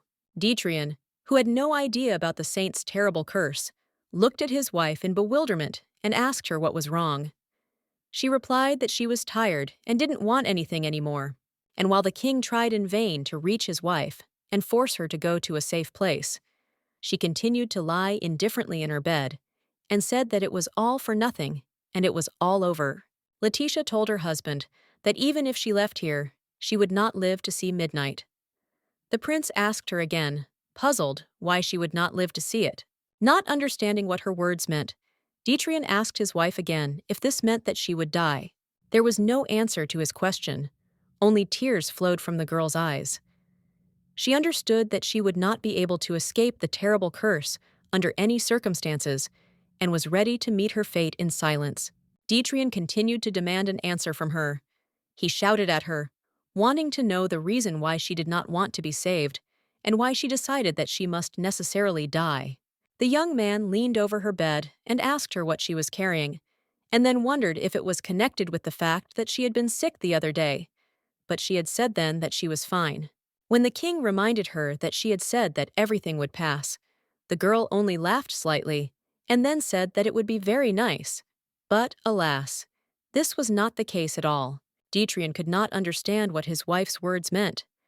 He was frightened and looking for an answer to his rhetorical questions, and 1,000 guesses flashed through his head about why the girl was behaving so mysteriously. It seems that he managed to find the answer because he asked his wife if it was a curse and if a saint had done this to her. Letitia looked worse and worse, and the young man continued asking his questions about how to get rid of this curse, me, and whether there is any way to change fate. The girl turned her head away from her husband and silently awaited her death. And next to her, the king continued to demand answers to his questions. Returning her hand towards her husband's palm, the girl thought that she had really been sick for a long time, and the only way to be cured was to kill the person next to her. She said that she did not want to tell her husband about this, and she just wanted everything to end quietly and peacefully. After this, she turned away again and fell silent, and Dietrich said that if she did not know any other way, then he would find out for himself. After this, the young man stood up on his feet, turned towards the door, and headed outside. After that, the girl never met her husband again. It was their last meeting, and she was very sorry that it turned out to be just that. Now, heading towards the house where the delegation was located, she remembered this again and again, regretted that she had not been able to tell the king everything properly. But then the outcome had been predetermined, and now there was still plenty of time left. She thanked the Lord for giving her another chance to change the future. She wanted to do everything so that her husband would stay alive for the next 5 months, and she would definitely be okay. Walking quickly through the dewy grass of the garden, the girl thought about what she still needed to do. It seemed that there was not much time, and she needed to do as much as possible to avoid repeating previous mistakes. A moment later, she had to stop because she felt a strong and terrible pain in her chest. This curse, cast by her mother, was gradually becoming stronger and stronger, but she didn't know what it was, and she stopped and wondered what was happening to her and why at the very moment when she needed to go. She knelt down, trying to catch her breath and come to her senses. After that, Letitia realized that this was not just a slight ailment. This intense pain was the harbinger of the manifestation of her mother's curse. She mentally ordered herself to get up, because she had the remains of the dead prince in her hands. And if she passed out right here, then everything would be lost. Bent over and clutching her chest, the girl could not get up, and so decided to turn to Elixir for help, and began to beg him to hide the prince's remains one more time. She held the casket with the relics of the murdered young man in her hands and watched it, but, to her regret, nothing happened, and the girl thought that this time the elixir would not work. Suddenly, she realized that something had to be done, even if the miracle had not happened. She decided that she had to do it herself, and began to dig up the earth with her fingers to hide the remains. Thanks to the recent rainy season, the ground was not so hard, and the girl laughed joyfully after she was able to hide the ill-fated chest with the remains in the hole she dug. After this was finished, the fox began to cry. At first, she cried from the hurt of being completely alone in such a deserted place. And then she also felt how much pain her fingers were in, digging through the heavy soil. She felt unspeakably sad and depressed, that here were the remains of the most important person to her, and the only reason to live was one more person. She hoped that everything would be okay with him. It was with the name Dietrich on her lips that the girl suddenly felt her last life force leaving her. Her body could no longer resist the curse and fell powerlessly to the surface of the earth. At the very moment when the girl whispered the king's name, Dietrich suddenly felt as if someone had called him. He turned his head, looking for someone near him, but to his amazement, he saw no one. At that moment, when he was turning his head in all directions, somewhere in the depths of the garden surrounding the palace, he saw a strange glow and wondered what kind of light it could be. Without taking his eyes off the place of the glow, the young man stopped and began to wait for what would happen next. The light was so bright that it was impossible to understand what was its source. At the same time, the saint, as if nothing had happened, was in her palace taking a bath. One of her maids sat down next to her and combed the woman's hair. After Josephine laughed loudly, the maid dared to ask her if something good had really happened. The saint smiled predatorily in response, and, asking again about the good, said that yes, indeed, something exactly like that had definitely happened, since she again began to feel the power of the goddess more strongly. She had already learned about how this scoundrel dared to put a sharp dagger to her neck and asked to talk to Noel, and if the paladins refused, she threatened to kill herself. At that moment, the cunning and evil woman remembered what exactly she had been told about this incident and wondered if this piece of shit had really decided to threaten her. Noel would, of course, sort things out, but all the problems would not disappear at once. She knew very well how the curse she had cast worked. These symptoms were supposed to appear in a couple of months, but she decided to hurry things up a little. The saint knew what needed to be done, and although it might distort the curse a little, it was still worth it, and she simply had to scare her daughter as much as possible. Grabbing the glass of wine with her hand, the woman thought that she had done everything absolutely right, and besides, it would be very funny to watch this girl suffer. After a moment, the woman literally froze. She could not utter a word and silently gazed at the black monster that had appeared before her eyes again. She recognized it, but was afraid to even admit that she saw it. Horror gripped her body and thoughts. The woman silently looked at the monster and understood that this was the same dragon that had come to her before, and now, it seemed, was going to finish her off once and for all. She clearly saw his blackening body before her. He was getting closer and closer to the woman to devour her evil soul and satiate his body. It seemed to her that the end was inevitably approaching. Here the saint realized that all this was happening for a reason. The dragon had been dozing for a long time, and now for some reason he began to visit her often and threatened her every time. She decided that the dragon's power had been restored and was ready to fight her. King Detrian went to the source of light and eventually found a small clearing where the body of an unconscious girl lay. A real miracle had happened. The young man thought that no matter how much he searched for this stranger, he could not find her. And now some unknown glow showed him the way to her, and he, having found her, immediately asked why she was here. He couldn't understand how the girl ended up in the garden after being carried unconscious on the paladin's shoulder. He was very curious to know what she was doing in this place. Coming closer to the girl, he examined her face. He had not managed to do this the previous time, but now he noticed with amazement that she was a real beauty. The young man realized that it was very cold now, and that he needed to warm up this cold body. He pressed the girl to his body and tried to warm her with his breath. To his joy, noting that she was alive and breathing, Detrian thought that finally all his searches were crowned with success. He found her, and now he intended to protect her from anyone who would threaten her life and health. The king could not know that the force that had cursed this girl was already at work within her, and he would not be able to defeat it no matter how hard he tried. The curse continued its destructive work. Loud screams were heard inside the palace. It was the saint screaming. She was screaming that she was in great pain and asking for help from the servant next to her. She felt as if her body was being heated and that someone was hitting it hard. The woman decided that this was a reaction caused by the interference with the curse and could not understand how this could have happened. The maid did not know what to think. She saw her mistress suffering for the first time and began to pray to the Lord to do something that could ease her suffering. Josephine at that moment felt hellish suffering. It seemed to her that her body and soul were as if immersed in fiery resin, and besides, it seemed to her that death had already come for her.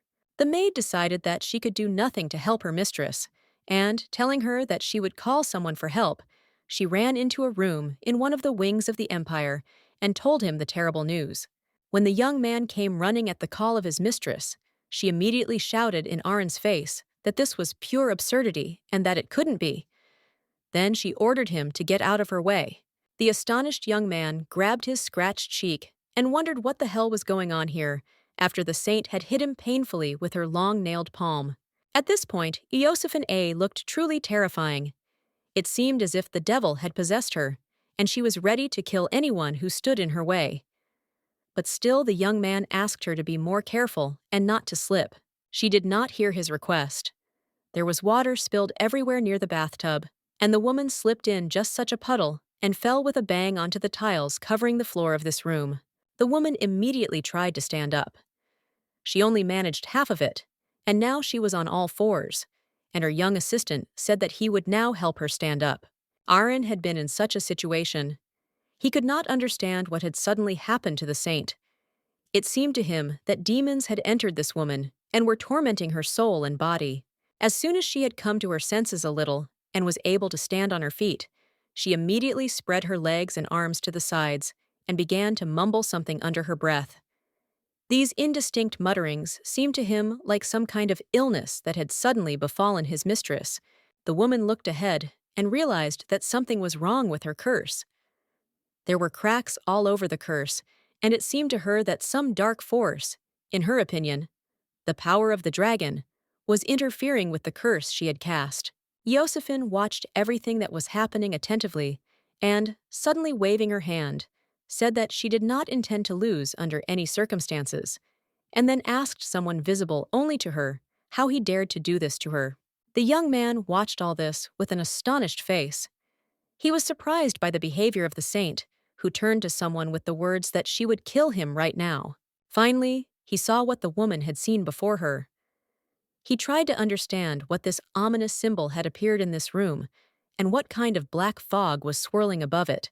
The next moment, his mistress screamed loudly, sat down, and grabbed her breast. The young man immediately rushed to her with the intention of helping the saint. Rin tried in vain to understand the woman's words about needing to be saved. He could not understand who she was talking about when she said that now he would definitely come for her and kill her. He immediately asked her who was capable of harming the goddess's messenger. After this, the young man noticed some spots on the saint's hand, and, gasping loudly, drew her attention to this and said what kind of devilry this was. Josephine immediately rushed to her wing and said that now it was all over. No one could stop him. No one could protect him. The young man tried to use the healing power, but he did not understand it. He had never seen such wounds before. And besides, after he tried to do something, the woman screamed loudly, demanding not to touch the wound, and said that if he touched her, he would also die. Josephine seemed to be out of her mind. She screamed loudly, calling on someone to kill her. Then she asked him if he thought that when the principality was safe, he would kill her and all living things would die. The saint's words struck the young man in the very heart. He could not believe that she was threatening someone with death, and yet the woman said that her wings would ensure that the principality would disappear from the face of the earth. Josephine pointed her finger in the direction of an unknown symbol, and, as if reading a prophecy, said that the earth would be covered with rotting corpses and rivers of blood. And if he wanted that, then he could finish her off and see the results of his actions. After that, having calmed down a little, the woman smiled at the young man present in the room, grabbed him by the cheeks, and looking into his eyes, asked if he was ready to do this. Kill them all and the girl too, all the descendants of the fucking dragon. Looking into the face of her wing, the saint realized that all this was indeed happening because of the dragon's descendants. All her visions were connected with the dragon. She clearly saw the face of King Detrian in front of her. In her opinion, all this was only because of him. He had appeared on her land only recently, and his appearance was definitely connected with the appearance of the dragon, which had always been associated with their family. He sat down next to his mistress and asked her if he had harmed her, and wondered if all this had happened because of him, to which the woman said that it was not worth killing him. After that, she told him that it would be enough to simply throw the king out of the empire. She suddenly asked the servants what she should do now. After the saint lost consciousness from overexertion and fell into a deep sleep, the young man left her alone in the room and went outside. Walking slowly through the corridors and steps of the huge palace, he thought about the event he had witnessed.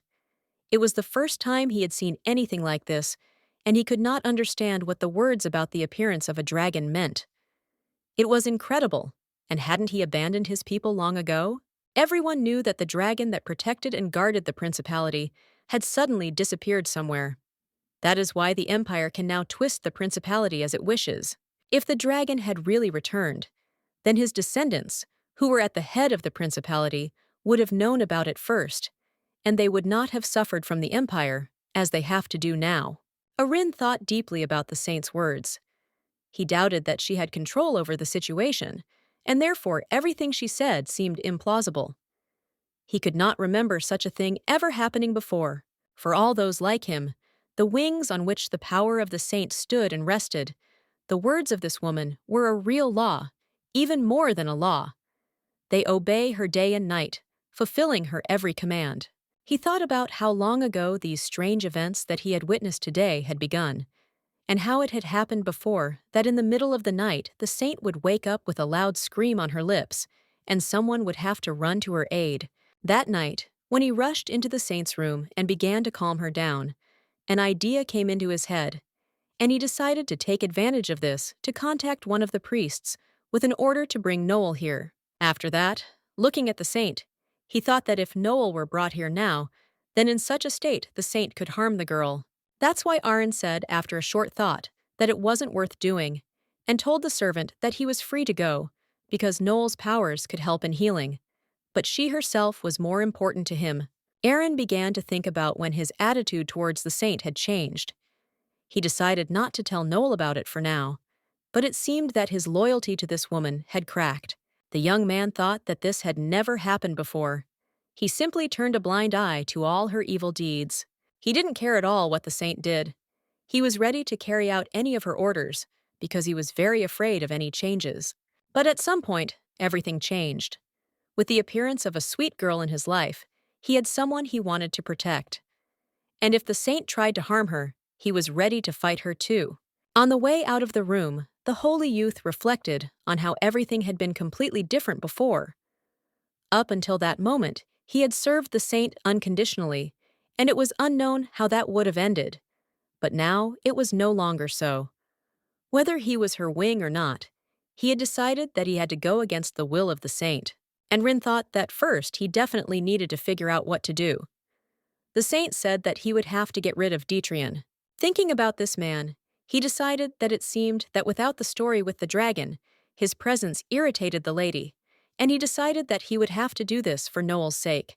Coming out of the palace, the young man decided that he needed to hurry things up, that he needed to hold the wedding as soon as possible, and since there was a lot of work to do, the night promised to be long. King Detrian still held the girl close to his body. Looking at her face, he thought that, thank God, its color had begun to return little by little. Her breathing was also normal. Turning to his pleasant burden, the young man asked her to be patient for a little while, and then added that they must not under any circumstances be seen by the guards. After that, he took the girl's wrist in his hand and noticed that her fingers were badly torn. There were deep wounds on them. The king thought that at the moment when he found the girl, he also managed to notice traces of something next to her, as if it had been hastily buried, as if she had been in a hurry to hide something. After that, the young man realized that the girl was trying to get away from this place as far as possible. He became interested in what she was hiding here, and he decided to dig up the place where someone had recently hidden something. After the soil was removed, the young man pulled out a casket containing his brother's remains from the resulting hole. The young man took the girl in his arms again. He said that she had been in the central temple today, and he realized that this had happened only because she had entered there with the purpose of stealing the remains of his murdered brother. He was grateful to the girl and to fate that he finally managed to find them. He was also glad that he finally found this girl. His heart was so happy that it was ready to break. After this, the king sat down a little with the girl in his arms and asked her who she was and why she was helping him. The young man was also very interested in the answer to the question of why his heart sank every time he looked at this stranger. It was some new, previously unknown feeling for him. He understood that this was an indescribable and incomprehensible feeling that could not be explained by ordinary gratitude. It was something new, and he could not understand what to do with it. He decided that it had started at their first meeting in the temple, when he had only furtively noticed the girl lying on the stone floor of the temple, and more than anything in the world, wanted to see her face and touch her with his hand. The king remembered that at that moment he wanted to embrace her. Their breaths were equally full of despair. And now, holding the girl in his arms, the young man thought only about how to protect her. At the moment when the young man approached the building with his load, he heard the conversation of the two watchmen, one of whom said that it might be better than to secretly drink during the patrol. The other confirmed that this was indeed the case. Dietrich realized that someone was quickly approaching him. He heard someone's footsteps and cursed in annoyance, because there was nowhere to hide here. The young man moved to the side with the girl in his arms, thinking that perhaps there would be a good place here. But, coming closer, he noticed that the two of them would definitely not fit here. He understood that at this moment he had to make a decision. He had three options on how to act in this situation: either the girl or him. The third option was to get rid of the fast-approaching witnesses. When one of them asked what they were drinking today, the second replied Jeju, which would be used during the ritual the day after tomorrow. When one of the friends asked how crazy you'd have to be to steal it, the other quietly hissed for silence and added that he had a deal with the chef regarding the drink. After a few seconds, both guards stopped because they saw something unusual. One of them noticed that there was a man lying there, and looking at his clothes, asked again if it could be a priest. A stranger lay right in front of them. It was unclear how she had ended up there in the dead of night, and the guards were puzzled as to what they should do now. One of them said, "Is it really the girl sleeping here, and why is she here?" The second said that it seems to her face is familiar to him. King Dietrich was watching the girl and the two men standing by her body. He heard one of the men say that this was the girl from the Western Palace. When the soldiers began to examine the girl's body, one of them said that he doubted that she was sleeping. Most likely she had lost consciousness, and added that if something happened to her, they would definitely have problems. The young man listened attentively to their conversation. He was surprised by the words of one of the guards that Madame Noel had ordered that they not approach the palace. Dietrich could not understand what was happening here now. He decided not to hide the girl, as it would have caused even more problems. A priest in a prayer hall is a common sight, and if the guards saw him there, it would have been much more difficult. And if they suspected something and rushed to search, everything would have been much worse. The king thought that the fact that the girl was with him would anger the saint. He thought that leaving her there was the best solution. He could already imagine the saint yelling at this girl, asking her if she knew that the king was marrying her daughter. One of the guards said that they had to think of something and asked if they should pretend they hadn't seen anything. The second one answered him that it was risky. They would definitely not avoid trouble if they were caught, and yet they decided that maybe they should leave her in front of the palace. The young man overheard the men talking about what would happen if the girl froze and died, and the second one asked what they should do in that case. The king was already thinking that he should probably kill both of those blockheads. Finally, one of the guards took the girl in his arms and told his friend that he needed to tell Noel what had happened, and advised him to come to the Western Palace later, while he himself would carry the girl. The second guard sighed heavily and wondered why they had even come to this place, because the evening could have been truly pleasant and long. With his light load in his hands, the soldier quickly moved towards the Western Palace, and at the same time ordered his comrade to hurry. Seeing that both guards had left, the king was finally able to look out from his hiding place. He hoped that the girl would be okay, and that no one would be able to torture her. After this, the young man followed the two guards at some distance. They led him to a tall building, and he decided that perhaps this was the Western Palace. He had heard that sinners were usually kept in this building. This was the place where people who dared to go against the saint were kept. This house was something like an exile. Once, when Letitia killed her nanny, the saint imprisoned her in this palace. King Dietrich, remembering that the men had said something about the saint's daughter, in all the trouble of saving the poor sick youth and the remains of his brother, and then searching for the girl, he completely forgot about her, and now thought that the wedding was to take place in a few days. The young man thought that perhaps this happened because he had been too busy looking for a savior lately, and yet it was not clear why his wedding had suddenly faded into the background. He wondered if it was necessary for the daughter of a saint to become his wife. If this girl, and not Letitia, had become his wife, then perhaps everything could have turned out completely differently. Dietrich suddenly stopped his thoughts and wondered what he was dreaming about. After all, now, When he was about to marry the daughter of a saint, he was thinking about a completely different girl. He recalled how his subjects had received the news that he was to marry Iosifina's daughter. One of them had turned to his majesty and advised him to take a concubine upon his return to the principality, declaring that no one would condemn him for this. In response to this proposal, the king replied that nothing of the sort would happen. Then he asked the man if he really thought that of him. Then he added that he would pretend not to have heard the prime minister's words. Tyrant thought that it didn't matter that he was marrying the enemy's daughter. Even if she was treacherous, a promise was a promise, and it had to be kept. Whoever his life partner was, he had to be faithful to her. Vanessa approached the young man and said that this was simply unthinkable, and then asked why it was so. The king answered that it was necessary to act in such a way that the principles were observed. Then the young man added that you need to be honest with yourself, and then other people will be honest with you too. The main thing is to stick to your principles. Standing in the throne room before his subjects, King Tyrant informed them that he would be forced to enter into a political marriage for the sake of his people, for the sake of those who had supported him throughout his life, and that this was his decision. Sitting down at the Western Palace and continuing to watch what might happen next, the king thought that, with such thoughts, he would soon go mad. After that, he heard someone's voice. Someone turned to Mrs. Noel and said that the girl was already here. It was one of the guards. Noel immediately asked him why they were still outside. In response, the soldier replied that she herself ordered not to go close to the palace. The Empire Wing immediately shouted loudly at this idiot and asked him if he couldn't see that the girl was sick. And besides, it was still cold here. They needed to go in as quickly as possible. She thought that these blockheads had completely lost their fear. After they handed the girl over to the other people waiting inside, Noel shouted loudly at the guards to get out immediately. King Tyrant watched the scene closely. He knew this girl, Noel Armos. It seems she became the saint's last wing 6 months ago. It was necessary to make sure that she would not cause more harm to this girl, and this time it would be difficult to pass unnoticed. The young man took a few steps towards the palace and then stopped abruptly. He decided that he must not be noticed under any circumstances, and so he would have to wait a little.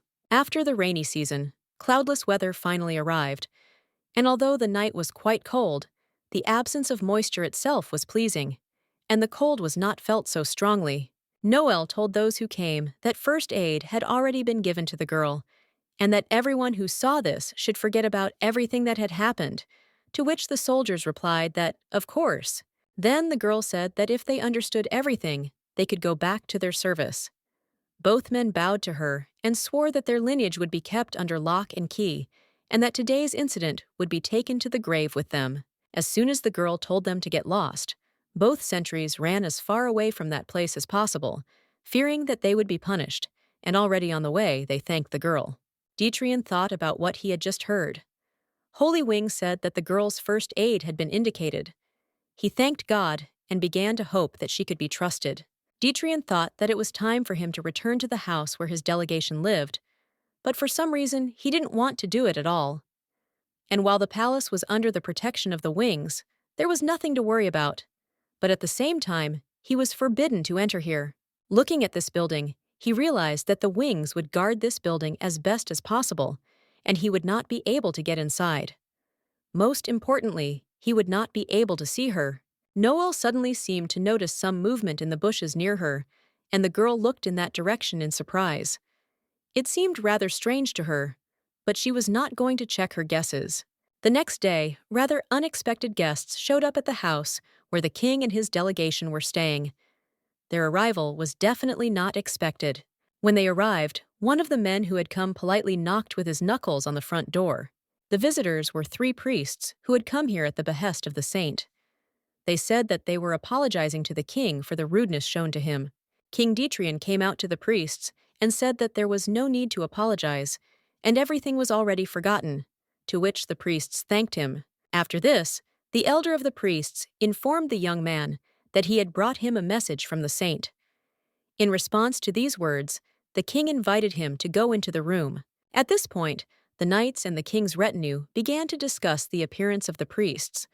When one of them asked what was going on, Another said that it was obvious that these people were looking for a pretext for conflict, since there seemed to be a slightly strange atmosphere in the air. After this, one of the talking knights knocked on the door of his king's office and asked His Majesty if he could enter. After permission was granted, the knight came to his king and asked if the news he had received was bad, to which Dietrich replied that the saint had fallen ill. When his courtier asked what this meant, the king unfolded the woman's letter and said that, due to the saint's condition, the wedding must take place as soon as possible. Hearing this, the knight smiled and said that this was good news. Then he added that he was very glad, and they would finally be able to leave this damned place. Dietrich, on the other hand, didn't look so pleased. He thought it wasn't such good news, as he had hoped he'd have a little more time. He would like to use this time for one cherished goal. Then he could turn to that girl who had been so kind to them and ask her if she would like to go with him to the principality. He absolutely must ask her. After the news of the postponement of the wedding was received, there was a real commotion in the house.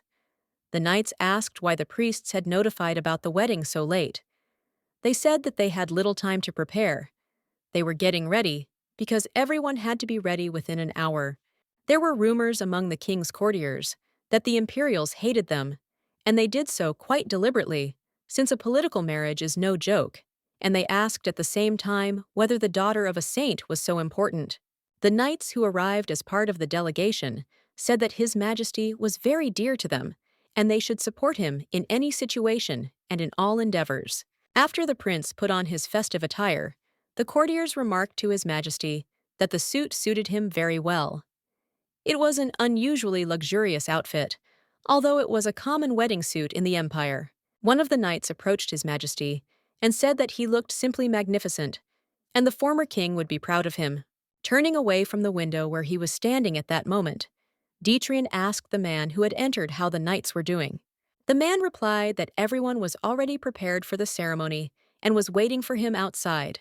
After this, the king asked how the preparations had gone, and the man replied that for some of the knights, the clothes had been surprisingly small, and they had spent quite a long time getting dressed.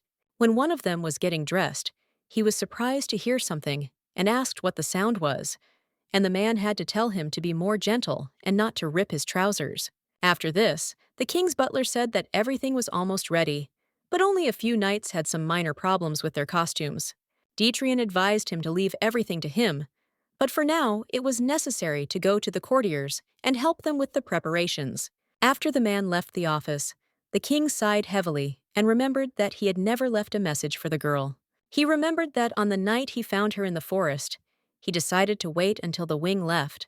He was very anxious to make sure that the girl was healthy, and he waited until the wing had strangled itself away and went inside the building. The place looked terrible from the inside. It looked like no one had taken care of it. Dietrich noted to himself that there wasn't even any security inside. He couldn't believe that the girl was alone here, and what could happen if someone came here with bad intentions. Pushing the door into one of the rooms, the young man thought that he simply couldn't leave the girl like that and decided to stay here until she woke up. Entering the room, he gasped as he saw the one he had been searching for so long. He couldn't take his eyes off her. The beautiful stranger lay on her bed, breathing heavily. He wished she would wake up at that moment so they could talk to each other. The young man kept his eyes on the stranger and thought that she was really very beautiful, and she could become a real decoration of his palace. Then he felt very sorry for this young lady, because she had hurt herself twice during the last day. He thought that he must never, never let that happen again, and he swore in his mind, like a king, that he would protect this girl until his death. He supposed that some might even find it funny, but Dietrich was dead serious when he made that vow. He promised to protect this girl. After this, he sat down on the edge of the bed and noticed with surprise that it was surprisingly small, since it was designed for only one person, and, moreover, would be more useful for a child. Looking around, the king noticed that the building itself was quite shabby. The walls were torn, the furniture was old, and it looked like it hadn't been cleaned for a long time.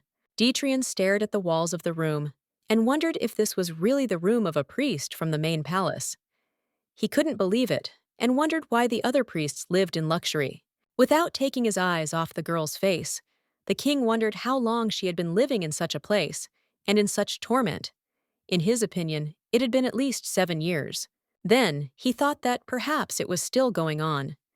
He compared this girl with the little maid he had once read about in letters sent to him by his older brother. Then the king turned his head again towards the girl, and, addressing her, said that he wanted to know her name. After this, he moved his palm towards the girl's hand, which was lying on top of the blanket, and said that he really wanted to take the girl to the principality. The next moment, Dietrich felt very ashamed. He suddenly thought that he had just wanted to touch a defenseless girl. In his opinion, it was completely indecent, and only animals do that. The young man felt that this was some kind of real madness. After meeting this girl, he violated his principles many times. He thought that at these moments he was acting completely unkindly, putting everyone in danger, and this was completely unacceptable. He couldn't believe that just days before his wedding with another girl, he was now thinking only about this one, and it was very incomprehensible, and no one would be able to understand the motives of his actions. In the end, Dietrich realized that no matter what, it was time to say goodbye to this girl and return to the mansion, where the members of the delegation were waiting for him, so that no one would worry about his absence. He turned around and started walking towards the exit, thinking that without self-control, he definitely didn't belong here. He decided that he would have to come back another time, but for now, he decided to leave the remains here. He placed the casket containing his older brother's remains next to the girl, thinking that she would be frightened if she did not find them when she woke up. Dietrich thought that if it weren't for this girl, the remains would have been used as animal feed long ago, so it was better to leave them here. As he said goodbye, he thought that they would probably see each other again. Looking at the girl's face, he thought that the next time they met, he would definitely thank her for saving the young man, and for the fact that she was able to steal the remains of his older brother. The young man believed that this meeting would definitely happen, and next time he would definitely ask her name.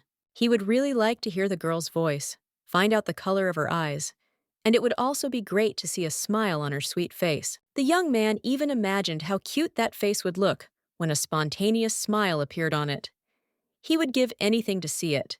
And now, standing at the door, the king thought about how cruel fate was. If he had known that the wedding would take place earlier than planned, in just 3 days, he would never have left so quickly. And then he decided that he would have to get the girl out of there. Dietrich really wanted to get to the girl again, but after those events, the palace security was strengthened, and this did not seem possible. The young man cursed and thought that he should have at least left her a note during his last visit. After he left the house, one of the saint's wings, accompanied by paladins, came out to meet him and said that they greeted His Majesty. Then the same youth informed the king that it was his duty to lead him to the temple. Although this was not enough, he would be accompanied by the third wing. Dietrich bowed to the young man, placing his hand on his chest and asking him to take care of him. The young man bowed low to him and said that he was ready to fulfill the will of His Majesty. King Dietrich, accompanied by the third wing of the saint and his court knights, surrounded by paladins, marched towards the temple. On either side of the procession, these were the priests of the temple, who had also gathered there to greet the king. When the young man was informed that the temple servants had come out to greet him, he wondered if everyone had come out here, and he began to turn his head in search of that girl, expecting that she would also be somewhere here. But, unfortunately, she was not there. No matter how hard he peered into the crowd, he still didn't notice a familiar face, and, to his bitterness, he thought that the girl wasn't there. The young man walking next to him told the king that he had heard that His Majesty had recently met with a saint, and then added that the woman blamed herself very much for what had happened, saying that she had done something stupid. When the man accompanying the king said that the saint was worried about this meeting, he replied that there was no need to worry, and added that his country was in favor of strengthening relations with the empire. Aaron thought that, despite the circumstances in which this young man found himself, he continued to behave simply magnificently, because knowing the saint, he would not be surprised if the king ran to her with a sword.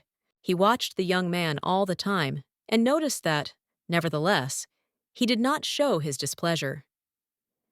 He was 23 years old when young blood still boiled in his veins, but looking at his composure, Wing decided that he was a wonderful king. He remembered how the saint had behaved during one of his last meetings with her. She had screamed that she had to meet the king in person, then said that he was related to the dragon like no one else, and that they had to arrange a meeting with him. Aaron knew perfectly well that all this was happening on the orders of the saint. He wondered if the woman would return to normal when the delegation left this place. The young man did not believe the saint's words about the dragon's return, but the presence of the king in the capital of the empire still angered the saint. For security reasons, guards were strengthened everywhere. She ordered that priest to come to Detrian. It was on the saint's orders that the three priests came to the king and apologized for their behavior. This, of course, was not enough to atone for her sins. And the young man hoped that these 3 days before the wedding would pass peacefully. When they arrived inside the palace, the young man asked the guards to report their arrival to the saint. They immediately began to carry out his instructions. At the moment when the arrival of King Detrian was reported, the girl was beside herself, and her mother only smiled broadly and asked her if she had heard. Letitia was ready to run out of the room and cry bitterly when the saint told her that her fiancé had already arrived. Aaron opened the door for the king and invited His Majesty to come inside. Yasmin immediately put a sweet smile on her face and told the king that she had been waiting for him. Then she added that it must have been difficult to make such a long journey. King Detrian kissed the woman's hand and replied that this was not so, and then thanked her for her concern. After this, the saint slightly turned her head to the side and told the young man that she had come with her daughter and told the girl to come closer to her. Detrian immediately took the girl's hand to kiss it and said that it was nice to meet Miss Letitia and added that he was Detrian. At that moment, the young man realized that the girl's hand was shaking very badly. He also noticed that the girl was wearing a bracelet with a black stone on her hand. Without letting go of the girl's fingers, the young man began to think about how this bracelet ended up on the hand of the saint's daughter. After this, King Detrian raised his head up to look at the daughter of the saint and was literally dumbfounded. He could not believe his eyes. It was simply unthinkable and unbelievable. Detrian couldn't take his eyes off this girl. He thought he had lost her forever when he left her in a dirty and untidy room last night. And now she stood in front of him and didn't take her beautiful green eyes off him. At this point, the king would have liked to ask the girl why she was here. He was silent for a long time, and only the saint's appeal to him brought the young man out of the stupor that had gripped his body. Eventually, Detrian came to his senses after his eyes met the girl. He apologized and said that her beauty simply enchanted him, and kissed her hand. Looking at the face of this stranger, who actually turned out to be the girl he had been looking for so long, the king thought that everything he wanted had now come true. He learned the color of her eyes and her name. The girl thanked the young man in response to the compliment. Her voice was as pleasant and sweet as the girl herself. He was very glad that everything turned out this way, and was happy that she was to become his wife. The saint said that her baby was very beautiful. The woman put on her sweetest smile and said that she was very glad that the king would be the one to protect this beauty. Then she added that her daughter was worried that he hated her for the unpleasant things that had happened in recent years. Detrian wondered if what this woman really wanted was to cause a quarrel between him and his future wife, since he was there to meet his daughter, and that was why the man said that he didn't think that could happen. He still couldn't understand why Josefina called this girl her daughter. After all, right now in front of him was she, the girl who had helped him since his arrival in the empire, and apparently, this was the very little girl that her brother wanted to take to the principality. Looking at the woman, he thought that perhaps everyone was mistaken in thinking that the daughter of a saint was a crazy murderer. At the same time, the woman said that she was very worried about this, and even lived in the temple for the past few days because of her anxiety. But it seemed that, according to the king's words, there was no reason for any concern. Detrian immediately realized that this woman was lying. He saw with his own eyes what her character was like, and for some unknown reason, she was now pretending to be a caring and sweet mother. The saint placed her hand on the shoulder of her daughter, who did not seem at all happy about this, and said that Letitia was her favorite daughter, and she simply adored her. The king remembered how in the temple, in order to punish this same girl, the woman turned to the guard and asked him if he had brought a whip. He saw it with his own eyes and realized that this two-faced person was now brazenly lying. There in the temple, Iosifan said that he would make her beg for death. The young man couldn't understand why this scene was playing out before him now. Judging by the saint's look, she didn't love her daughter at all. It was more like she hated her. Dietrian looked at the girl and her treacherous mother, and could not understand for what purpose she had conceived this performance now. He was also interested to know why everyone considered this sweet girl a murderer. After some time, the saint said that the tea was ready and suggested that they sit down and discuss everything over a cup of tea. During tea drinking, the king did not take his eyes off the saint and wondered why she hated her own daughter. He was already sure of it. It was no secret to him that the girl was very afraid of this woman, but he still needed to know what was the reason for her hatred. Was it because of Letitia's bad reputation? Dietrian thought that if the rumors were true, then perhaps the girl's mother simply could not come to terms with her antics. But he immediately rejected this thought and thought that it simply could not be true. He did not even want to believe such a thing. It had been 7 long years since his brother had met the little girl, who had now grown into a beautiful young woman. That meant she had been bullied until she was 12.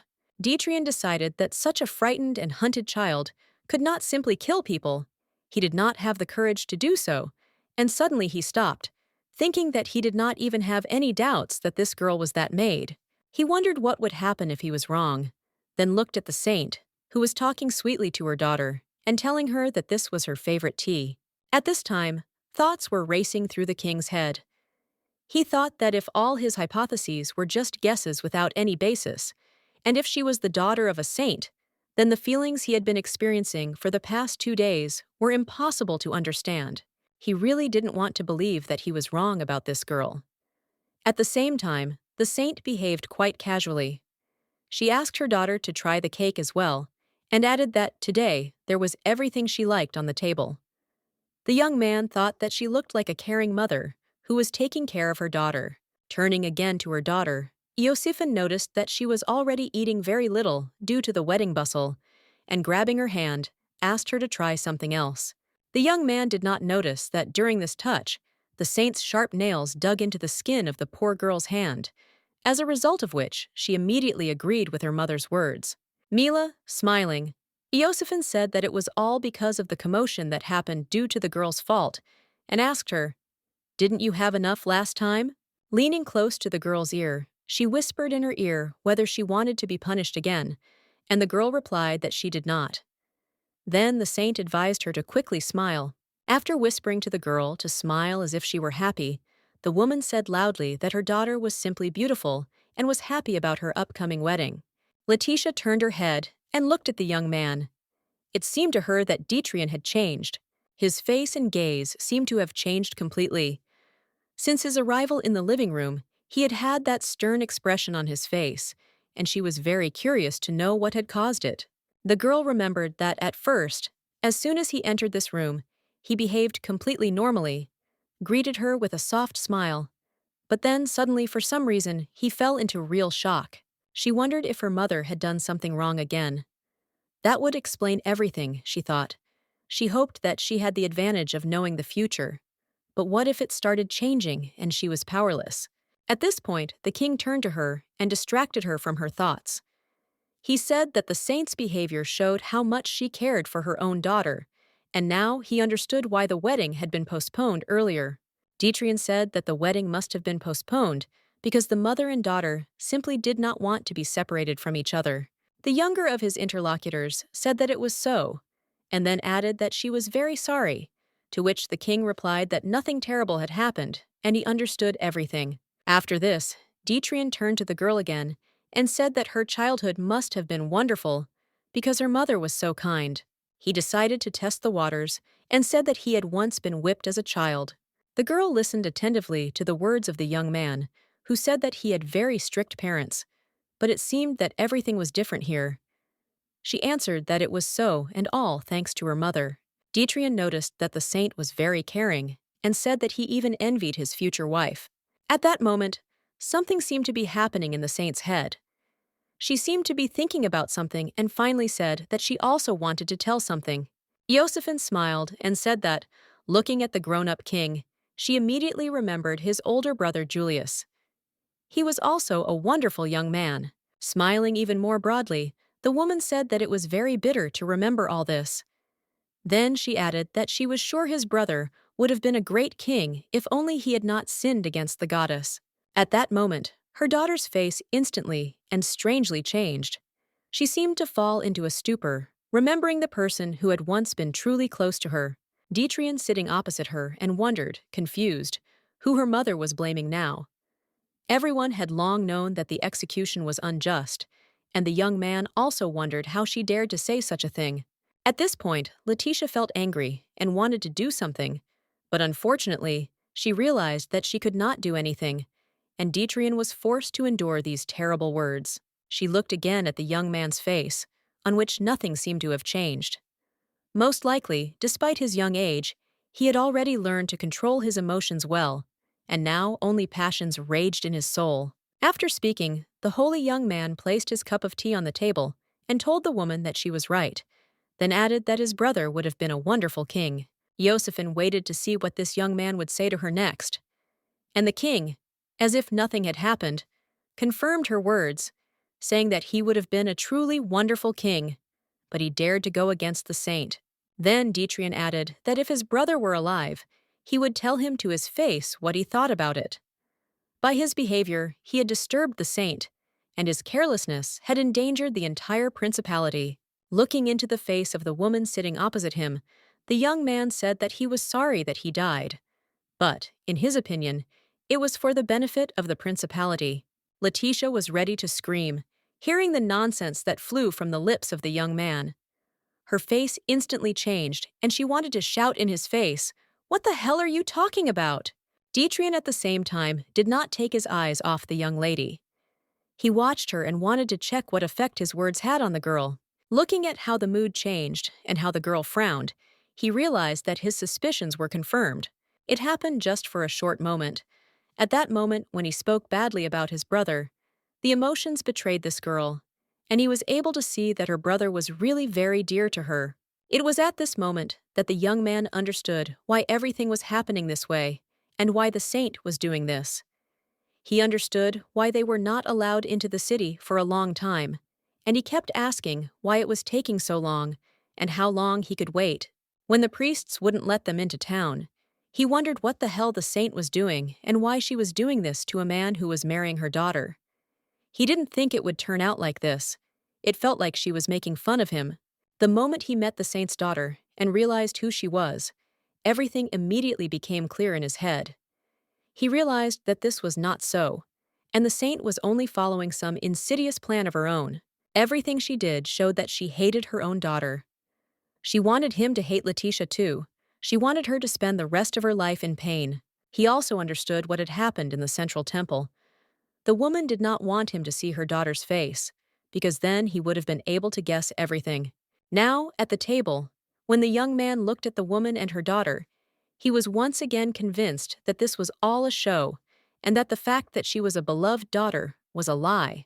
Like all the other rumors about this girl, the king realized that all the saint's actions were aimed at achieving only one goal. She wanted to awaken in him hatred for Letitia. A few minutes later, Josephine said that she thought it was time to finish drinking tea, and then added that they would see each other again in 2 days at the wedding. Letitia was very surprised by the king's words when he said that before leaving, he would like to say goodbye to the young lady and took her hand. After this, Dietrich kissed the girl's hand and said that he was glad they met, and then said that he was very glad to meet her. The girl's face turned slightly red, and she said, embarrassed, that she was also glad. Dietrich thought about it, for some unknown reason, but he suddenly felt the smell of blood at that moment. He could not understand what was its source, but it seemed to be real. As soon as the young man left the room, the saint, clenching her fist until it hurt and piercing her skin with her nail, ordered that a wet towel be brought to her immediately. And while the maid wiped the blood from her palm, the woman thought of only one thing. She did not understand why. No matter what she did, there was no sign of the dragon's presence in this room. Even when the king spoke harshly about the late marriage, this did not happen, and it seemed that everything was not so bad. But something was bothering her. She thought that the king's behavior was very strange. Was he being too polite to this girl? It was all very strange considering what she had done recently. Josephine thought that perhaps the young man was acting this way because he believed that Letitia was her beloved daughter. Despite his hatred, he was perhaps forced to behave this way. But still, it was not in vain that she watched the young man all evening, and not a single movement of the king escaped her eyes. There was not even a hint of the presence of a dragon. Looking at her palm, the woman thought that she needed to wait a little longer. The curse was still unstable, and after the encounter with the dragon, she could barely feel her hands. Sitting in her chair, the saint thought that the target of the curse was not her at all, and looking at her daughter, she reminded herself that only this scum was to blame for everything. She decided that she couldn't miss this opportunity to punish her again, and she immediately called Noel to her, ordering that she be summoned here immediately. A few minutes later, the door to the room opened and the summoned wing of the saint entered. The girl bowed low to her mistress and introduced herself as Ninth Wing Noel, adding that she greeted the saint. Josephine loudly shouted the girl's name and told her to get rid of this trash that dared to interfere with her plans. After that, she pointed her finger in the direction of her daughter and said that she needed to be punished as severely as possible. Noel looked at Letitia and thought that there was a connection between the feelings of the saint and the wings. Her pain was their pain. Her happiness was our happiness. She had been told about it many times, but she did not feel it. At that moment, when she looked at the daughter of the saint, she understood what everyone had told her before. If before she thought that it was just fiction, since she felt nothing in front of Iosefina, now everything seemed to become clear. Noel approached the girl, took her hand, and realized that it was her that she felt. Now it was the girl who was her mistress and was bleeding before her eyes. The girl looked angrily towards the saint, realizing that it was Iosefin who had wounded her. She thought that now was the moment when she could use her mighty power and kill the saint, getting rid of her forever. The girl decided that no one dares to raise their hand against Letitia. She must serve her and protect her from anyone who would threaten her life and health. Not understanding what was happening, Iosefin began to laugh loudly and, turning to Noel, urged her to do it, not to hold back, and to show this girl all her strength. At the same time, Noel thought that this was exactly the moment when she could definitely end everything and wring her neck. She saw the frightened faces of the servants, who crouched down, seeing what was happening in the room. Noel thought that she would now finish off this scoundrel and give her head to her mistress. But at that moment, she heard someone behind her quietly call her name and ask her not to do anything. Letitia told her that now was not the time. The girl told her protector that she should be patient and not expose herself to danger for now. Elle wondered if her mistress was asking her to be patient. But she didn't understand why she was doing this, because she was injured. She just couldn't stand there and watch it. But then she calmed down, realizing that she couldn't object to her mistress either. It was Letitia's wish, and she would have to endure it. Under the influence of the force that was caused by Noel's actions, the tea in the cup still continued to bubble, but gradually the liquid calmed down and acquired its previous appearance. The frightened maid could not believe her eyes. She had never seen anything like this before, and it scared her terribly. Iosefin didn't understand what had just happened. She looked at her subordinate with a searching look, and then called her to her, wanting to know what had happened. The girl immediately appeared at her call, kissed her mistress on the hand, and told her that, as she had ordered, she was ready to turn her daughter's life into a real hell. Josephine muttered something questioningly under her breath and decided to remember this moment. She did not understand what had happened and wanted to know why her order was not immediately carried out. Deciding to calm the saint down, Noel told her that she was unworthy of life, that she had to live, and that she would have to finish off this girl. After this, overcoming her feelings and deceiving the saint, the girl said that the saint's daughter would lose everything she held dear and would suffer until the end of her days. Letitia, who was present in the room, heard the girl tell her mother that she would suffer as much as the saint, and then added that no, the suffering would be 100 times greater. The woman seemed to be completely satisfied with her wing's words. She told Noel that these were simply beautiful words, and she thanked her for it. The girl looked askance at the saint and lied again, telling her that she would do her duty like a mug. Josephine thought that it looked rather strange, but Elle had done this for the first time, and she hadn't even asked her to. She remembered that she had actually wanted to get rid of this girl as well as her daughter. After this, Noel said that she wanted to cut off the girl's hands, and then asked the woman if she would let her do it, and she replied that it would be great, of course, but not yet, because the wedding was coming soon. Letitia heard their conversation perfectly well. Noel said that then perhaps the woman would allow her daughter to be lightly punished now, but not in front of her, since she thought it would be quite a disgusting sight. The saint smiled broadly and said that she agreed with this, but she should not overdo it, since the wedding was planned for the day after tomorrow. After Noel agreed with the saint, Letitia accompanied her to her room, where a rather lively conversation took place between them. The girl, as soon as they were alone, asked her mistress to show her her wound and immediately applied healing power to ease her suffering. After this, both girls sat on the edge of the bed, and Noel said that she was very sorry, to which her interlocutor replied that she was not guilty of anything. She could not contain her emotions, and starting to cry loudly, said that she could not protect her, and also said that she was going to kill that woman. Now Noel understood how strong Wing's devotion was, and how valuable the life of the owner of her soul was. It was a wonderful feeling, and now she asked the girl for permission for Aaron to acknowledge her as well. Then she added that she would hate him if he did not. Letitia asked her interlocutor again if she was really ready to tell him everything. She was grateful to Noel, but she thought that if she broke up with the young man, everything could happen again. She told the girl that it was not worth doing it yet, and she would think about it. She suddenly shouted out what he would do in that case, and thought that it was just a terrible situation. Letitia advised her not to tell him anything yet, otherwise he might get upset in response, but Noel screamed loudly that she should be offended, since he did not see the truth. Letitia just laughed quietly, and thought that it all looked quite cute. Noel's next words shocked the girl. She never imagined that she could ask her about this. The girl laid her head on her mistress's lap and asked her if she could go with her to the principality. She wondered if it would be possible to take her with her to the principality, since nothing like this had ever happened to her in the past, and she could not imagine what consequences this could lead to. Noel said that she had no place in the empire. She felt like a complete stranger here, and now this was her only hope, and repeated her request again. Jumping up from her seat, the girl shouted that she could not live without her, and then added that her mistress could suffer again. It was obvious from the poor girl's face that she was suffering greatly. She did not know what to do, and the only person close to her was the lady who was now sitting next to her. Letitia thought it was impossible. She wanted her and Aaron to have a happy life. She didn't want it to happen again, so she told the girl that she was helping her a lot, but she needed to think about this wish some more. Then she asked the girl not to forget about the young man and not to give up her future for her sake.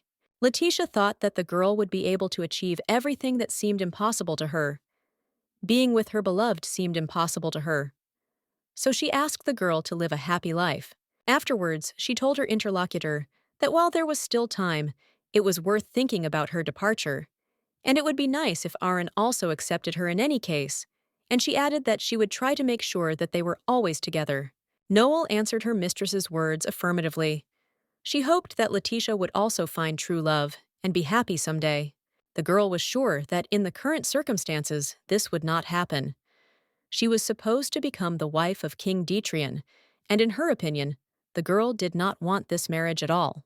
She thought that the saint's daughter was simply forced to marry this man, and this was against her own wishes. That's why she approached her mistress and asked if she needed help with a divorce. She wanted her to be happy, and she thought she would never achieve that in this marriage. In response to her words, the girl raised her head in bewilderment and looked at Noel, and then asked her why they needed to get divorced. The girl, convinced that this was just a marriage of convenience and coercion, said that she was being forced to marry the king by force, and it was time to put an end to this unwanted marriage, and asked if she thought the same. Letitia couldn't understand what was going on. She didn't even think that this marriage was unwanted. She seemed to be stuck in her own experiences and couldn't even think about the fact that Detrian didn't need this marriage at all. She was forced to agree with the girl's opinion, with the only difference being that it was a forced marriage for her potential husband. She said that was exactly it. After this, the girl turned to her assistant, saying that she had a small favor to ask of her, and said that she wanted to see him today. She just had to convey this to His Majesty. She handed the girl a small note and told her that this absolutely had to be done before the wedding.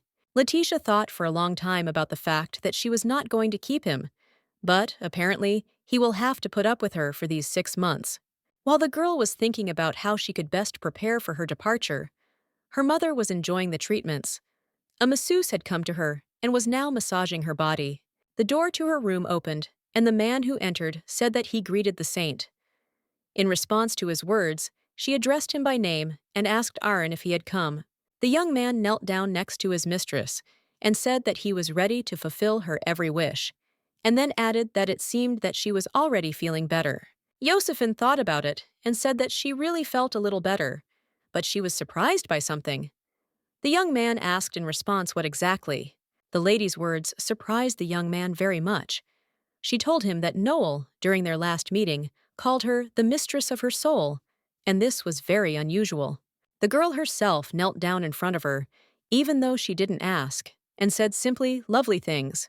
Aaron bowed before his mistress and said that finally all the wings recognized her and congratulated the woman on this event.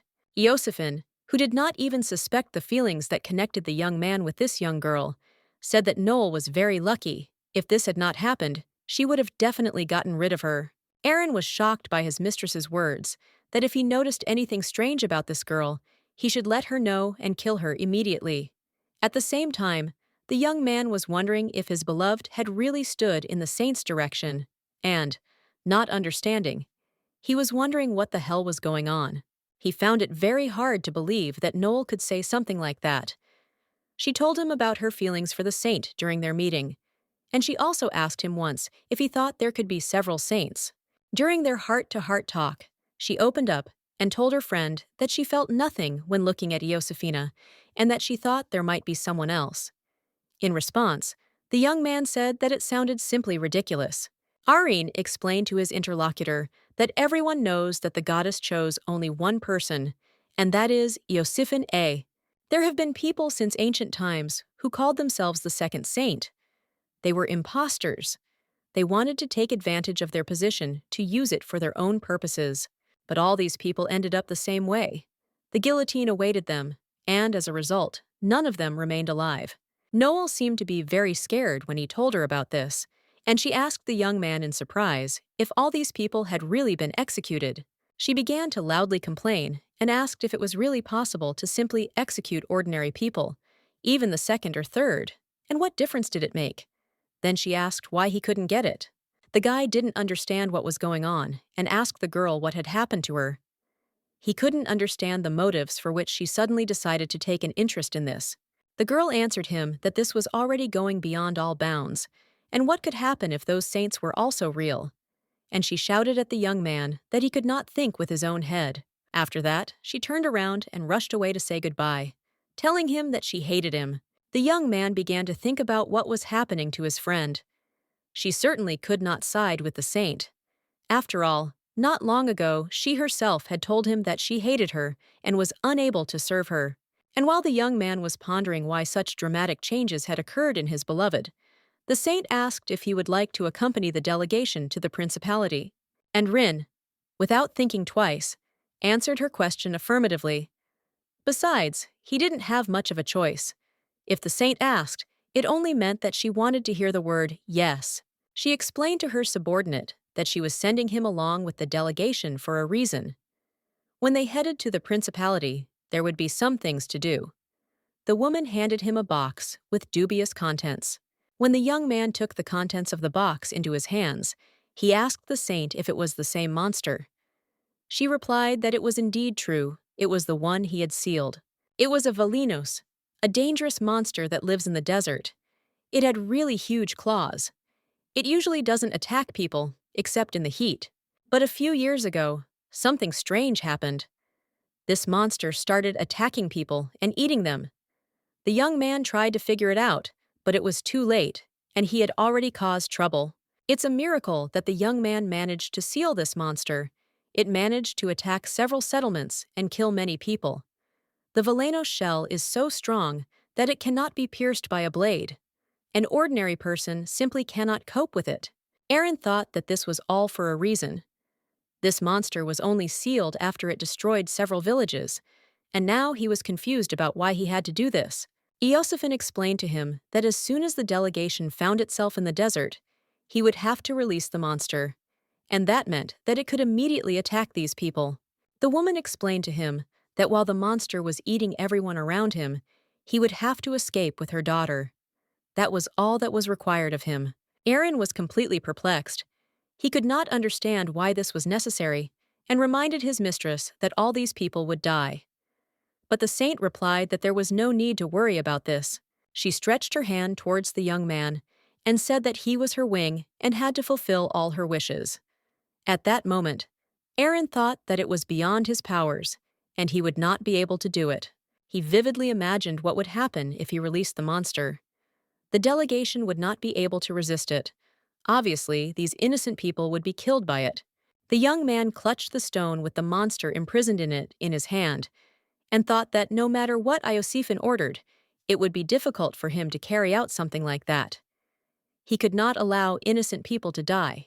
As if reading his thoughts, the saint looked closely at his face and, calling him by name, asked the young man if he obeyed her, and then added that it would be very sad to lose such an obedient wing.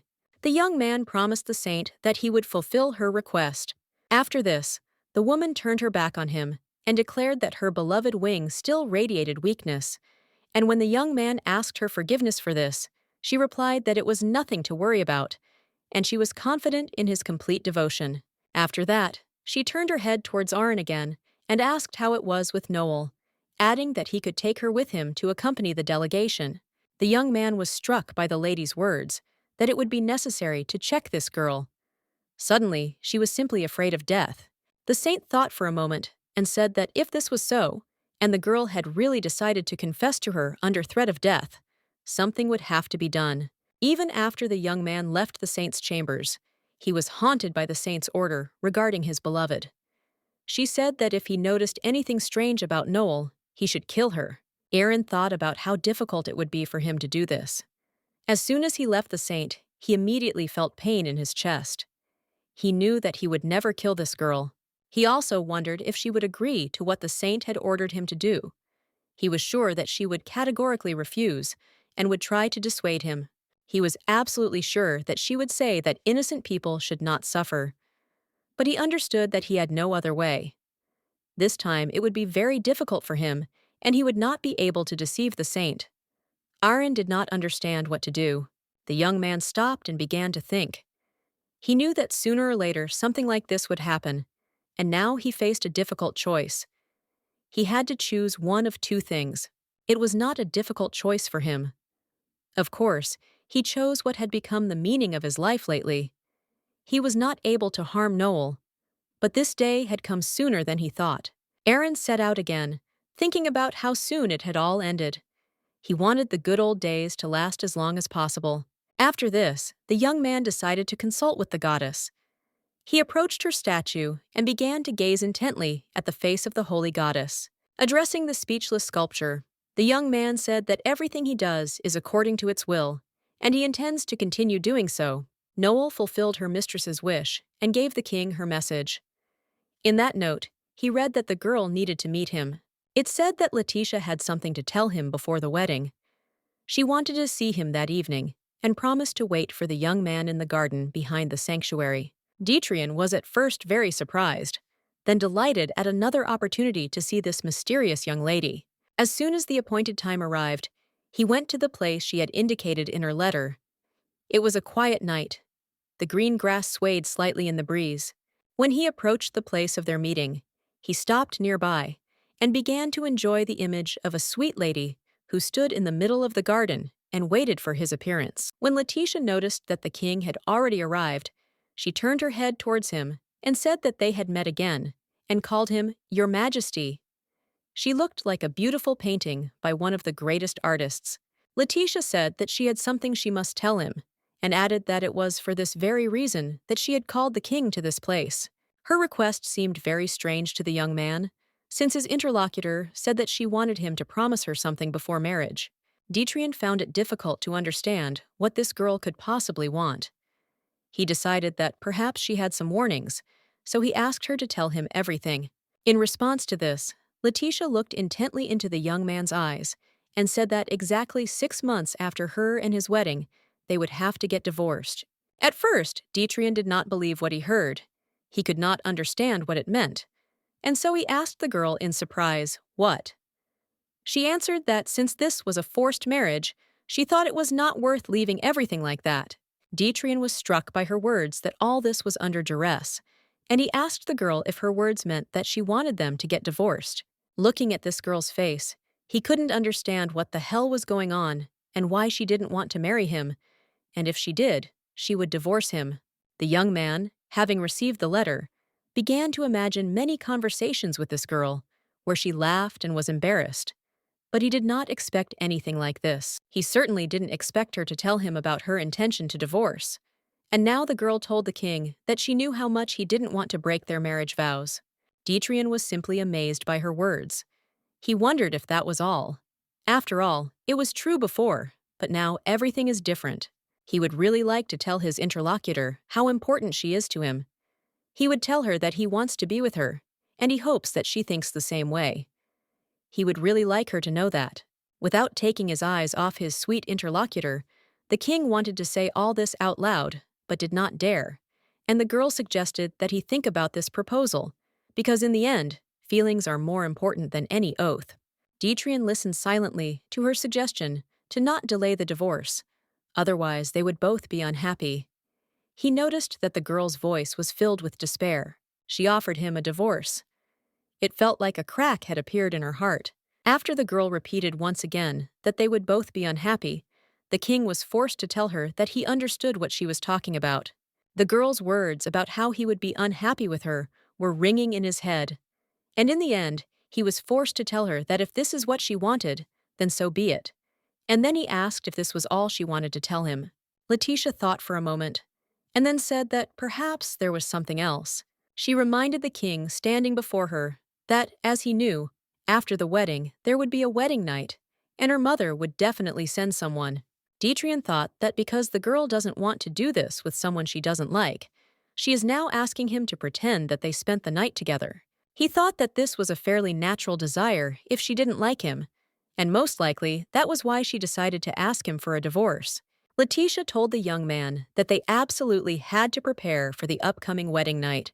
She was very surprised by the young man's answer when he said that there was no need to worry about it and promised that he would not force her to do something she did not want, and then added that they could prepare for it separately. The girl lowered her gaze and told the king that he must. Then they would be able to live through that day in peace. She really wanted to tell the young man about it, but she couldn't bring herself to do it. She looked at the king and thought that this made her even more nervous than the divorce situation. She had prepared for these words for a long time, and then told him that if they rehearsed beforehand, it would be easier for him on the day. The young king asked what rehearsed meant. Letitia blushed deeply again and said that perhaps they should prepare as best they could for the upcoming events and try to become a little closer. A moment later, she turned to Dietrian and asked him to touch her. At that moment, she felt the greatest shame. She thought that she should not have spoken to the young man like that. But it was too late, and the words flew out of her mouth. She just wanted to be closer to the young king. They finally met, but unfortunately, the words she said about divorce spoiled everything. And if they parted without changing anything, the girl thought she would regret it for the rest of her life. She was in complete despair. She wanted to leave at least one good memory. Therefore, Letitia asked the king for forgiveness, and to forget about her request if he did not want it. She was surprised by the king's words that this was not so, and he was ready to do what she asked him to do. Letitia could not believe that he was really ready to fulfill such a stupid request, and looked at her interlocutor in amazement. She took hold of her palm with her other hand to hide her excitement, and asked Dietrian again if he really didn't mind. The young man moved a little closer to her and asked the girl if she really wanted this. Letitia told him that of course she did, and that she wouldn't have asked him otherwise, and then added that everything was fine. The young king said that everything was fine, moved closer to the girl, and then took her hand in his, and then asked the girl what they should do after they took each other's hands. Letitia didn't know what to answer him. A slight blush appeared on her cheeks, and she thought that all this was very exciting. Without letting go of the girl's hand, the young man asked her if he could do what he wanted now. The girl looked into his eyes, and he reminded her that she said they needed practice, and now he was wondering how far he could go. After these words, the prince said that with her permission, he would do one more thing, and touched the girl's cheek with his lips. Letitia immediately froze in surprise. It was very unpredictable and sweet. It seemed to her that the king would never dare to kiss her. The young man was also very pleased to do this, but the girl's words about divorce were stuck in his head, and these words simply broke his heart. Dietrich looked at the girl standing next to him and thought that it was simply unbearable. She was so beautiful that at that moment he decided that he would never agree to her request. He thought that he shouldn't give up and promised himself to keep the girl he loved, although, in his opinion, it was not mutual. I will remember again what she told him at the beginning of the meeting. The words that they would get divorced in 6 months sounded like an alarm in his head. It never occurred to the young man why the hated divorce had to take place in exactly 6 months. However, for some reason, she was preparing for separation.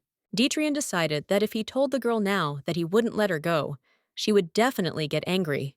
The young man decided to avoid all this and not talk about his plans. He had to do everything to win this beautiful girl. The next moment, the young man whispered the name of the person standing next to him and touched her lips after asking her to close her eyes. Having kissed the girl on the lips, he thought only about the fact that he had to hold her, and mentally asked her not to leave, and not to leave him alone. That night, the Zenith's capital was noisy. Everyone was looking for the missing Lady Manu and shouting in vain about where she had gone. The woman left her bedroom and wandered around the estate, addressing her child. She said that she would go to the garden and give him flowers. The young man and woman who were searching for this woman finally found her, and, turning to her, said that it was night and cold outside. In response, she only asked if they were sure about this. The wise and charming Queen Manu, who was the mother of Dietrich, lost her husband and son 7 years ago.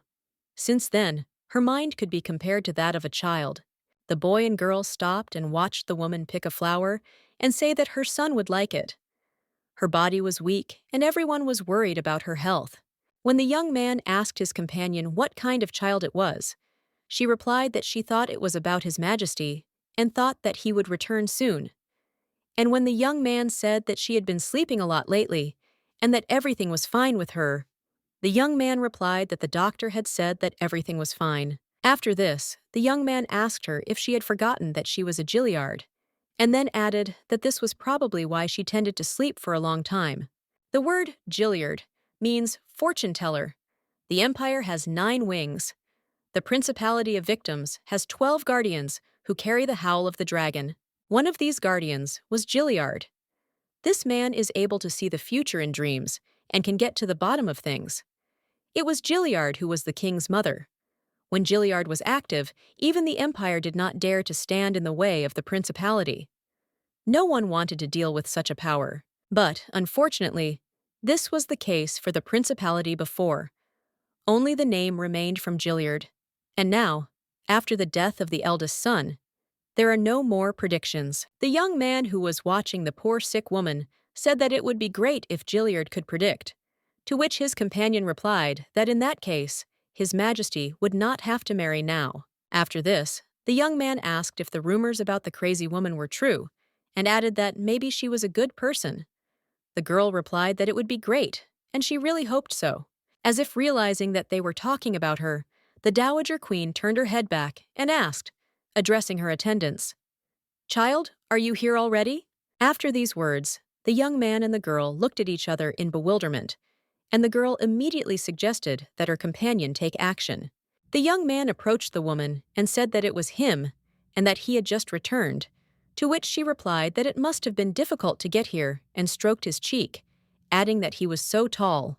Lady Manu laughed loudly and told the boy that he seemed to be eating well, since to be healthy, one should not skip any meal.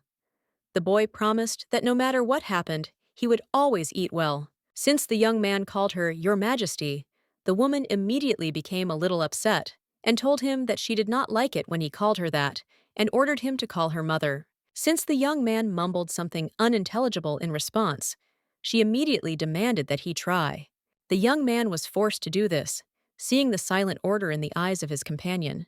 And the queen at this time asked him if she didn't look like his mother, and added that perhaps they might even consider it funny. After this, the woman laughed loudly and said that, despite the opinion of everyone around her, she always wanted to be his mother. For a moment, a defenseless girl suddenly appeared before the woman's eyes. She looked simply beautiful. Her face was only slightly visible, but the queen felt that this was a very good person. The boy and girl managed to persuade the woman to go inside the house with them, and already under the dark sky, decorated with the first stars, she asked the young man if he was lonely. The woman handed him the flower and said that everything was fine now, and that he loved it very much. He just couldn't find the right words, because it was his father's thing. The young man wondered who this woman was talking about, and the girl turned to Lady Manu and said that her child was very tired from the long journey and needed to rest. After this, the young man picked up the woman in his arms and carried her. His mother turned to her and asked if they should return to the room where he would read her a fairy tale. The woman noticed that he was very strong. After this, in the queen's bedroom, the young man took the book in his hands and began to read. One day, 2, 3, the woman's crying continued. The young man read this book and thought about what was written in it. There were descriptions of a dragon who really wanted to stop a woman from crying. He realized that this was Lady Manu's favorite story about the creation of the principality, the state she ruled with her husband. The woman listened attentively. At one point, he began to read a little more quietly because he noticed that his listener had yawned deeply. He thought that he could stop reading because she was falling asleep. The woman lay motionless with her eyes open. Noticing this, the guy wished her good night and said he would sing her a lullaby. He began to sing a song, and the woman listened to her words. The lullaby sounded like this. We have met so much, I do not want to part with the child. But her eyes were already closing. Lady Manu saw again this girl, who had recently begun to appear frequently in her dreams. The voice of this young lady in her dreams was especially charming, and it would be great if this girl could be brought together with her son. She has simply incredible beauty. Long, light hair, green eyes, red lips. Apparently, well, it seemed that everything about her was perfect. And she continued to wait for her. Also, sometimes in these dreams, the woman saw herself meeting this girl and embracing her tightly, calling her child and her charming Letitia. At the same time, the poor girl, whom her future mother-in-law had seen in her dreams, buried her nose in the pillow and began to cry.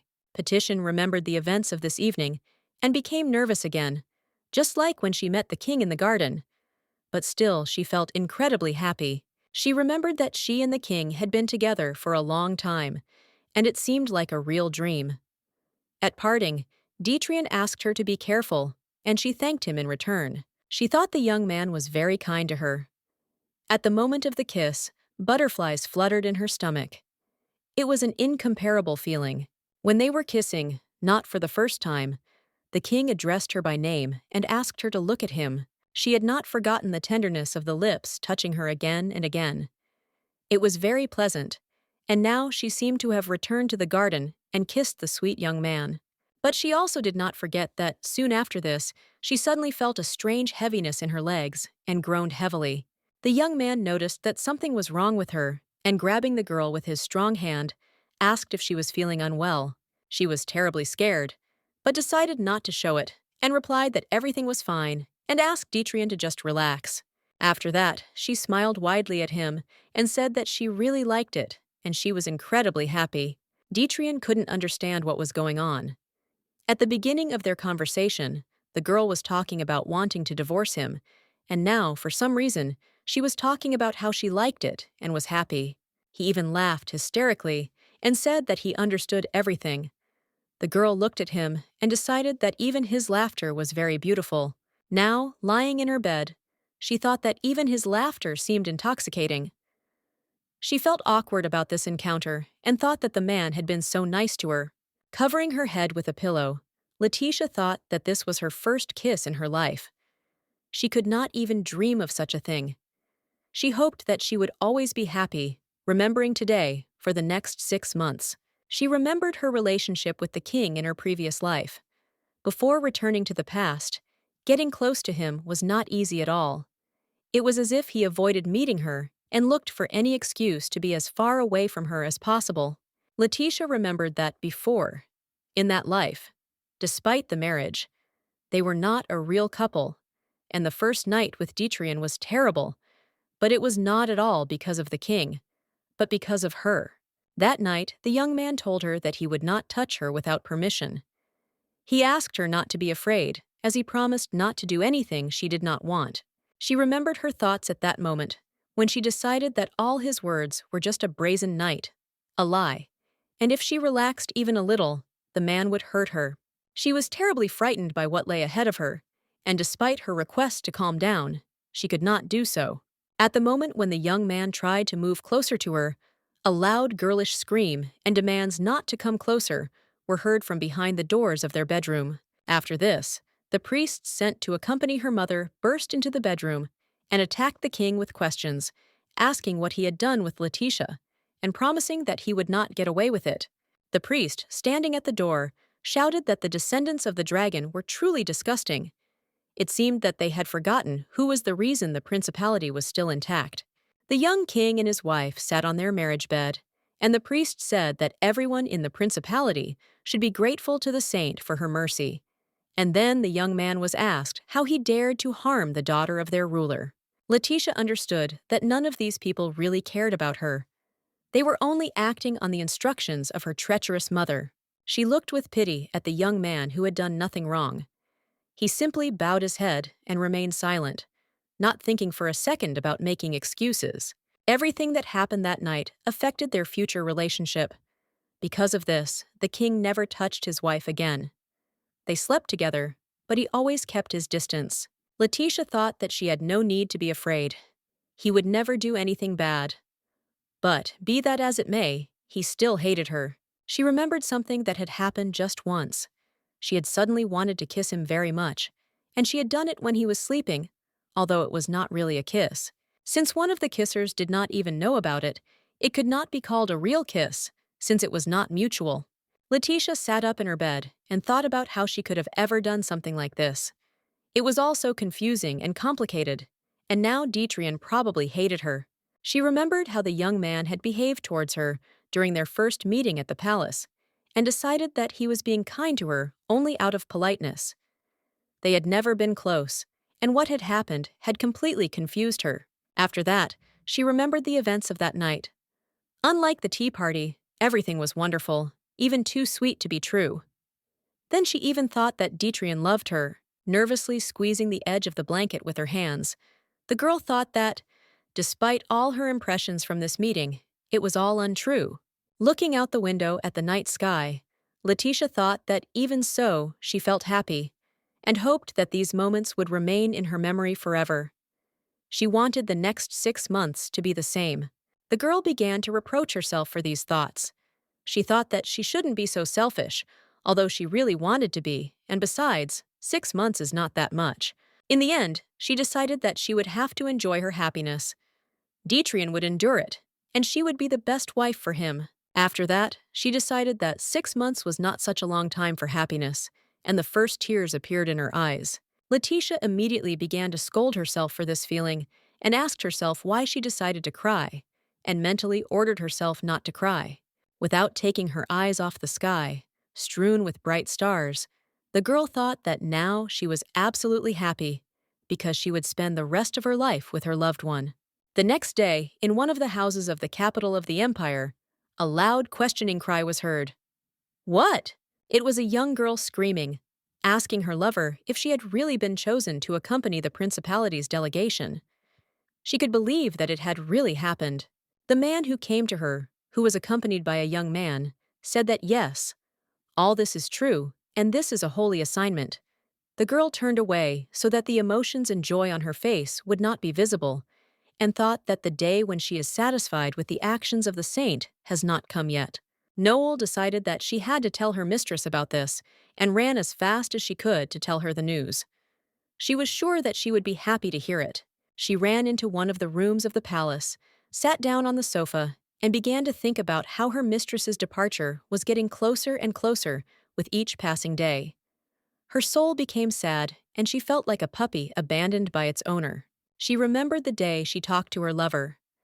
Her feelings were in complete disarray when she talked to him about whether there could be several saints. After that unfortunate conversation, she and Irene began a cold war. Although it was one-sided, the girl could not understand why the young man could not do what had happened to her the first time. She wondered why he could not recognize Letitia as a saint. Lying down on her bed, she thought that all this was rather unfair. But on the other hand, she was glad that it was her young friend who would accompany the lady, and even if she remained in the Empire, Aaron would be with Letitia. The girl never abandoned the hope that if the young man spent more time with her than he did now, he would definitely understand everything she told him. The girl ran and was glad that she would now be able to see her mistress off. She had thought so before, but now they could go to the principality together. She was glad that she would be next to the two people closest to her. She thought that she would need to find out what the ladies' plans were today. Tomorrow was the wedding, and they had a lot of work ahead of them, and this morning she had trained. In the next few moments, she suddenly stopped abruptly, remembering that she still needed a wedding dress, but she seemed to have completely forgotten about it. The girl stopped in front of the door and began to dance and sing along. She was already imagining what kind of dress would suit her sweet mistress, and then decided that it was time to enter the door. When she opened the door slightly, she was literally dumbfounded to see that someone had started to mock and abuse her poor mistress again. It looked inappropriate, and she immediately decided to punish the culprits. Over Letitia, and one of them shouted loudly that it was just a pretense. Another said that they had enough work without this girl. Noel stood at the door, not understanding what was happening. She felt like she was ready to kill these women. And while she was thinking about what to do with them, one of them leaned low over the girl and loudly asked her if she couldn't get up. After that, she shouted in Letitia's face that she was pretending and that she should get up quickly. But Elle couldn't believe that she was seeing all this with her own eyes. She saw right before her eyes a poor girl on the floor who was trying to get up, but unfortunately, she couldn't do it. She didn't understand why she suddenly lost her strength. Seeing the saint's wing arrive, one of the maids turned her head towards her and said, smiling, "What a delight this is!" A moment later, exactly the pleasure happened. Noel, without warning anyone, suddenly used the power granted to her by the goddess and applied it to the evil woman, after which she soared up to the ceiling of the room in a water fountain. To be continued. The frightened maids watched as the evil whirlwinds created by the girl from the water flew all over the room, and she turned to them with a question about what they were doing. In response, one of the maids said that they had decided to take up the education of the saint's daughter. She explained to a bewildered Noel that they thought the girl was busy, so they decided to teach her some manners. When Noel asked what she thought manners meant, she replied that she had heard that she was responsible for the girl, and they decided. She didn't have time to finish, because the next moment, all the maids who were in the room at that moment were lifted up by a powerful force that began to torment their bodies, as a result of which they only groaned loudly. One of the maids hastened to turn to Miss Noel and asked her if she would not have done the same to this girl. The saint's wing asked the maid if she still didn't understand, and explained that taking care of her mistress was a task that the saint had entrusted to her, and then asked if she really thought that she couldn't handle it herself. The frightened maid could not utter a single word in response. The girl asked her how she dared to interfere, and she hoped that all this would soon end, and that it was all just a bad dream. The maid thought that she had met many wings over the years while living in the temple. She had only seen the first wing, and his identity was shrouded in mystery. But the more she heard about him, the less she wanted to cross paths with him. The second wing is known as the cruel personality. His cruelty was legendary. The third wing is not like that, but it looks like it won't bleed even if it's injured. It not only has superhuman strength, but also an unnatural character. Over many years of service in this house, the maid had become accustomed to the fact that everyone obeyed the wings unconditionally, since everyone was afraid of them and was ready to immediately disappear from their sight at the first appearance. But Noel was completely different from the other wings. She was different. She was always friendly, smiling at the servants in the palace when she met them. The maids were always happy when they met this sweet girl. She never boasted of her power and was very nice to them. But now, everything seemed to have changed. The girl hadn't thought that something like this could happen. She told the maids that if anything happened again, they would never know what it was like to breathe. The frightened maids immediately began to bow to her and said that they understood everything. Hearing their words, Noel nodded her head at them and told them to get out of here as quickly as possible. After the maids cleared out of the room, the girl rushed to her mistress and asked her if she was okay. Letitia replied that she was fine. Looking at her mistress, Noel thought that she was in great pain at that moment.